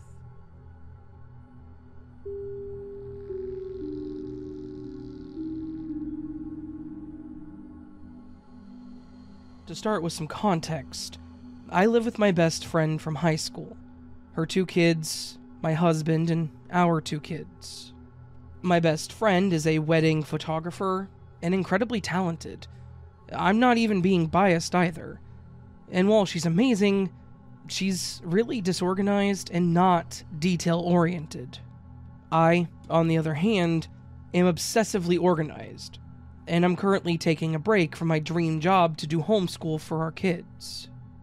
Her disorganization makes my eye twitch, so I started working for her, charging her gear, making sure she has everything, once she forgot her damn camera. I also do her finances and client contact. It's rewarding work, and I'm damn good at it. Anyway, she came home from a shoot recently, and as always, I took her bag. I pulled out all the batteries and memory cards, and handed the cards to her so she can upload. She has a spare camera that she never uses, but I check that one too, every time. But this time, she was missing some video footage. She got her camera and checked the card slots. Nothing, of course. I'm always extremely careful with the cards. They're small and they contain the only photos of someone's wedding. It would be a complete disaster if they got lost. She had both cards and both had photos from before and after she took the videos. But the videos weren't there. She had been working for another photographer that day and brought the cards to his house, and nothing. All the photos, but no videos. I double-checked the camera slots. My husband checked them. Unsurprisingly, they were empty. Not just that they're black and so was the camera, so maybe we missed them. No, completely empty. I would bet my life on it. I took them both out, and I know this because she had 2 cards with identical sets of photos. There was no missing card. For whatever reason, the videos just never saved to either card. Fast forward to this morning, she looked in the camera again, for lack of anything else to do, and there was a memory card in it. On the card, all the videos, and no photos. I know nothing about cameras, but I know that she dual writes, meaning that she uses 2 cards, both of which should have identical photos and videos at the end of the night. It's like a failsafe in case one of the cards gets corrupted. There's no setting for photos on one card, videos on the other. And again, previously, there were no cards in her camera. I cannot stress this enough. We were never missing a card. She had them both the whole time. We just checked the card slots for lack of any other ideas. And because when you run out of logical ideas, you start turning to illogical ones. So now, she has 2 cards with photos and 1 with videos, all of which, apparently, came out of her camera, which only has 2 slots. I'm utterly baffled. And, as the title says, this is the most recent of a slew of weird stuff. Calendar events disappearing, then reappearing on different dates, client numbers and texts completely erased from our phones. Not just, oops, deleted the thread on accident. My phone had no record of my calling or texting with this bride, or of her number being in my contacts at all. I even checked the cloud where all my phone content backs up, and nothing. One time, my best friend pulled up the Netflix account and found that she was signed in to a stranger's account. Everything was in Spanish. We hadn't seen any of the shows. 4 profiles belonging to strangers. No one had been in our house. The kids didn't do it. It was on the smart TV, which is mounted very securely to our wall. We have 3 dogs in addition to my very thorough nightly lockup routine, so there's no way anyone was in our house undetected. I, honestly, don't know what to make of any of this.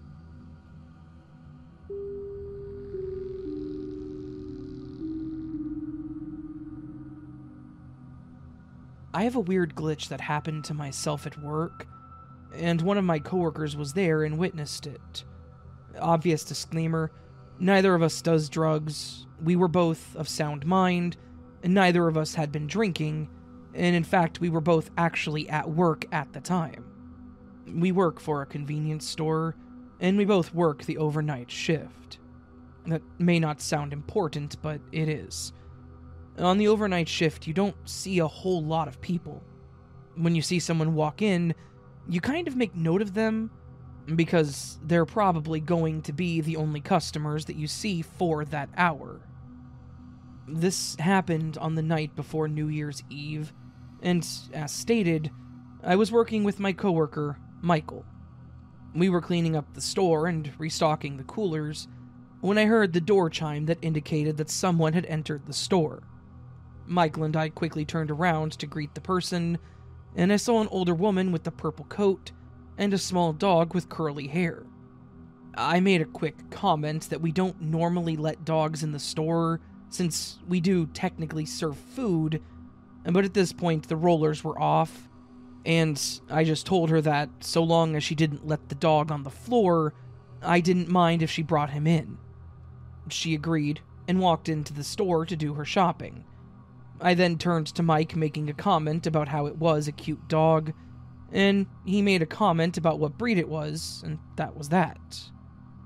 I went back to stalking with Mike, and after a few moments, I looked around to see if the woman was somewhere in the store, and I couldn't see her. I thought it was weird, but it was possible that she had just gone to the restroom and left. We were one of the only 24-hour stores around, and if she was on the road late, she may have just stopped really quickly to go. It does happen. We finish up the stocking, and we both head back to the main step up where the registers are to check off the list and see if the boss had left any special cleaning instructions. As soon as we get up to the front, I look up and see an older woman walk in the front door with the purple coat and that same little dog. I was kind of taken aback, thinking it's weird that she came back so quickly, but as she walked in, she asked if she was allowed to bring the dog in. I mentioned that, so long as she didn't let him on the floor and kept a hold of him, I didn't mind. I said this almost as if I wasn't controlling myself. Like, I was forced to say it. Like the situation required me to say it.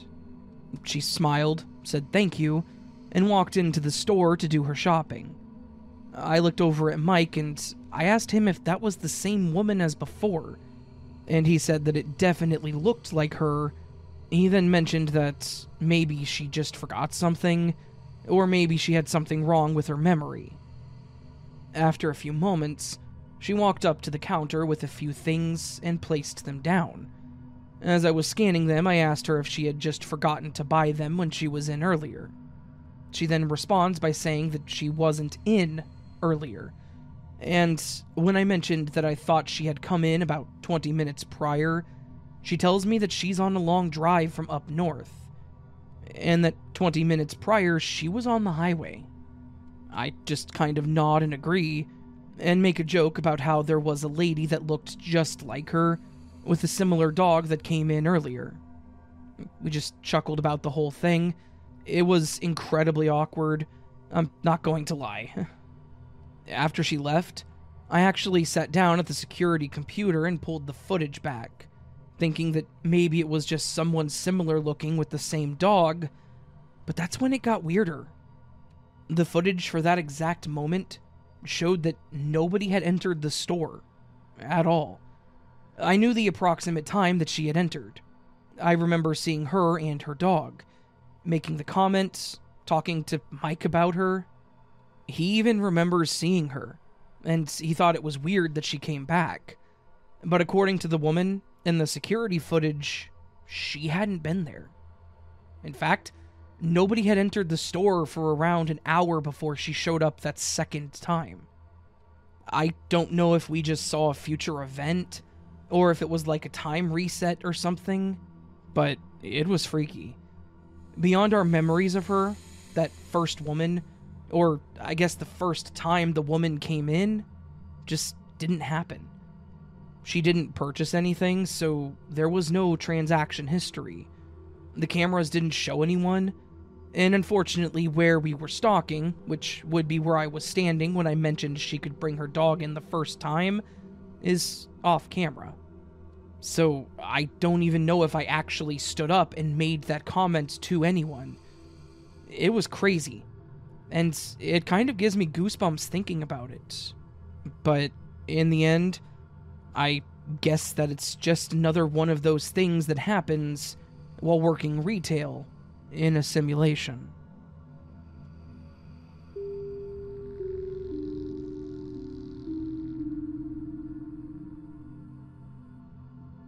I have a glitch that happened just last week. Something that genuinely made me feel a bit weird about myself. It was a pretty normal day, last Monday to be exact. I was on my way to work after a long but productive weekend, driving down a familiar highway that I've taken every day for too many years now. I head in just before the rush hour, but the highway is a state highway, not an interstate, so it's not usually terribly busy. So I don't see too many cars, but there are a few. I was lost in my thoughts, the hum of the engine and the voice on the radio keeping me awake, and focused on the road ahead of me. After a bit, I noticed a car a little ways ahead of me. It wasn't speeding or driving stupid or anything. It just looked a lot like an old car that I used to own about 10 years ago. It was definitely a cherry red 1998 Ford Escort. Intrigued, I sped up a little bit to get a closer look. As I neared it, I actually got kind of giddy to see that this car was identical to my old one. There was a small hole in the bumper where my dad had backed his trailer hitch into it. It had the same dumb bumper sticker that I'd put on it in college. I stared a bit longer, just kind of grinning and thinking, wow, 10 years later and I've run into my old car on the highway. What are the odds? How is that thing still running? Obviously, it's not impossible, but highly unlikely, right? Now, that part isn't the glitch. That part could easily just be a fun coincidence. The glitch happened when I pulled up closer to them to get a look at the driver. As I got closer, I could see the driver's face in the side view mirror, and my blood ran cold. The man driving the car was me. Not a look-alike. He didn't look just similar to me. He was me. Right down to the stubble on his face, the sunglasses perched on his head, and even the same mild expression. My mind kind of spun, struggling to make sense of this and making me feel dizzy. I'm pretty certain I wasn't hallucinating or anything, as I was feeling fine up to this point and I don't have anything wrong with me, or anything like that. I had somehow stumbled upon a copy of me that was driving my old car, which completely confused me. My mind immediately went to, I need to meet this guy. I need to know this copy of me. I tried to catch up to him, but as soon as I got around to the actual side of the car, he hit his signal and got over 2 lanes to take the exit. Weirder still, I know that exit. It's the exit that I would take to get to my previous job, because that office is literally to the left of the highway ramp. This guy, this version of me, was driving my old car and taking the exit that I used to take to my old job. From where I was, it would have been dangerous to force myself to take that exit, so I just had to let it go and watch this other me go off to live his life. I did drive down to where my old job was on my lunch break, which is silly, I know, but I wanted to see if my car was there. It wasn't, so no leads on that front, unfortunately. In the end, I was baffled. Was this some kind of timeline break? An alternate reality version of me where I never took this job and thus never sold that car and bought my current one? Am I going crazy? Is there lead in my water pipes? I don't know. What I do know is that it was really weird and uncanny, and I genuinely have no explanation for it other than there is a second me, and that he has good taste in crappy cars from the 90s.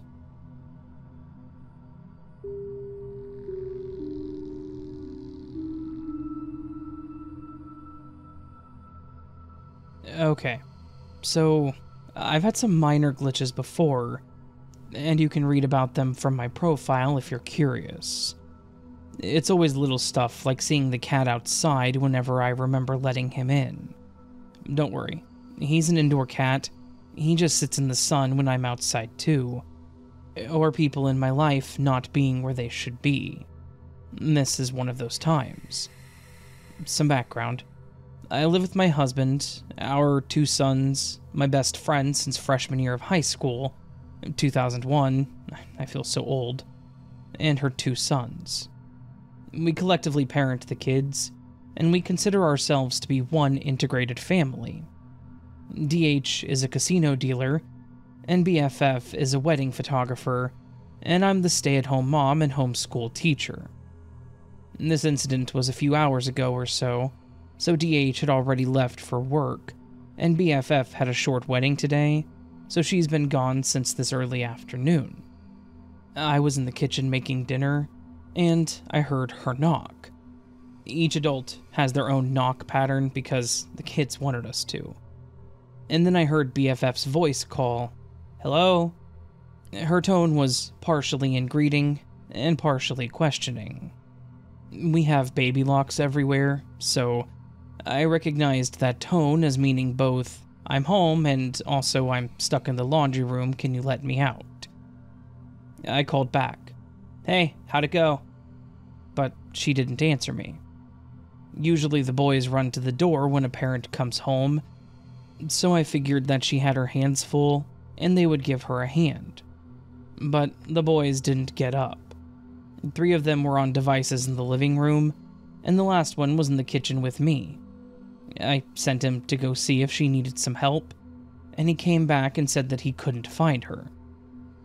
After a few minutes, and another search, I realized I can just check the garage for her car. and it's gone. I call her, and she tells me that she hasn't been home since she left this afternoon. It starts to dawn on me, embarrassingly slowly, that none of the dogs started barking at the sound of her voice. And then I remember how weird it was when the boys all ignored her, and also how the one in the kitchen looked confused when I asked him to go help. So I asked them if they heard her come home, and they all said no. The one who'd been standing next to me in the kitchen said that I just started talking to nobody. Side note, I am tickled by the fact that not one child ever asked why we were looking for BFF. I start talking to thin air, and I ask them all to search the house for a parent they know is gone all day and isn't home yet.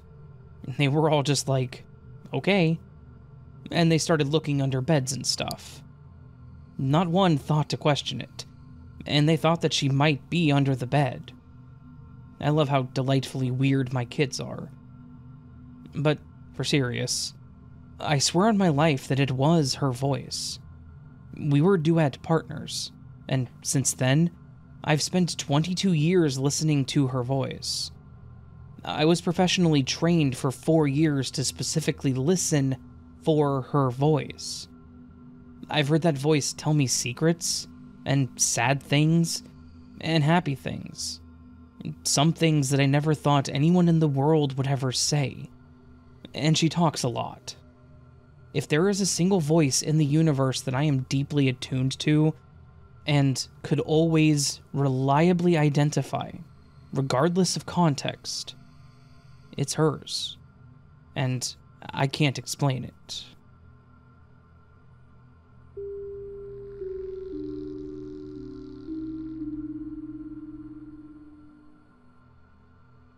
My father passed away over this past winter after a long battle with leukemia.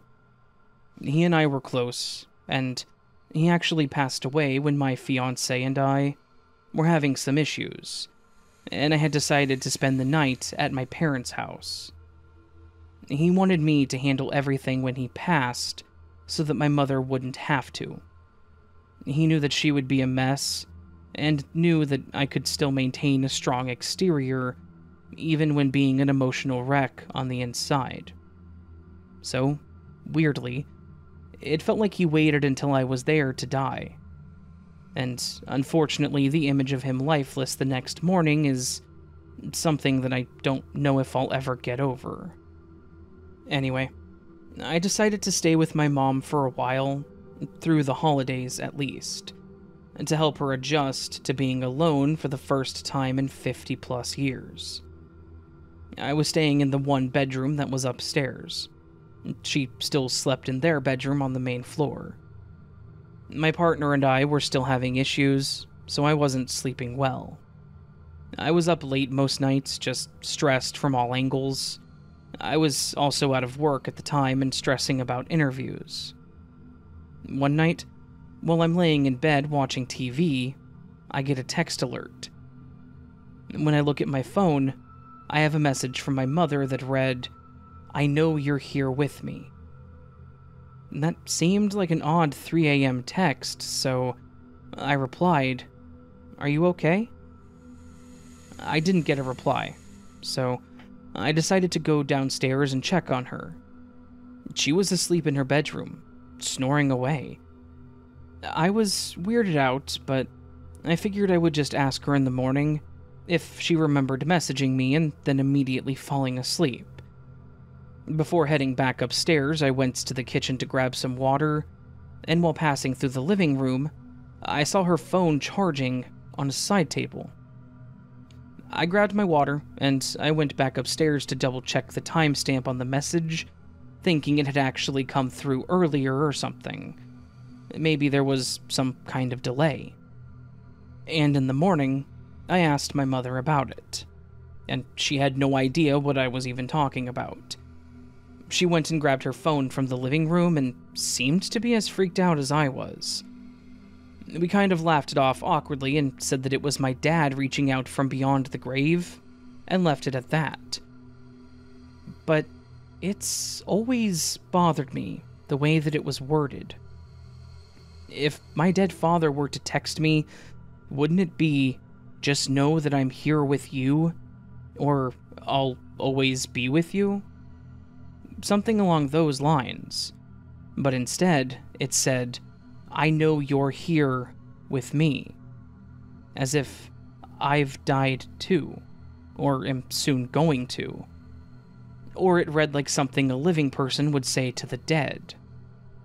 I've thought, maybe he's in another timeline now, where the family is all together. I just don't know. I think about this often because I have no explanation for receiving the text, since the phone was in a room alone when I received a message from it. And even resolving to it being delivered much later than it was sent, I do believe my mother in her confusion about it. She doesn't use her cell much anyways, and was using it even less because she was overwhelmed by people calling her, and the house phone to check in on her. I just needed to get this off my chest, and see if there's any other interesting theories about what it meant. Like, maybe I'm dead. Maybe my dad is alive in an alternate universe.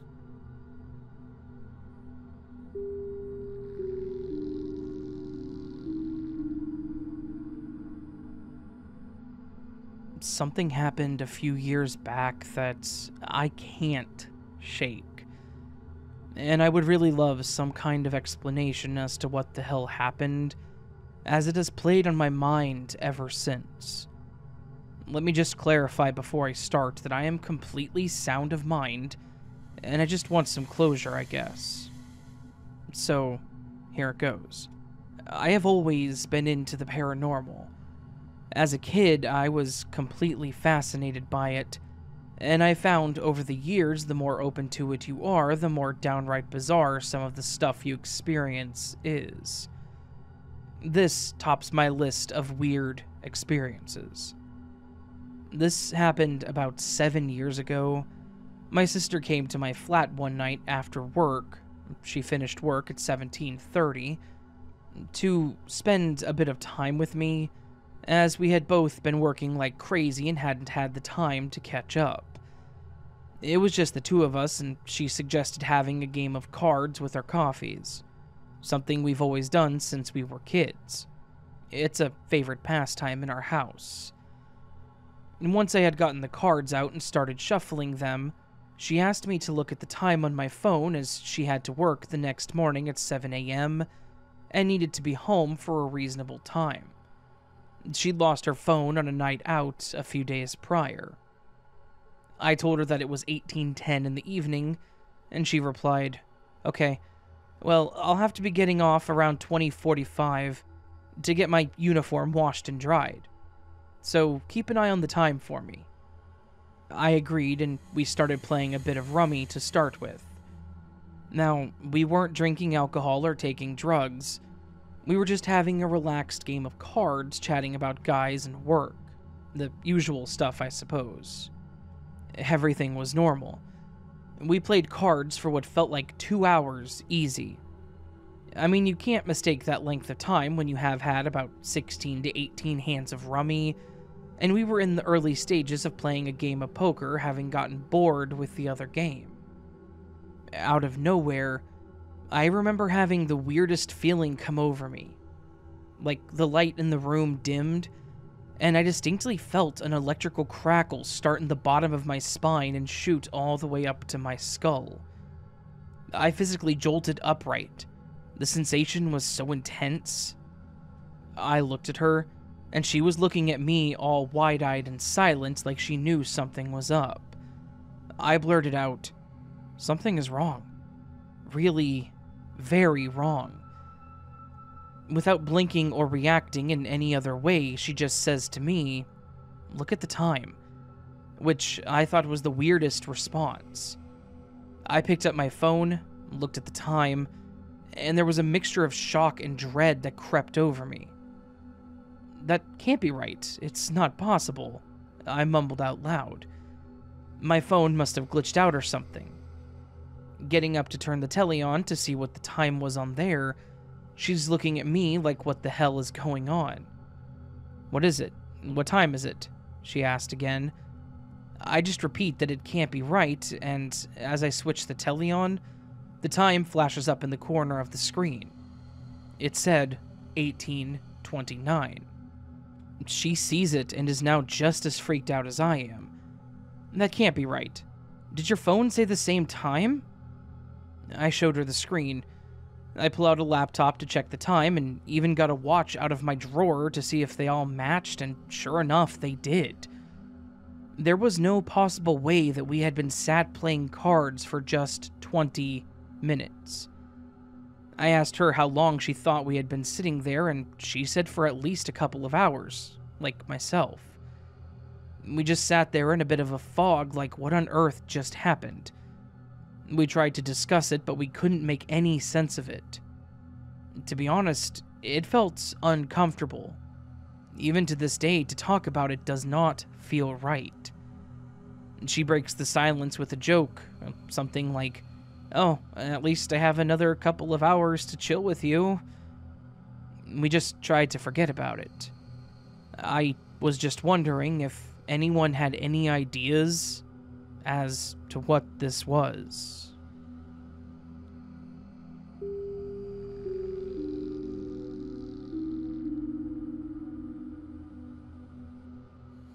I've been lurking the Glitch in the Matrix subreddits for a while, and I recently learned about your podcast through another poster there. I was a bit hesitant at first because my event was just really weird and was something that I didn't really know what happened with, but I figured, why not put this out there into the world and let people know about it? Maybe someone else out there has had a similar experience and can help me to understand what the hell it was that actually happened. So, let me set the scene. It was a pretty normal and rather chilly morning in early winter. I remember that because I woke up and I felt colder than normal, to the point that I checked the thermostat, which is something that I never do, to see if it was set right. It was, so I just shrugged it off and thought that it was me. I went to the bathroom for my morning routine, and I started brushing my teeth, and as I stood in front of the mirror, I noticed that my reflection was a little off. It was kind of like it was lagging a fraction of a second behind my movements, and that's really the only way I can think to explain it. It just seemed like I was moving and it was moving, but the two were no longer in sync. I rubbed my eyes thinking that I was just seeing things, but the lag persisted. I was starting to feel a little unnerved. I quickly brushed my teeth and then splashed some water on my face, hoping that it would help me to snap out of it. However, things only got worse from there. As I was drying my face, I glanced up at the mirror, and to my horror, my reflection seemed to just stop. Like it was completely frozen, staring back at me with a completely unmoving expression. I slowly waved my hands, jumped around, and then even tried to physically touch the mirror, but my reflection would not move. It just stood there like a creepy statue, capturing me in that awkward moment of time. At this point, I was terrified. My heart was pounding in my chest. I was starting to hyperventilate and feeling a bit dizzy.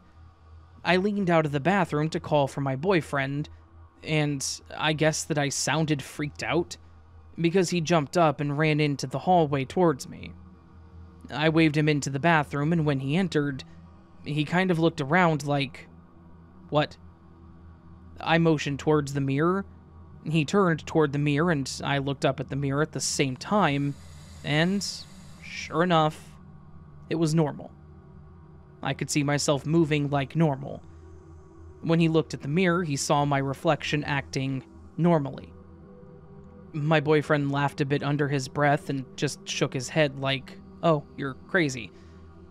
I ended up kind of just standing there for a few moments and trying to get my grip on what that was.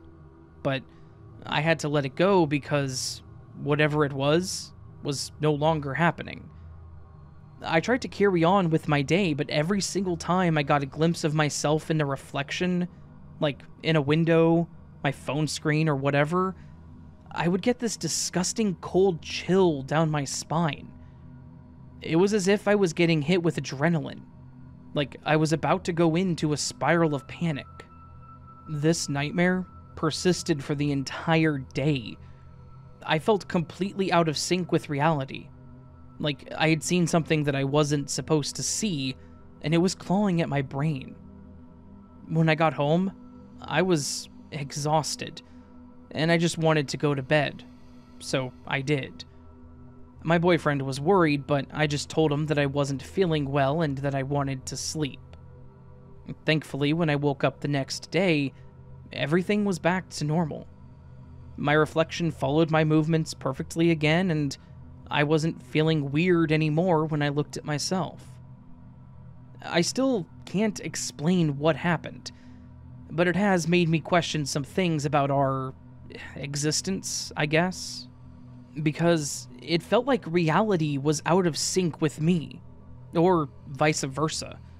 Has anyone else ever had something like this happen? Or do you have any theories on what could have caused this glitch in the Matrix?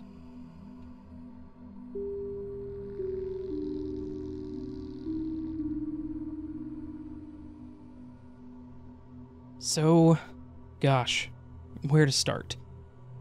Well, I can pinpoint the moment that this happened. I was driving to my girlfriend's house.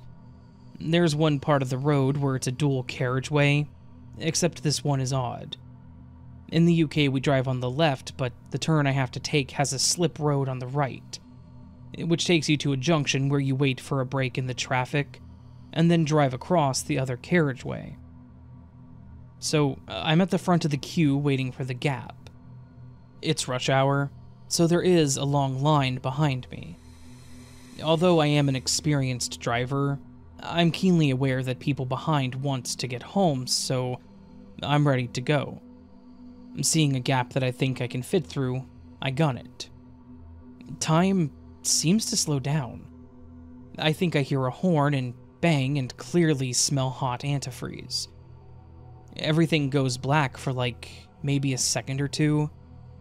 I shiver as I open my eyes, exactly like the feeling you get when someone walks on your grave, only to find myself on just the other side of the junction, driving on the road that I should be on, as if nothing has happened. I pull over and check that everything is in one piece, and it is. I take a minute or two to just calm down. I jump back in the car and then continue on my way. As I approach the garage where I normally would fill up with petrol, I look down to check my fuel. I drive a Fiat 500, and as long as I have owned it, 5 years at this point, at least in my universe, the fuel gauge is next to the tachometer on the left. It's the TFT version. I should explain that the fuel gauge and temperature gauge are displayed on the panel on either side of the digital speedometer. Fuel on the left, temp on the right. But essentially they look the same. In this universe, they're swapped over. Fuel on the right and temp on the left. Anyway, I've checked this since, as initially I thought it might have been a software update or something, but all the pics that I can find of it online are the way that it currently is. Fuel right, temp left. It's not important, just the first change that I noticed. I get to my girlfriend's house, and my tattoo-hating girlfriend, like, when we got together, the first thing she told me was that if I was to get a tattoo, she would leave me. This version of her has a tattoo on her wrist. It's a small dog, in honor of our dog that we lost. Other things have changed too. Her demeanor is different. Ironically, I prefer this version. She's much more easygoing and approachable, and she also dresses differently. Only little things, but it's different. The sort of thing that only a boyfriend would notice. For example, my version loved mid and long skirts. This version won't wear a skirt that comes below her knees. It's not like I don't know her. We've now been together 16 years, and at this point we had been together about 14 years. There are a bunch of other changes too, stupid things that are no longer where they have always been kept. She always had a house phone in the hallway. It's now in the living room. I could not find a watch and some cufflinks that I knew that I had. She even helped me look for them and had me describe them. So I told her it's the set that we bought together in Jewelers 3 years ago. I even named the specific jeweler, only to be told that I was silly because we decided not to buy them. Anyway, now is the real kicker. After whatever happened to me, and I still don't fully understand it, happened about 2 years ago. Now when I think back, I can remember both buying and not buying the cufflinks. It's like I remember both versions. I can also remember taking my girlfriend to the tattooist to get the tattoo. I have a clear memory of it. But then I have memories after that where the tattoo is missing from her wrist. And believe me, I would remember. It's all just a bit muddled. My biggest concern now is going back. I am so much happier in this version of seemingly improved reality.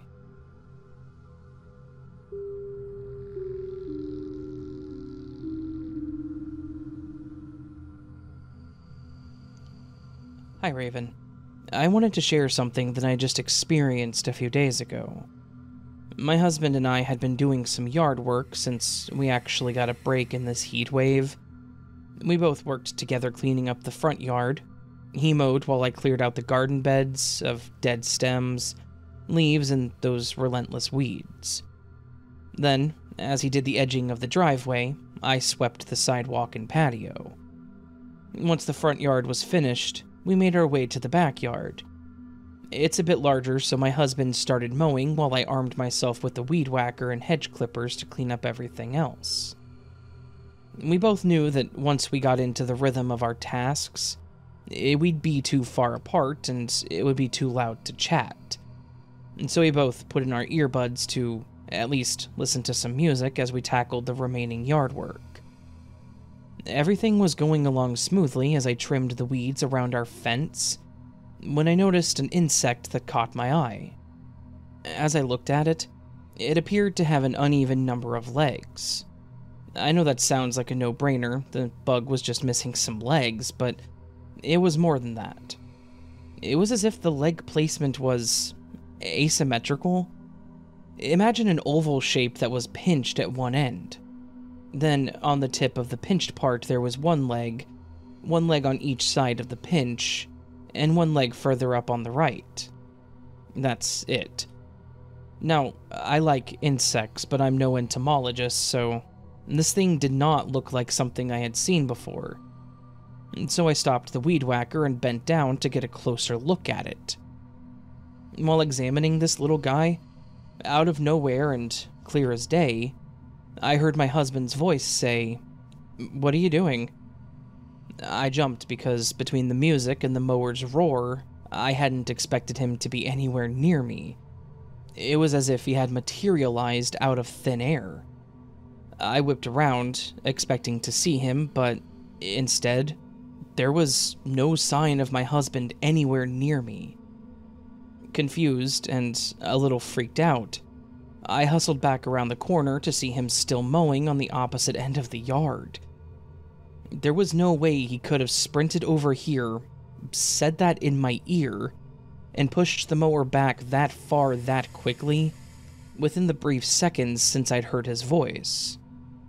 I stood there dumbfounded, trying to make sense of what had just happened.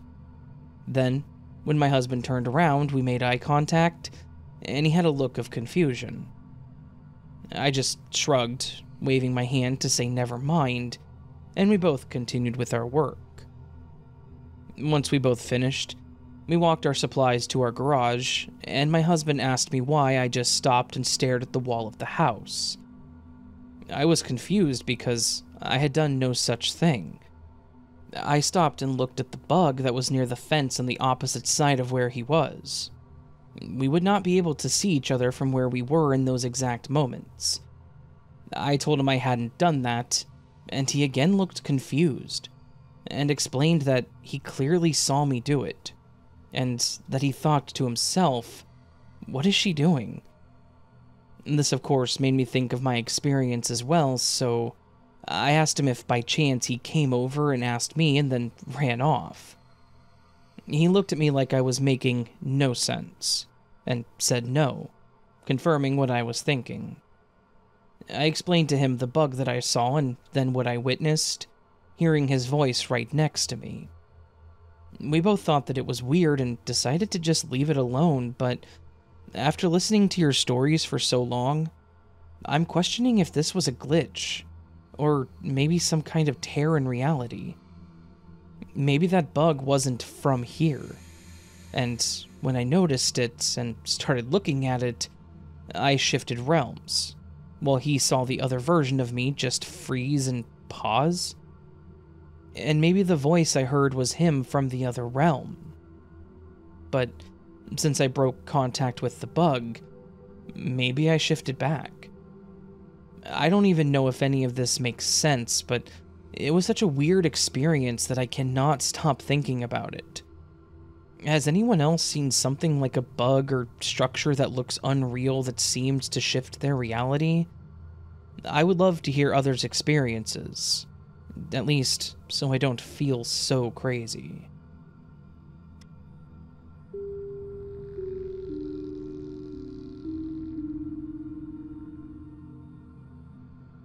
Hi Raven. Love the channel, keep up the great work. Have you ever wondered how many glitches go by unnoticed? Ever wondered how the Matrix resolves these glitches without revealing too much of itself? That's something that I've thought about quite often. Let me explain. Back in 2019, my partner and I were living in a 2-bedroom apartment with our dog, Lily. Lily was a border collie and required a lot of exercise, so we would make sure to take her for walks whenever possible. One morning I woke up after sleeping in a little and realized that my partner had gone out. She must have gone to the shop, I thought. I walked out into the lounge room and noticed that Lily's leash was still hanging on the hook. I called out to Lily and she soon appeared behind the couch and came running to me. "Aw, why didn't Mom take you with her?" I asked. I played with Lily for a while and then went to the office and logged onto my computer. Then, about a minute later, I heard the front door open. "Babe, is that you? Where have you been?" "I went to the shop," she replied. "Well, why didn't you take Lily?" I asked. "I did."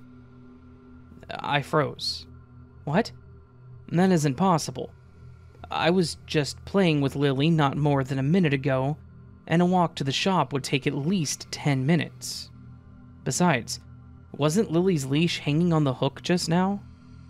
Utterly confused, I stood up and walked into the hallway, and sure enough, there was Lily, standing in the open doorway, still wearing her leash that my partner was just then in the process of removing. My eyes must have almost popped out of my head. Slowly, I turned around and walked back to the office, trying to figure out what I had just seen. I had heard of glitches in the Matrix before. In fact, my workmate had mentioned the phenomenon just a few days prior. I was open to the idea, so I just put it down to that. But it got me thinking, what happened to my copy of Lily? Was she simply removed from the simulation? Did she cross over to another reality? One in which my partner never did take her to the shop? Who knows? What I do know is that whatever the Matrix did to resolve the glitch, it did so while my back was turned, while my attention was on my computer. I often wonder what would have happened if I had, for example, just sat there on the couch with my copy of Lily until my partner had come home with her copy. Then there would have been 2 Lilies in the same location. Surely the Matrix could not afford to reveal itself in such an obvious way. and would attempt to prevent such a situation from occurring, setting off the smoke alarm, causing something to randomly crash from the office cupboard, anything to divert my attention, so that my copy of Lily could be safely despawned without me seeing it happen. As much as our simulated reality seems broken and buggy, it almost always seems to find an out. A way to resolve these glitches without revealing too much of itself. So, props to you, Matrix.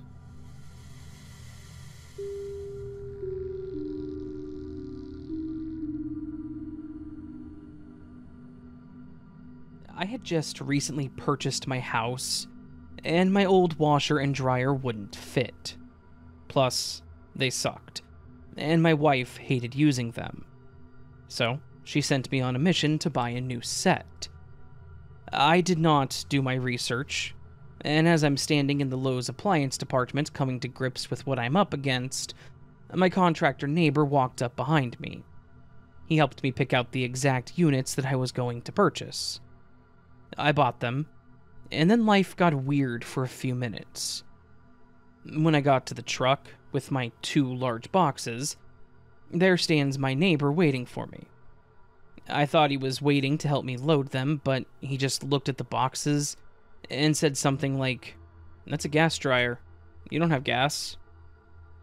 I bust his balls for a couple of moments about helping me pick the wrong units out, and it was as normal an interaction as I could have had. I went inside to do the return walk of shame on the items I literally never even left the parking lot with, and my neighbor walked to his truck. I'm at the return counter. The girl behind the register asked me my name. I told her and handed her my receipt from 5 minutes prior while explaining the situation. Without even looking up at me, she says again, "Name?" I tell her my name a second time, and she says nothing while typing into the computer. In comes my neighbor to the return desk with a gallon of paint. He waits in line behind me, saying nothing. The girl behind the register looks up at me and says, "Name, sir?" I tell her my name for the 3rd time, pointing to the receipt on the counter, and try to explain the situation again. And she types into the computer some more, and for what was probably a solid minute, says nothing at all. Another girl at the return desk finishes with another customer and comes over to help. The new girl says to me while they both stare into the computer screen, "Name?" A 4th time, I give them both my name. Without taking their eyes off of the screen, the new girl says, and I kid you not, "I'm sorry, sir, but you don't exist." I got sort of lightheaded after she said that, because I was already thinking how strange this was. I said back, "I don't exist, or I'm not in your system." Without answering me, the second girl says to my neighbor, "Sir, I can help you over here," and moves to the next register as my neighbor walks past me, and without another word to me, returns his paint and walks out the door. Then, almost as if nothing weird had happened, the first girl just says, "Well, here, my name. Here's your return. You'll have to purchase the new ones and we'll refund you for the ones you mistakenly purchased." Without even going back to appliances, there behind me stands a guy with the units that I needed on a dolly, ready to help me buy and load them into my truck. My neighbor was gone, but when I asked him about it, he didn't think there was anything weird about the whole thing. I, on the other hand, had an existential crisis, and I only barely managed to hold it together.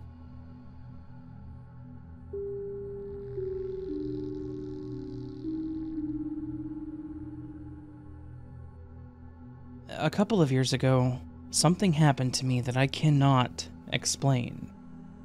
So hopefully I can get some views or thoughts from your listeners.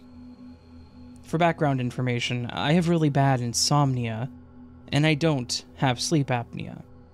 This will be important for the story I'm about to tell. During the year 2019, I was trying to sleep like every other night, but obviously couldn't. Then, I suddenly woke up in an operating room. I remember doctors and nurses scrambling around me saying that my heart stopped and starting CPR. Shocked and confused, I kept telling them I'm alive, but they wouldn't listen to me. They just kept doing CPR, shocking me, and doing other medical stuff. It felt so real that I thought probably something at home happened, and I went unconscious and ended up there. I can still remember how everyone in the operating room looked, their eyes, since the mouth was covered with the masks. I remember I felt the pain of the chest compression, the shocking, and the other stuff that they were doing to me. The pain was so bad that I started to slowly fade away into unconsciousness. Before I completely faded away, I heard, I guess, the head doctor say, "We're losing her." I was panicked but couldn't do anything because, at this point, it was the last thing I heard before completely losing consciousness. After that, I woke up in my room, but my eyes were still closed. I remember I took a couple of huge breaths like I hadn't been breathing for a long time, and then I sat up and looked around, realizing I was still in my room. Soon, I realized that I suddenly felt chest pain, like it really hurt. And that's when I looked down at my chest and saw a red mark. Like, it was really red. Thinking it might be a trick of the light, I ran into the bathroom, opened the light, and looked at my chest in the mirror. I still saw the same thing. 3 red marks. One was a hand mark, and the other was a rectangular mark, and the third was on my lower side, and it was also a rectangle. Despite this, I was convinced that my eyes were playing tricks on me, so I grabbed my phone and took a picture. And in the picture, I still saw the same marks. And still not believing it, I was planning to show my mom the picture when she woke up. Hours later, when she woke up, I first checked to see if I still had the marks. I did, but it was less red. I asked her if she could see anything, and she said yeah. I asked, "What do you see?" and she just said red marks. I was so shocked and scared. I asked if she was sure, and she said yes. I even showed her the pictures that I took, and she saw the same thing. And that's when she asked me why I would do that to myself, but I didn't explain to her the truth because I thought she wouldn't believe me. Ever since that day, I would randomly wake up with bruises, marks, or cuts. When it got worse, I told my mom, and my mom, being a Christian, said that it was a demonic attack. So, did I die in another world? Or was this something else?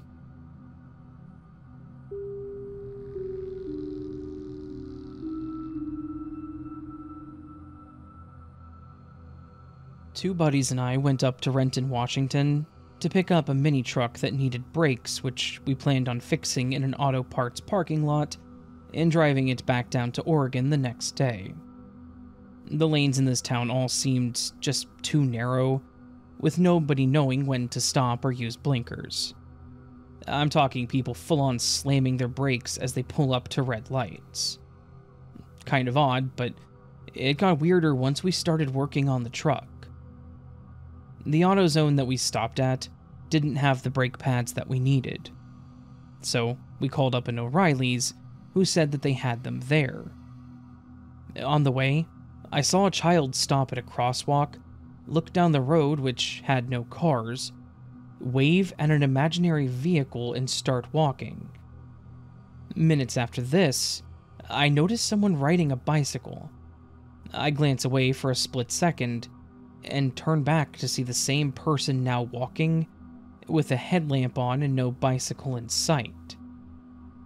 Once we pull up to the O'Reilly's, there's a sign on the door saying, "Family emergency, closed early."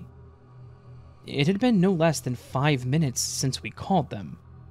Weird, but okay. We call up another O'Reilly's a few minutes away, and they say they have the pads in stock as well. We pull into the parking lot to see another handwritten note on the door that says, "Personal emergency, closed early." At this point, the three of us find it pretty weird, but we just have to find some brake pads. Luckily, the next shop that we call has them, and they're still open when we get there.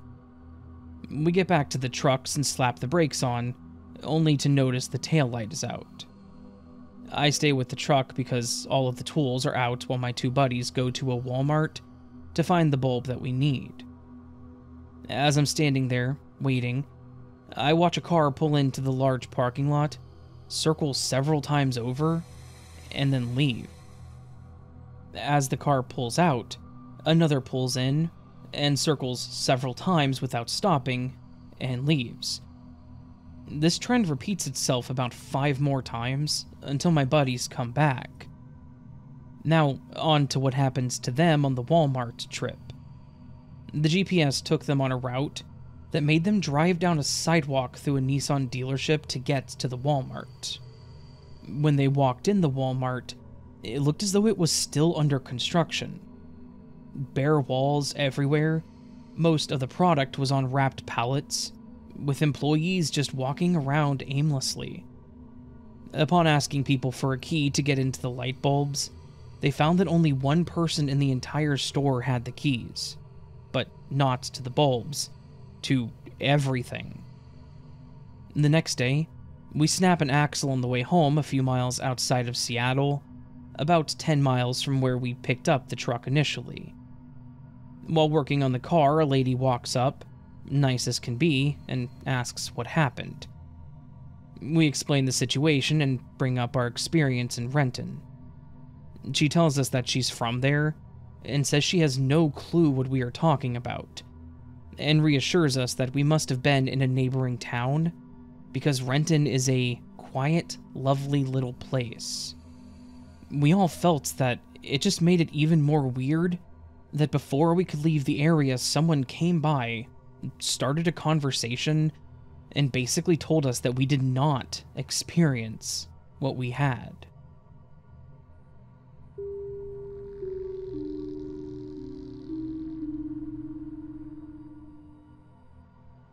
I had a weird glitch that happened about a month ago that I've been thinking about sharing, but just haven't gotten a chance to do so.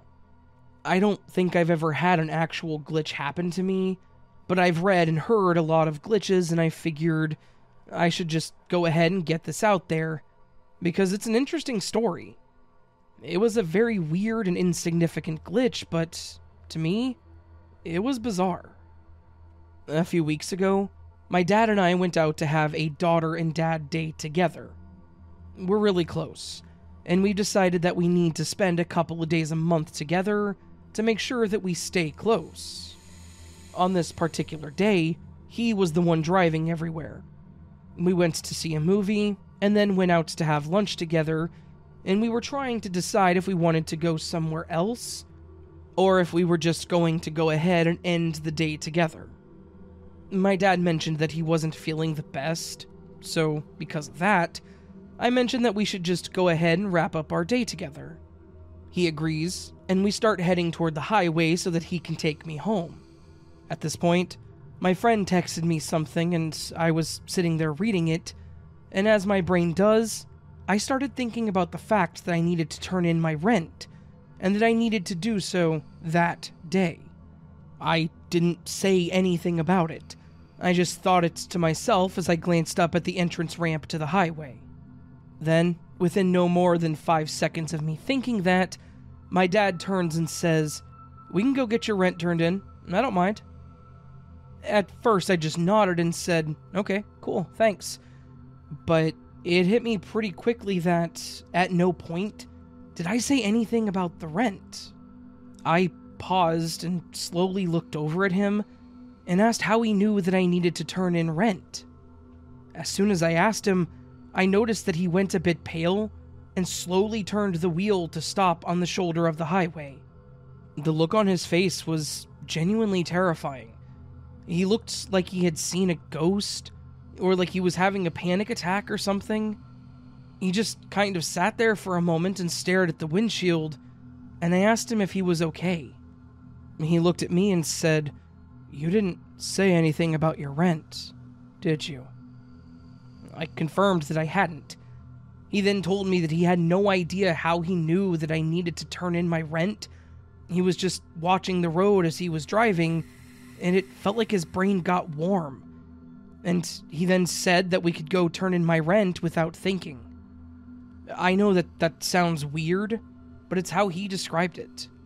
His brain got warm and he just said the words without even thinking twice about them.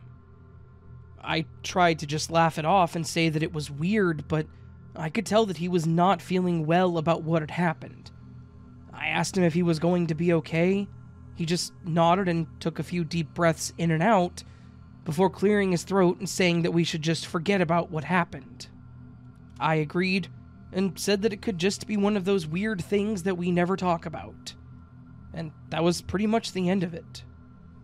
We went out, got my rent turned in, and then he took me home. I made sure again that he was going to be okay, and he said that he would be fine, and that he would just call me when he got home. So, that's my weird glitch. Just one of those weird moments where my dad basically read my mind and knew what I was thinking, but he didn't seem to do so consciously. It was even weirder how his complexion and emotion changed when he realized that it happened. I don't know if this was for sure a glitch, but to me, it was definitely glitch-like.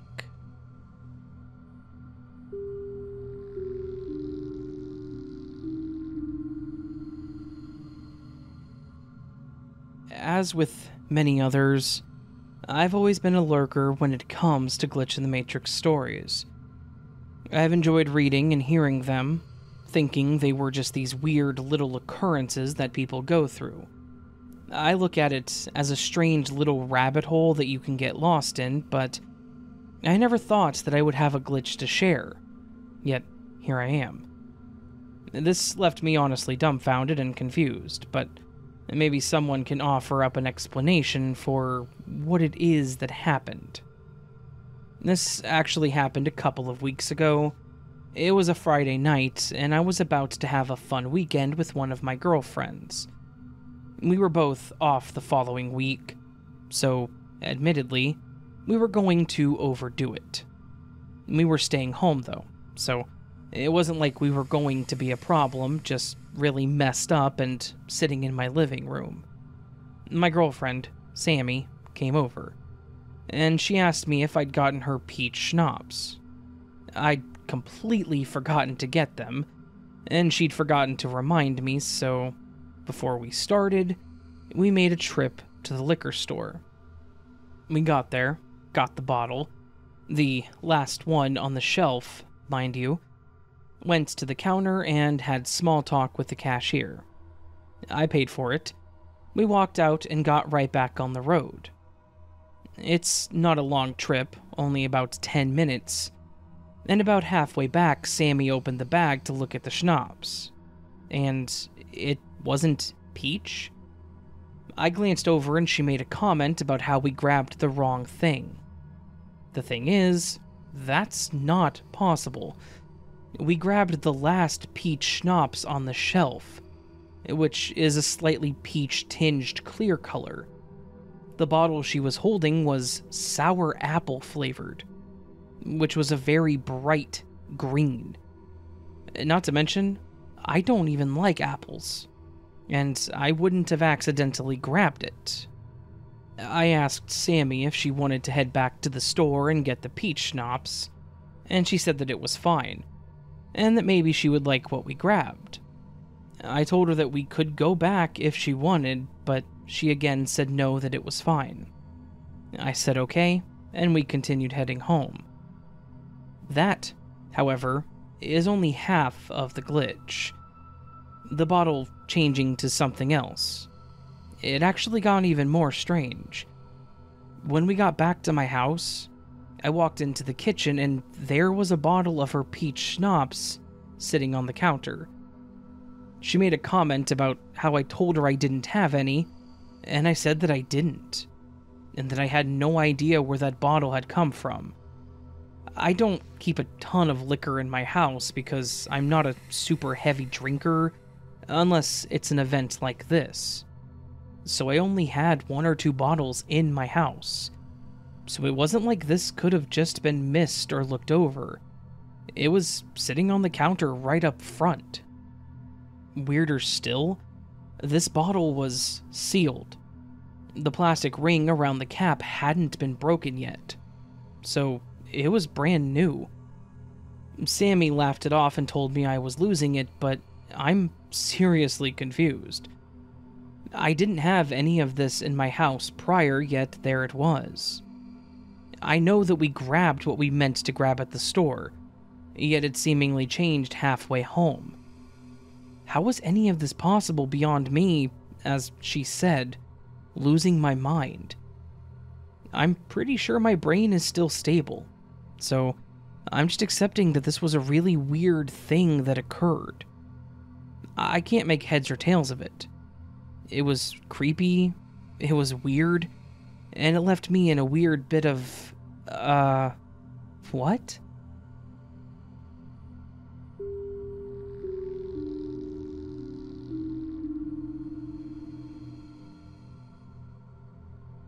Last week, I had something happen to me that I can't quite shake off. I mean, it was a super mundane thing, but it was also incredibly bizarre. I figured I would send it in, and you and your listeners can decide for yourself in the end. Maybe it was nothing. Maybe I'm crazy. Or maybe it was a glitch. It was a super hot afternoon, and as we do here, I had a major craving for some sweetened iced tea. I had a pitcher in the fridge that was just unsweetened iced tea, so I had to pour it and add some sugar to sweeten it. But that's no big deal. I poured a big glass, added some sugar, stirred it up all nice, and then added a couple cubes of ice. Not going to lie, it was a work of art. I grabbed my tea, and before I could even take a sip, nature called. Probably the pouring of the liquid causing that reaction that we all seem to have. I went ahead and pulled a coaster from the stack on the coffee table and placed my glass down on it, and dashed off to the restroom. After I did my business, I walked over to the sink and washed my hands, and then started the routine of looking at my face for any imperfections and blemishes. That's when I noticed something strange. There was a mole on my neck that I had never seen before. It wasn't huge or anything, but it was decently sized, and I'm pretty sure it wasn't there prior. I rubbed it with my finger, thinking maybe it was something on my skin or something, but it was definitely there, and definitely a mole.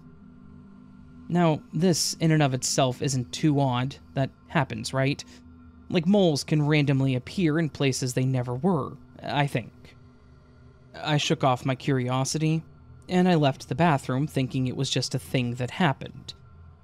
I walked out into my living room and went to grab my iced tea, and to my confusion, it wasn't there on the table. I stared, confused, and a little alarmed that someone may have broken into my house and stolen my tea? Yeah, a weird thing to consider, but it was definitely gone. I looked around the room at all the possible surfaces where I could have put it, but nope, no tea. I thought that maybe I had brought it with me into the bathroom, which is something that I would never do, but it clearly was not in the living room. Of course, I checked, but no tea there either. Feeling a bit frazzled, I went back to the kitchen thinking maybe I just left it in there and didn't realize it. And sure enough, my cup was on the kitchen counter. But the cup was completely empty and dry, and the pitcher was full to the brim. It was as if I had never poured the glass of tea at all. I just stood there frozen, trying to make sense of what had just happened. Had I imagined pouring the tea? Had my actions somehow been reset or undone? I glanced up at the window and saw my reflection, once again noticing that mole on my neck. And honestly, a chill went down my spine. This was a really small glitch, but the two things going together like this, within a few minutes, it was kind of creepy for me. Nothing else feels different, and yet I can't shake that feeling that something inexplicable happened in those very brief moments. But again, I don't know. I don't know what this was. Did something happen while I was in the bathroom? Did I jump timelines or realities or whatever you call it? Everything else is as it always has been, but these two little things were just so weird to me.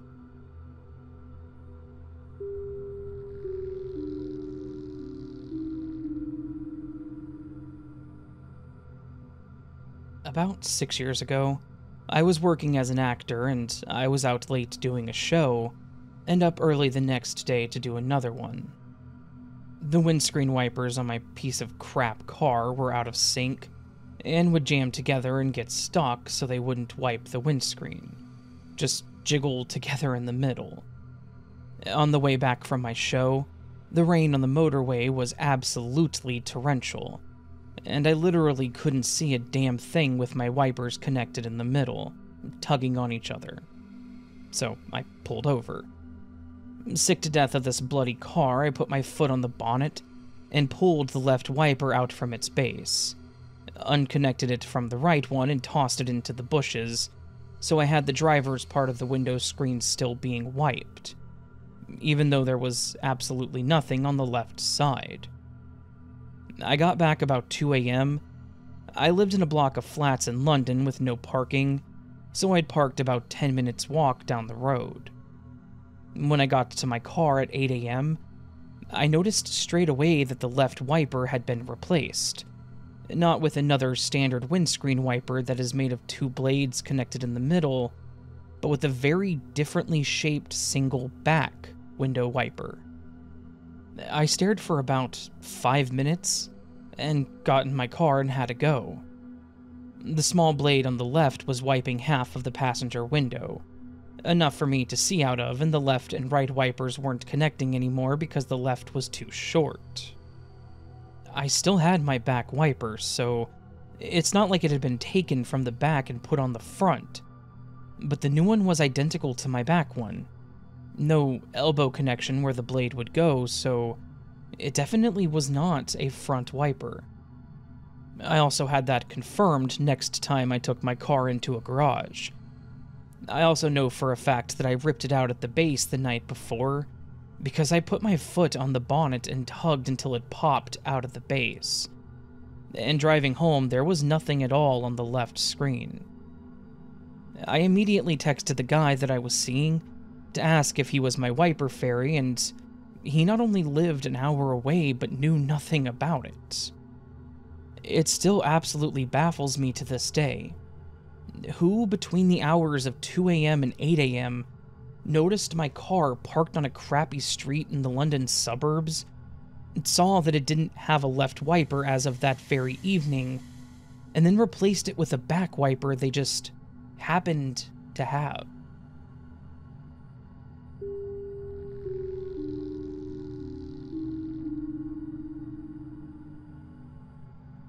So, this is a timeline that is strange. My current boyfriend and I met in August. I met his friend and his wife in September, not their daughter, since we visited an adult restaurant late at night for this double date. I only remember meeting them this time and not going to their home until October when he moved into his new house and had to get his things from their home. However, this is where things got weird for me. When we went to his best friend's house to pick things up that he had stored in his friend's basement while he found a house, my boyfriend walked away while I parked the car, and I had no idea which house was theirs. I had to wait for him to come back up to get me to figure it out. Then, when we went inside, his friend's daughter ran up to me. I don't remember knowing her, but kids are strange. But then the wife asked me how I liked her decorations. I was confused because I had no idea how I would have known her decorations were new, as I had never been to their house. All of them acted like I should have known, 1, their home location, 2, that I'd met their daughter, and 3, would be able to see the difference between old decorations and new. I was confused, but didn't think much of it. Kids will run up to strangers, and maybe it was easy to tell the others had I paid more attention. But, turns out, there's a date which I have no memory of. My boyfriend and I and their little family all tried to go bowling but couldn't go. We went to a buffet to eat, and even hung out in their house for a bit. Hence why I should have known the location of the house or met their child. Now, while I have a great memory, I played with the possibility that I simply forgot. However, my boyfriend and them have no proof that this happened. Had we gone to the buffet, my boyfriend would have paid. He never uses cash, and there is no charge on his only 2 cards for the date. Also, I have pictures of almost every day that this could have possibly taken place, and nothing. Each day is accounted for, and no picture of the date either. It's rare that I don't take pictures on our dates, especially if food is involved. But all days that this date could have taken place, I have either a selfie or other pictures proving that I wasn't anywhere near him. And the tracking of Google Maps also backs up that this date never happened. It seems like all 4 of them, for some reason, come from a timeline where this date took place. I wonder why they all jumped, and I'm kind of anxious now. I never forget things like this, but to have no proof of the date really solidifies that I'm not just forgetting. In this timeline, it didn't happen.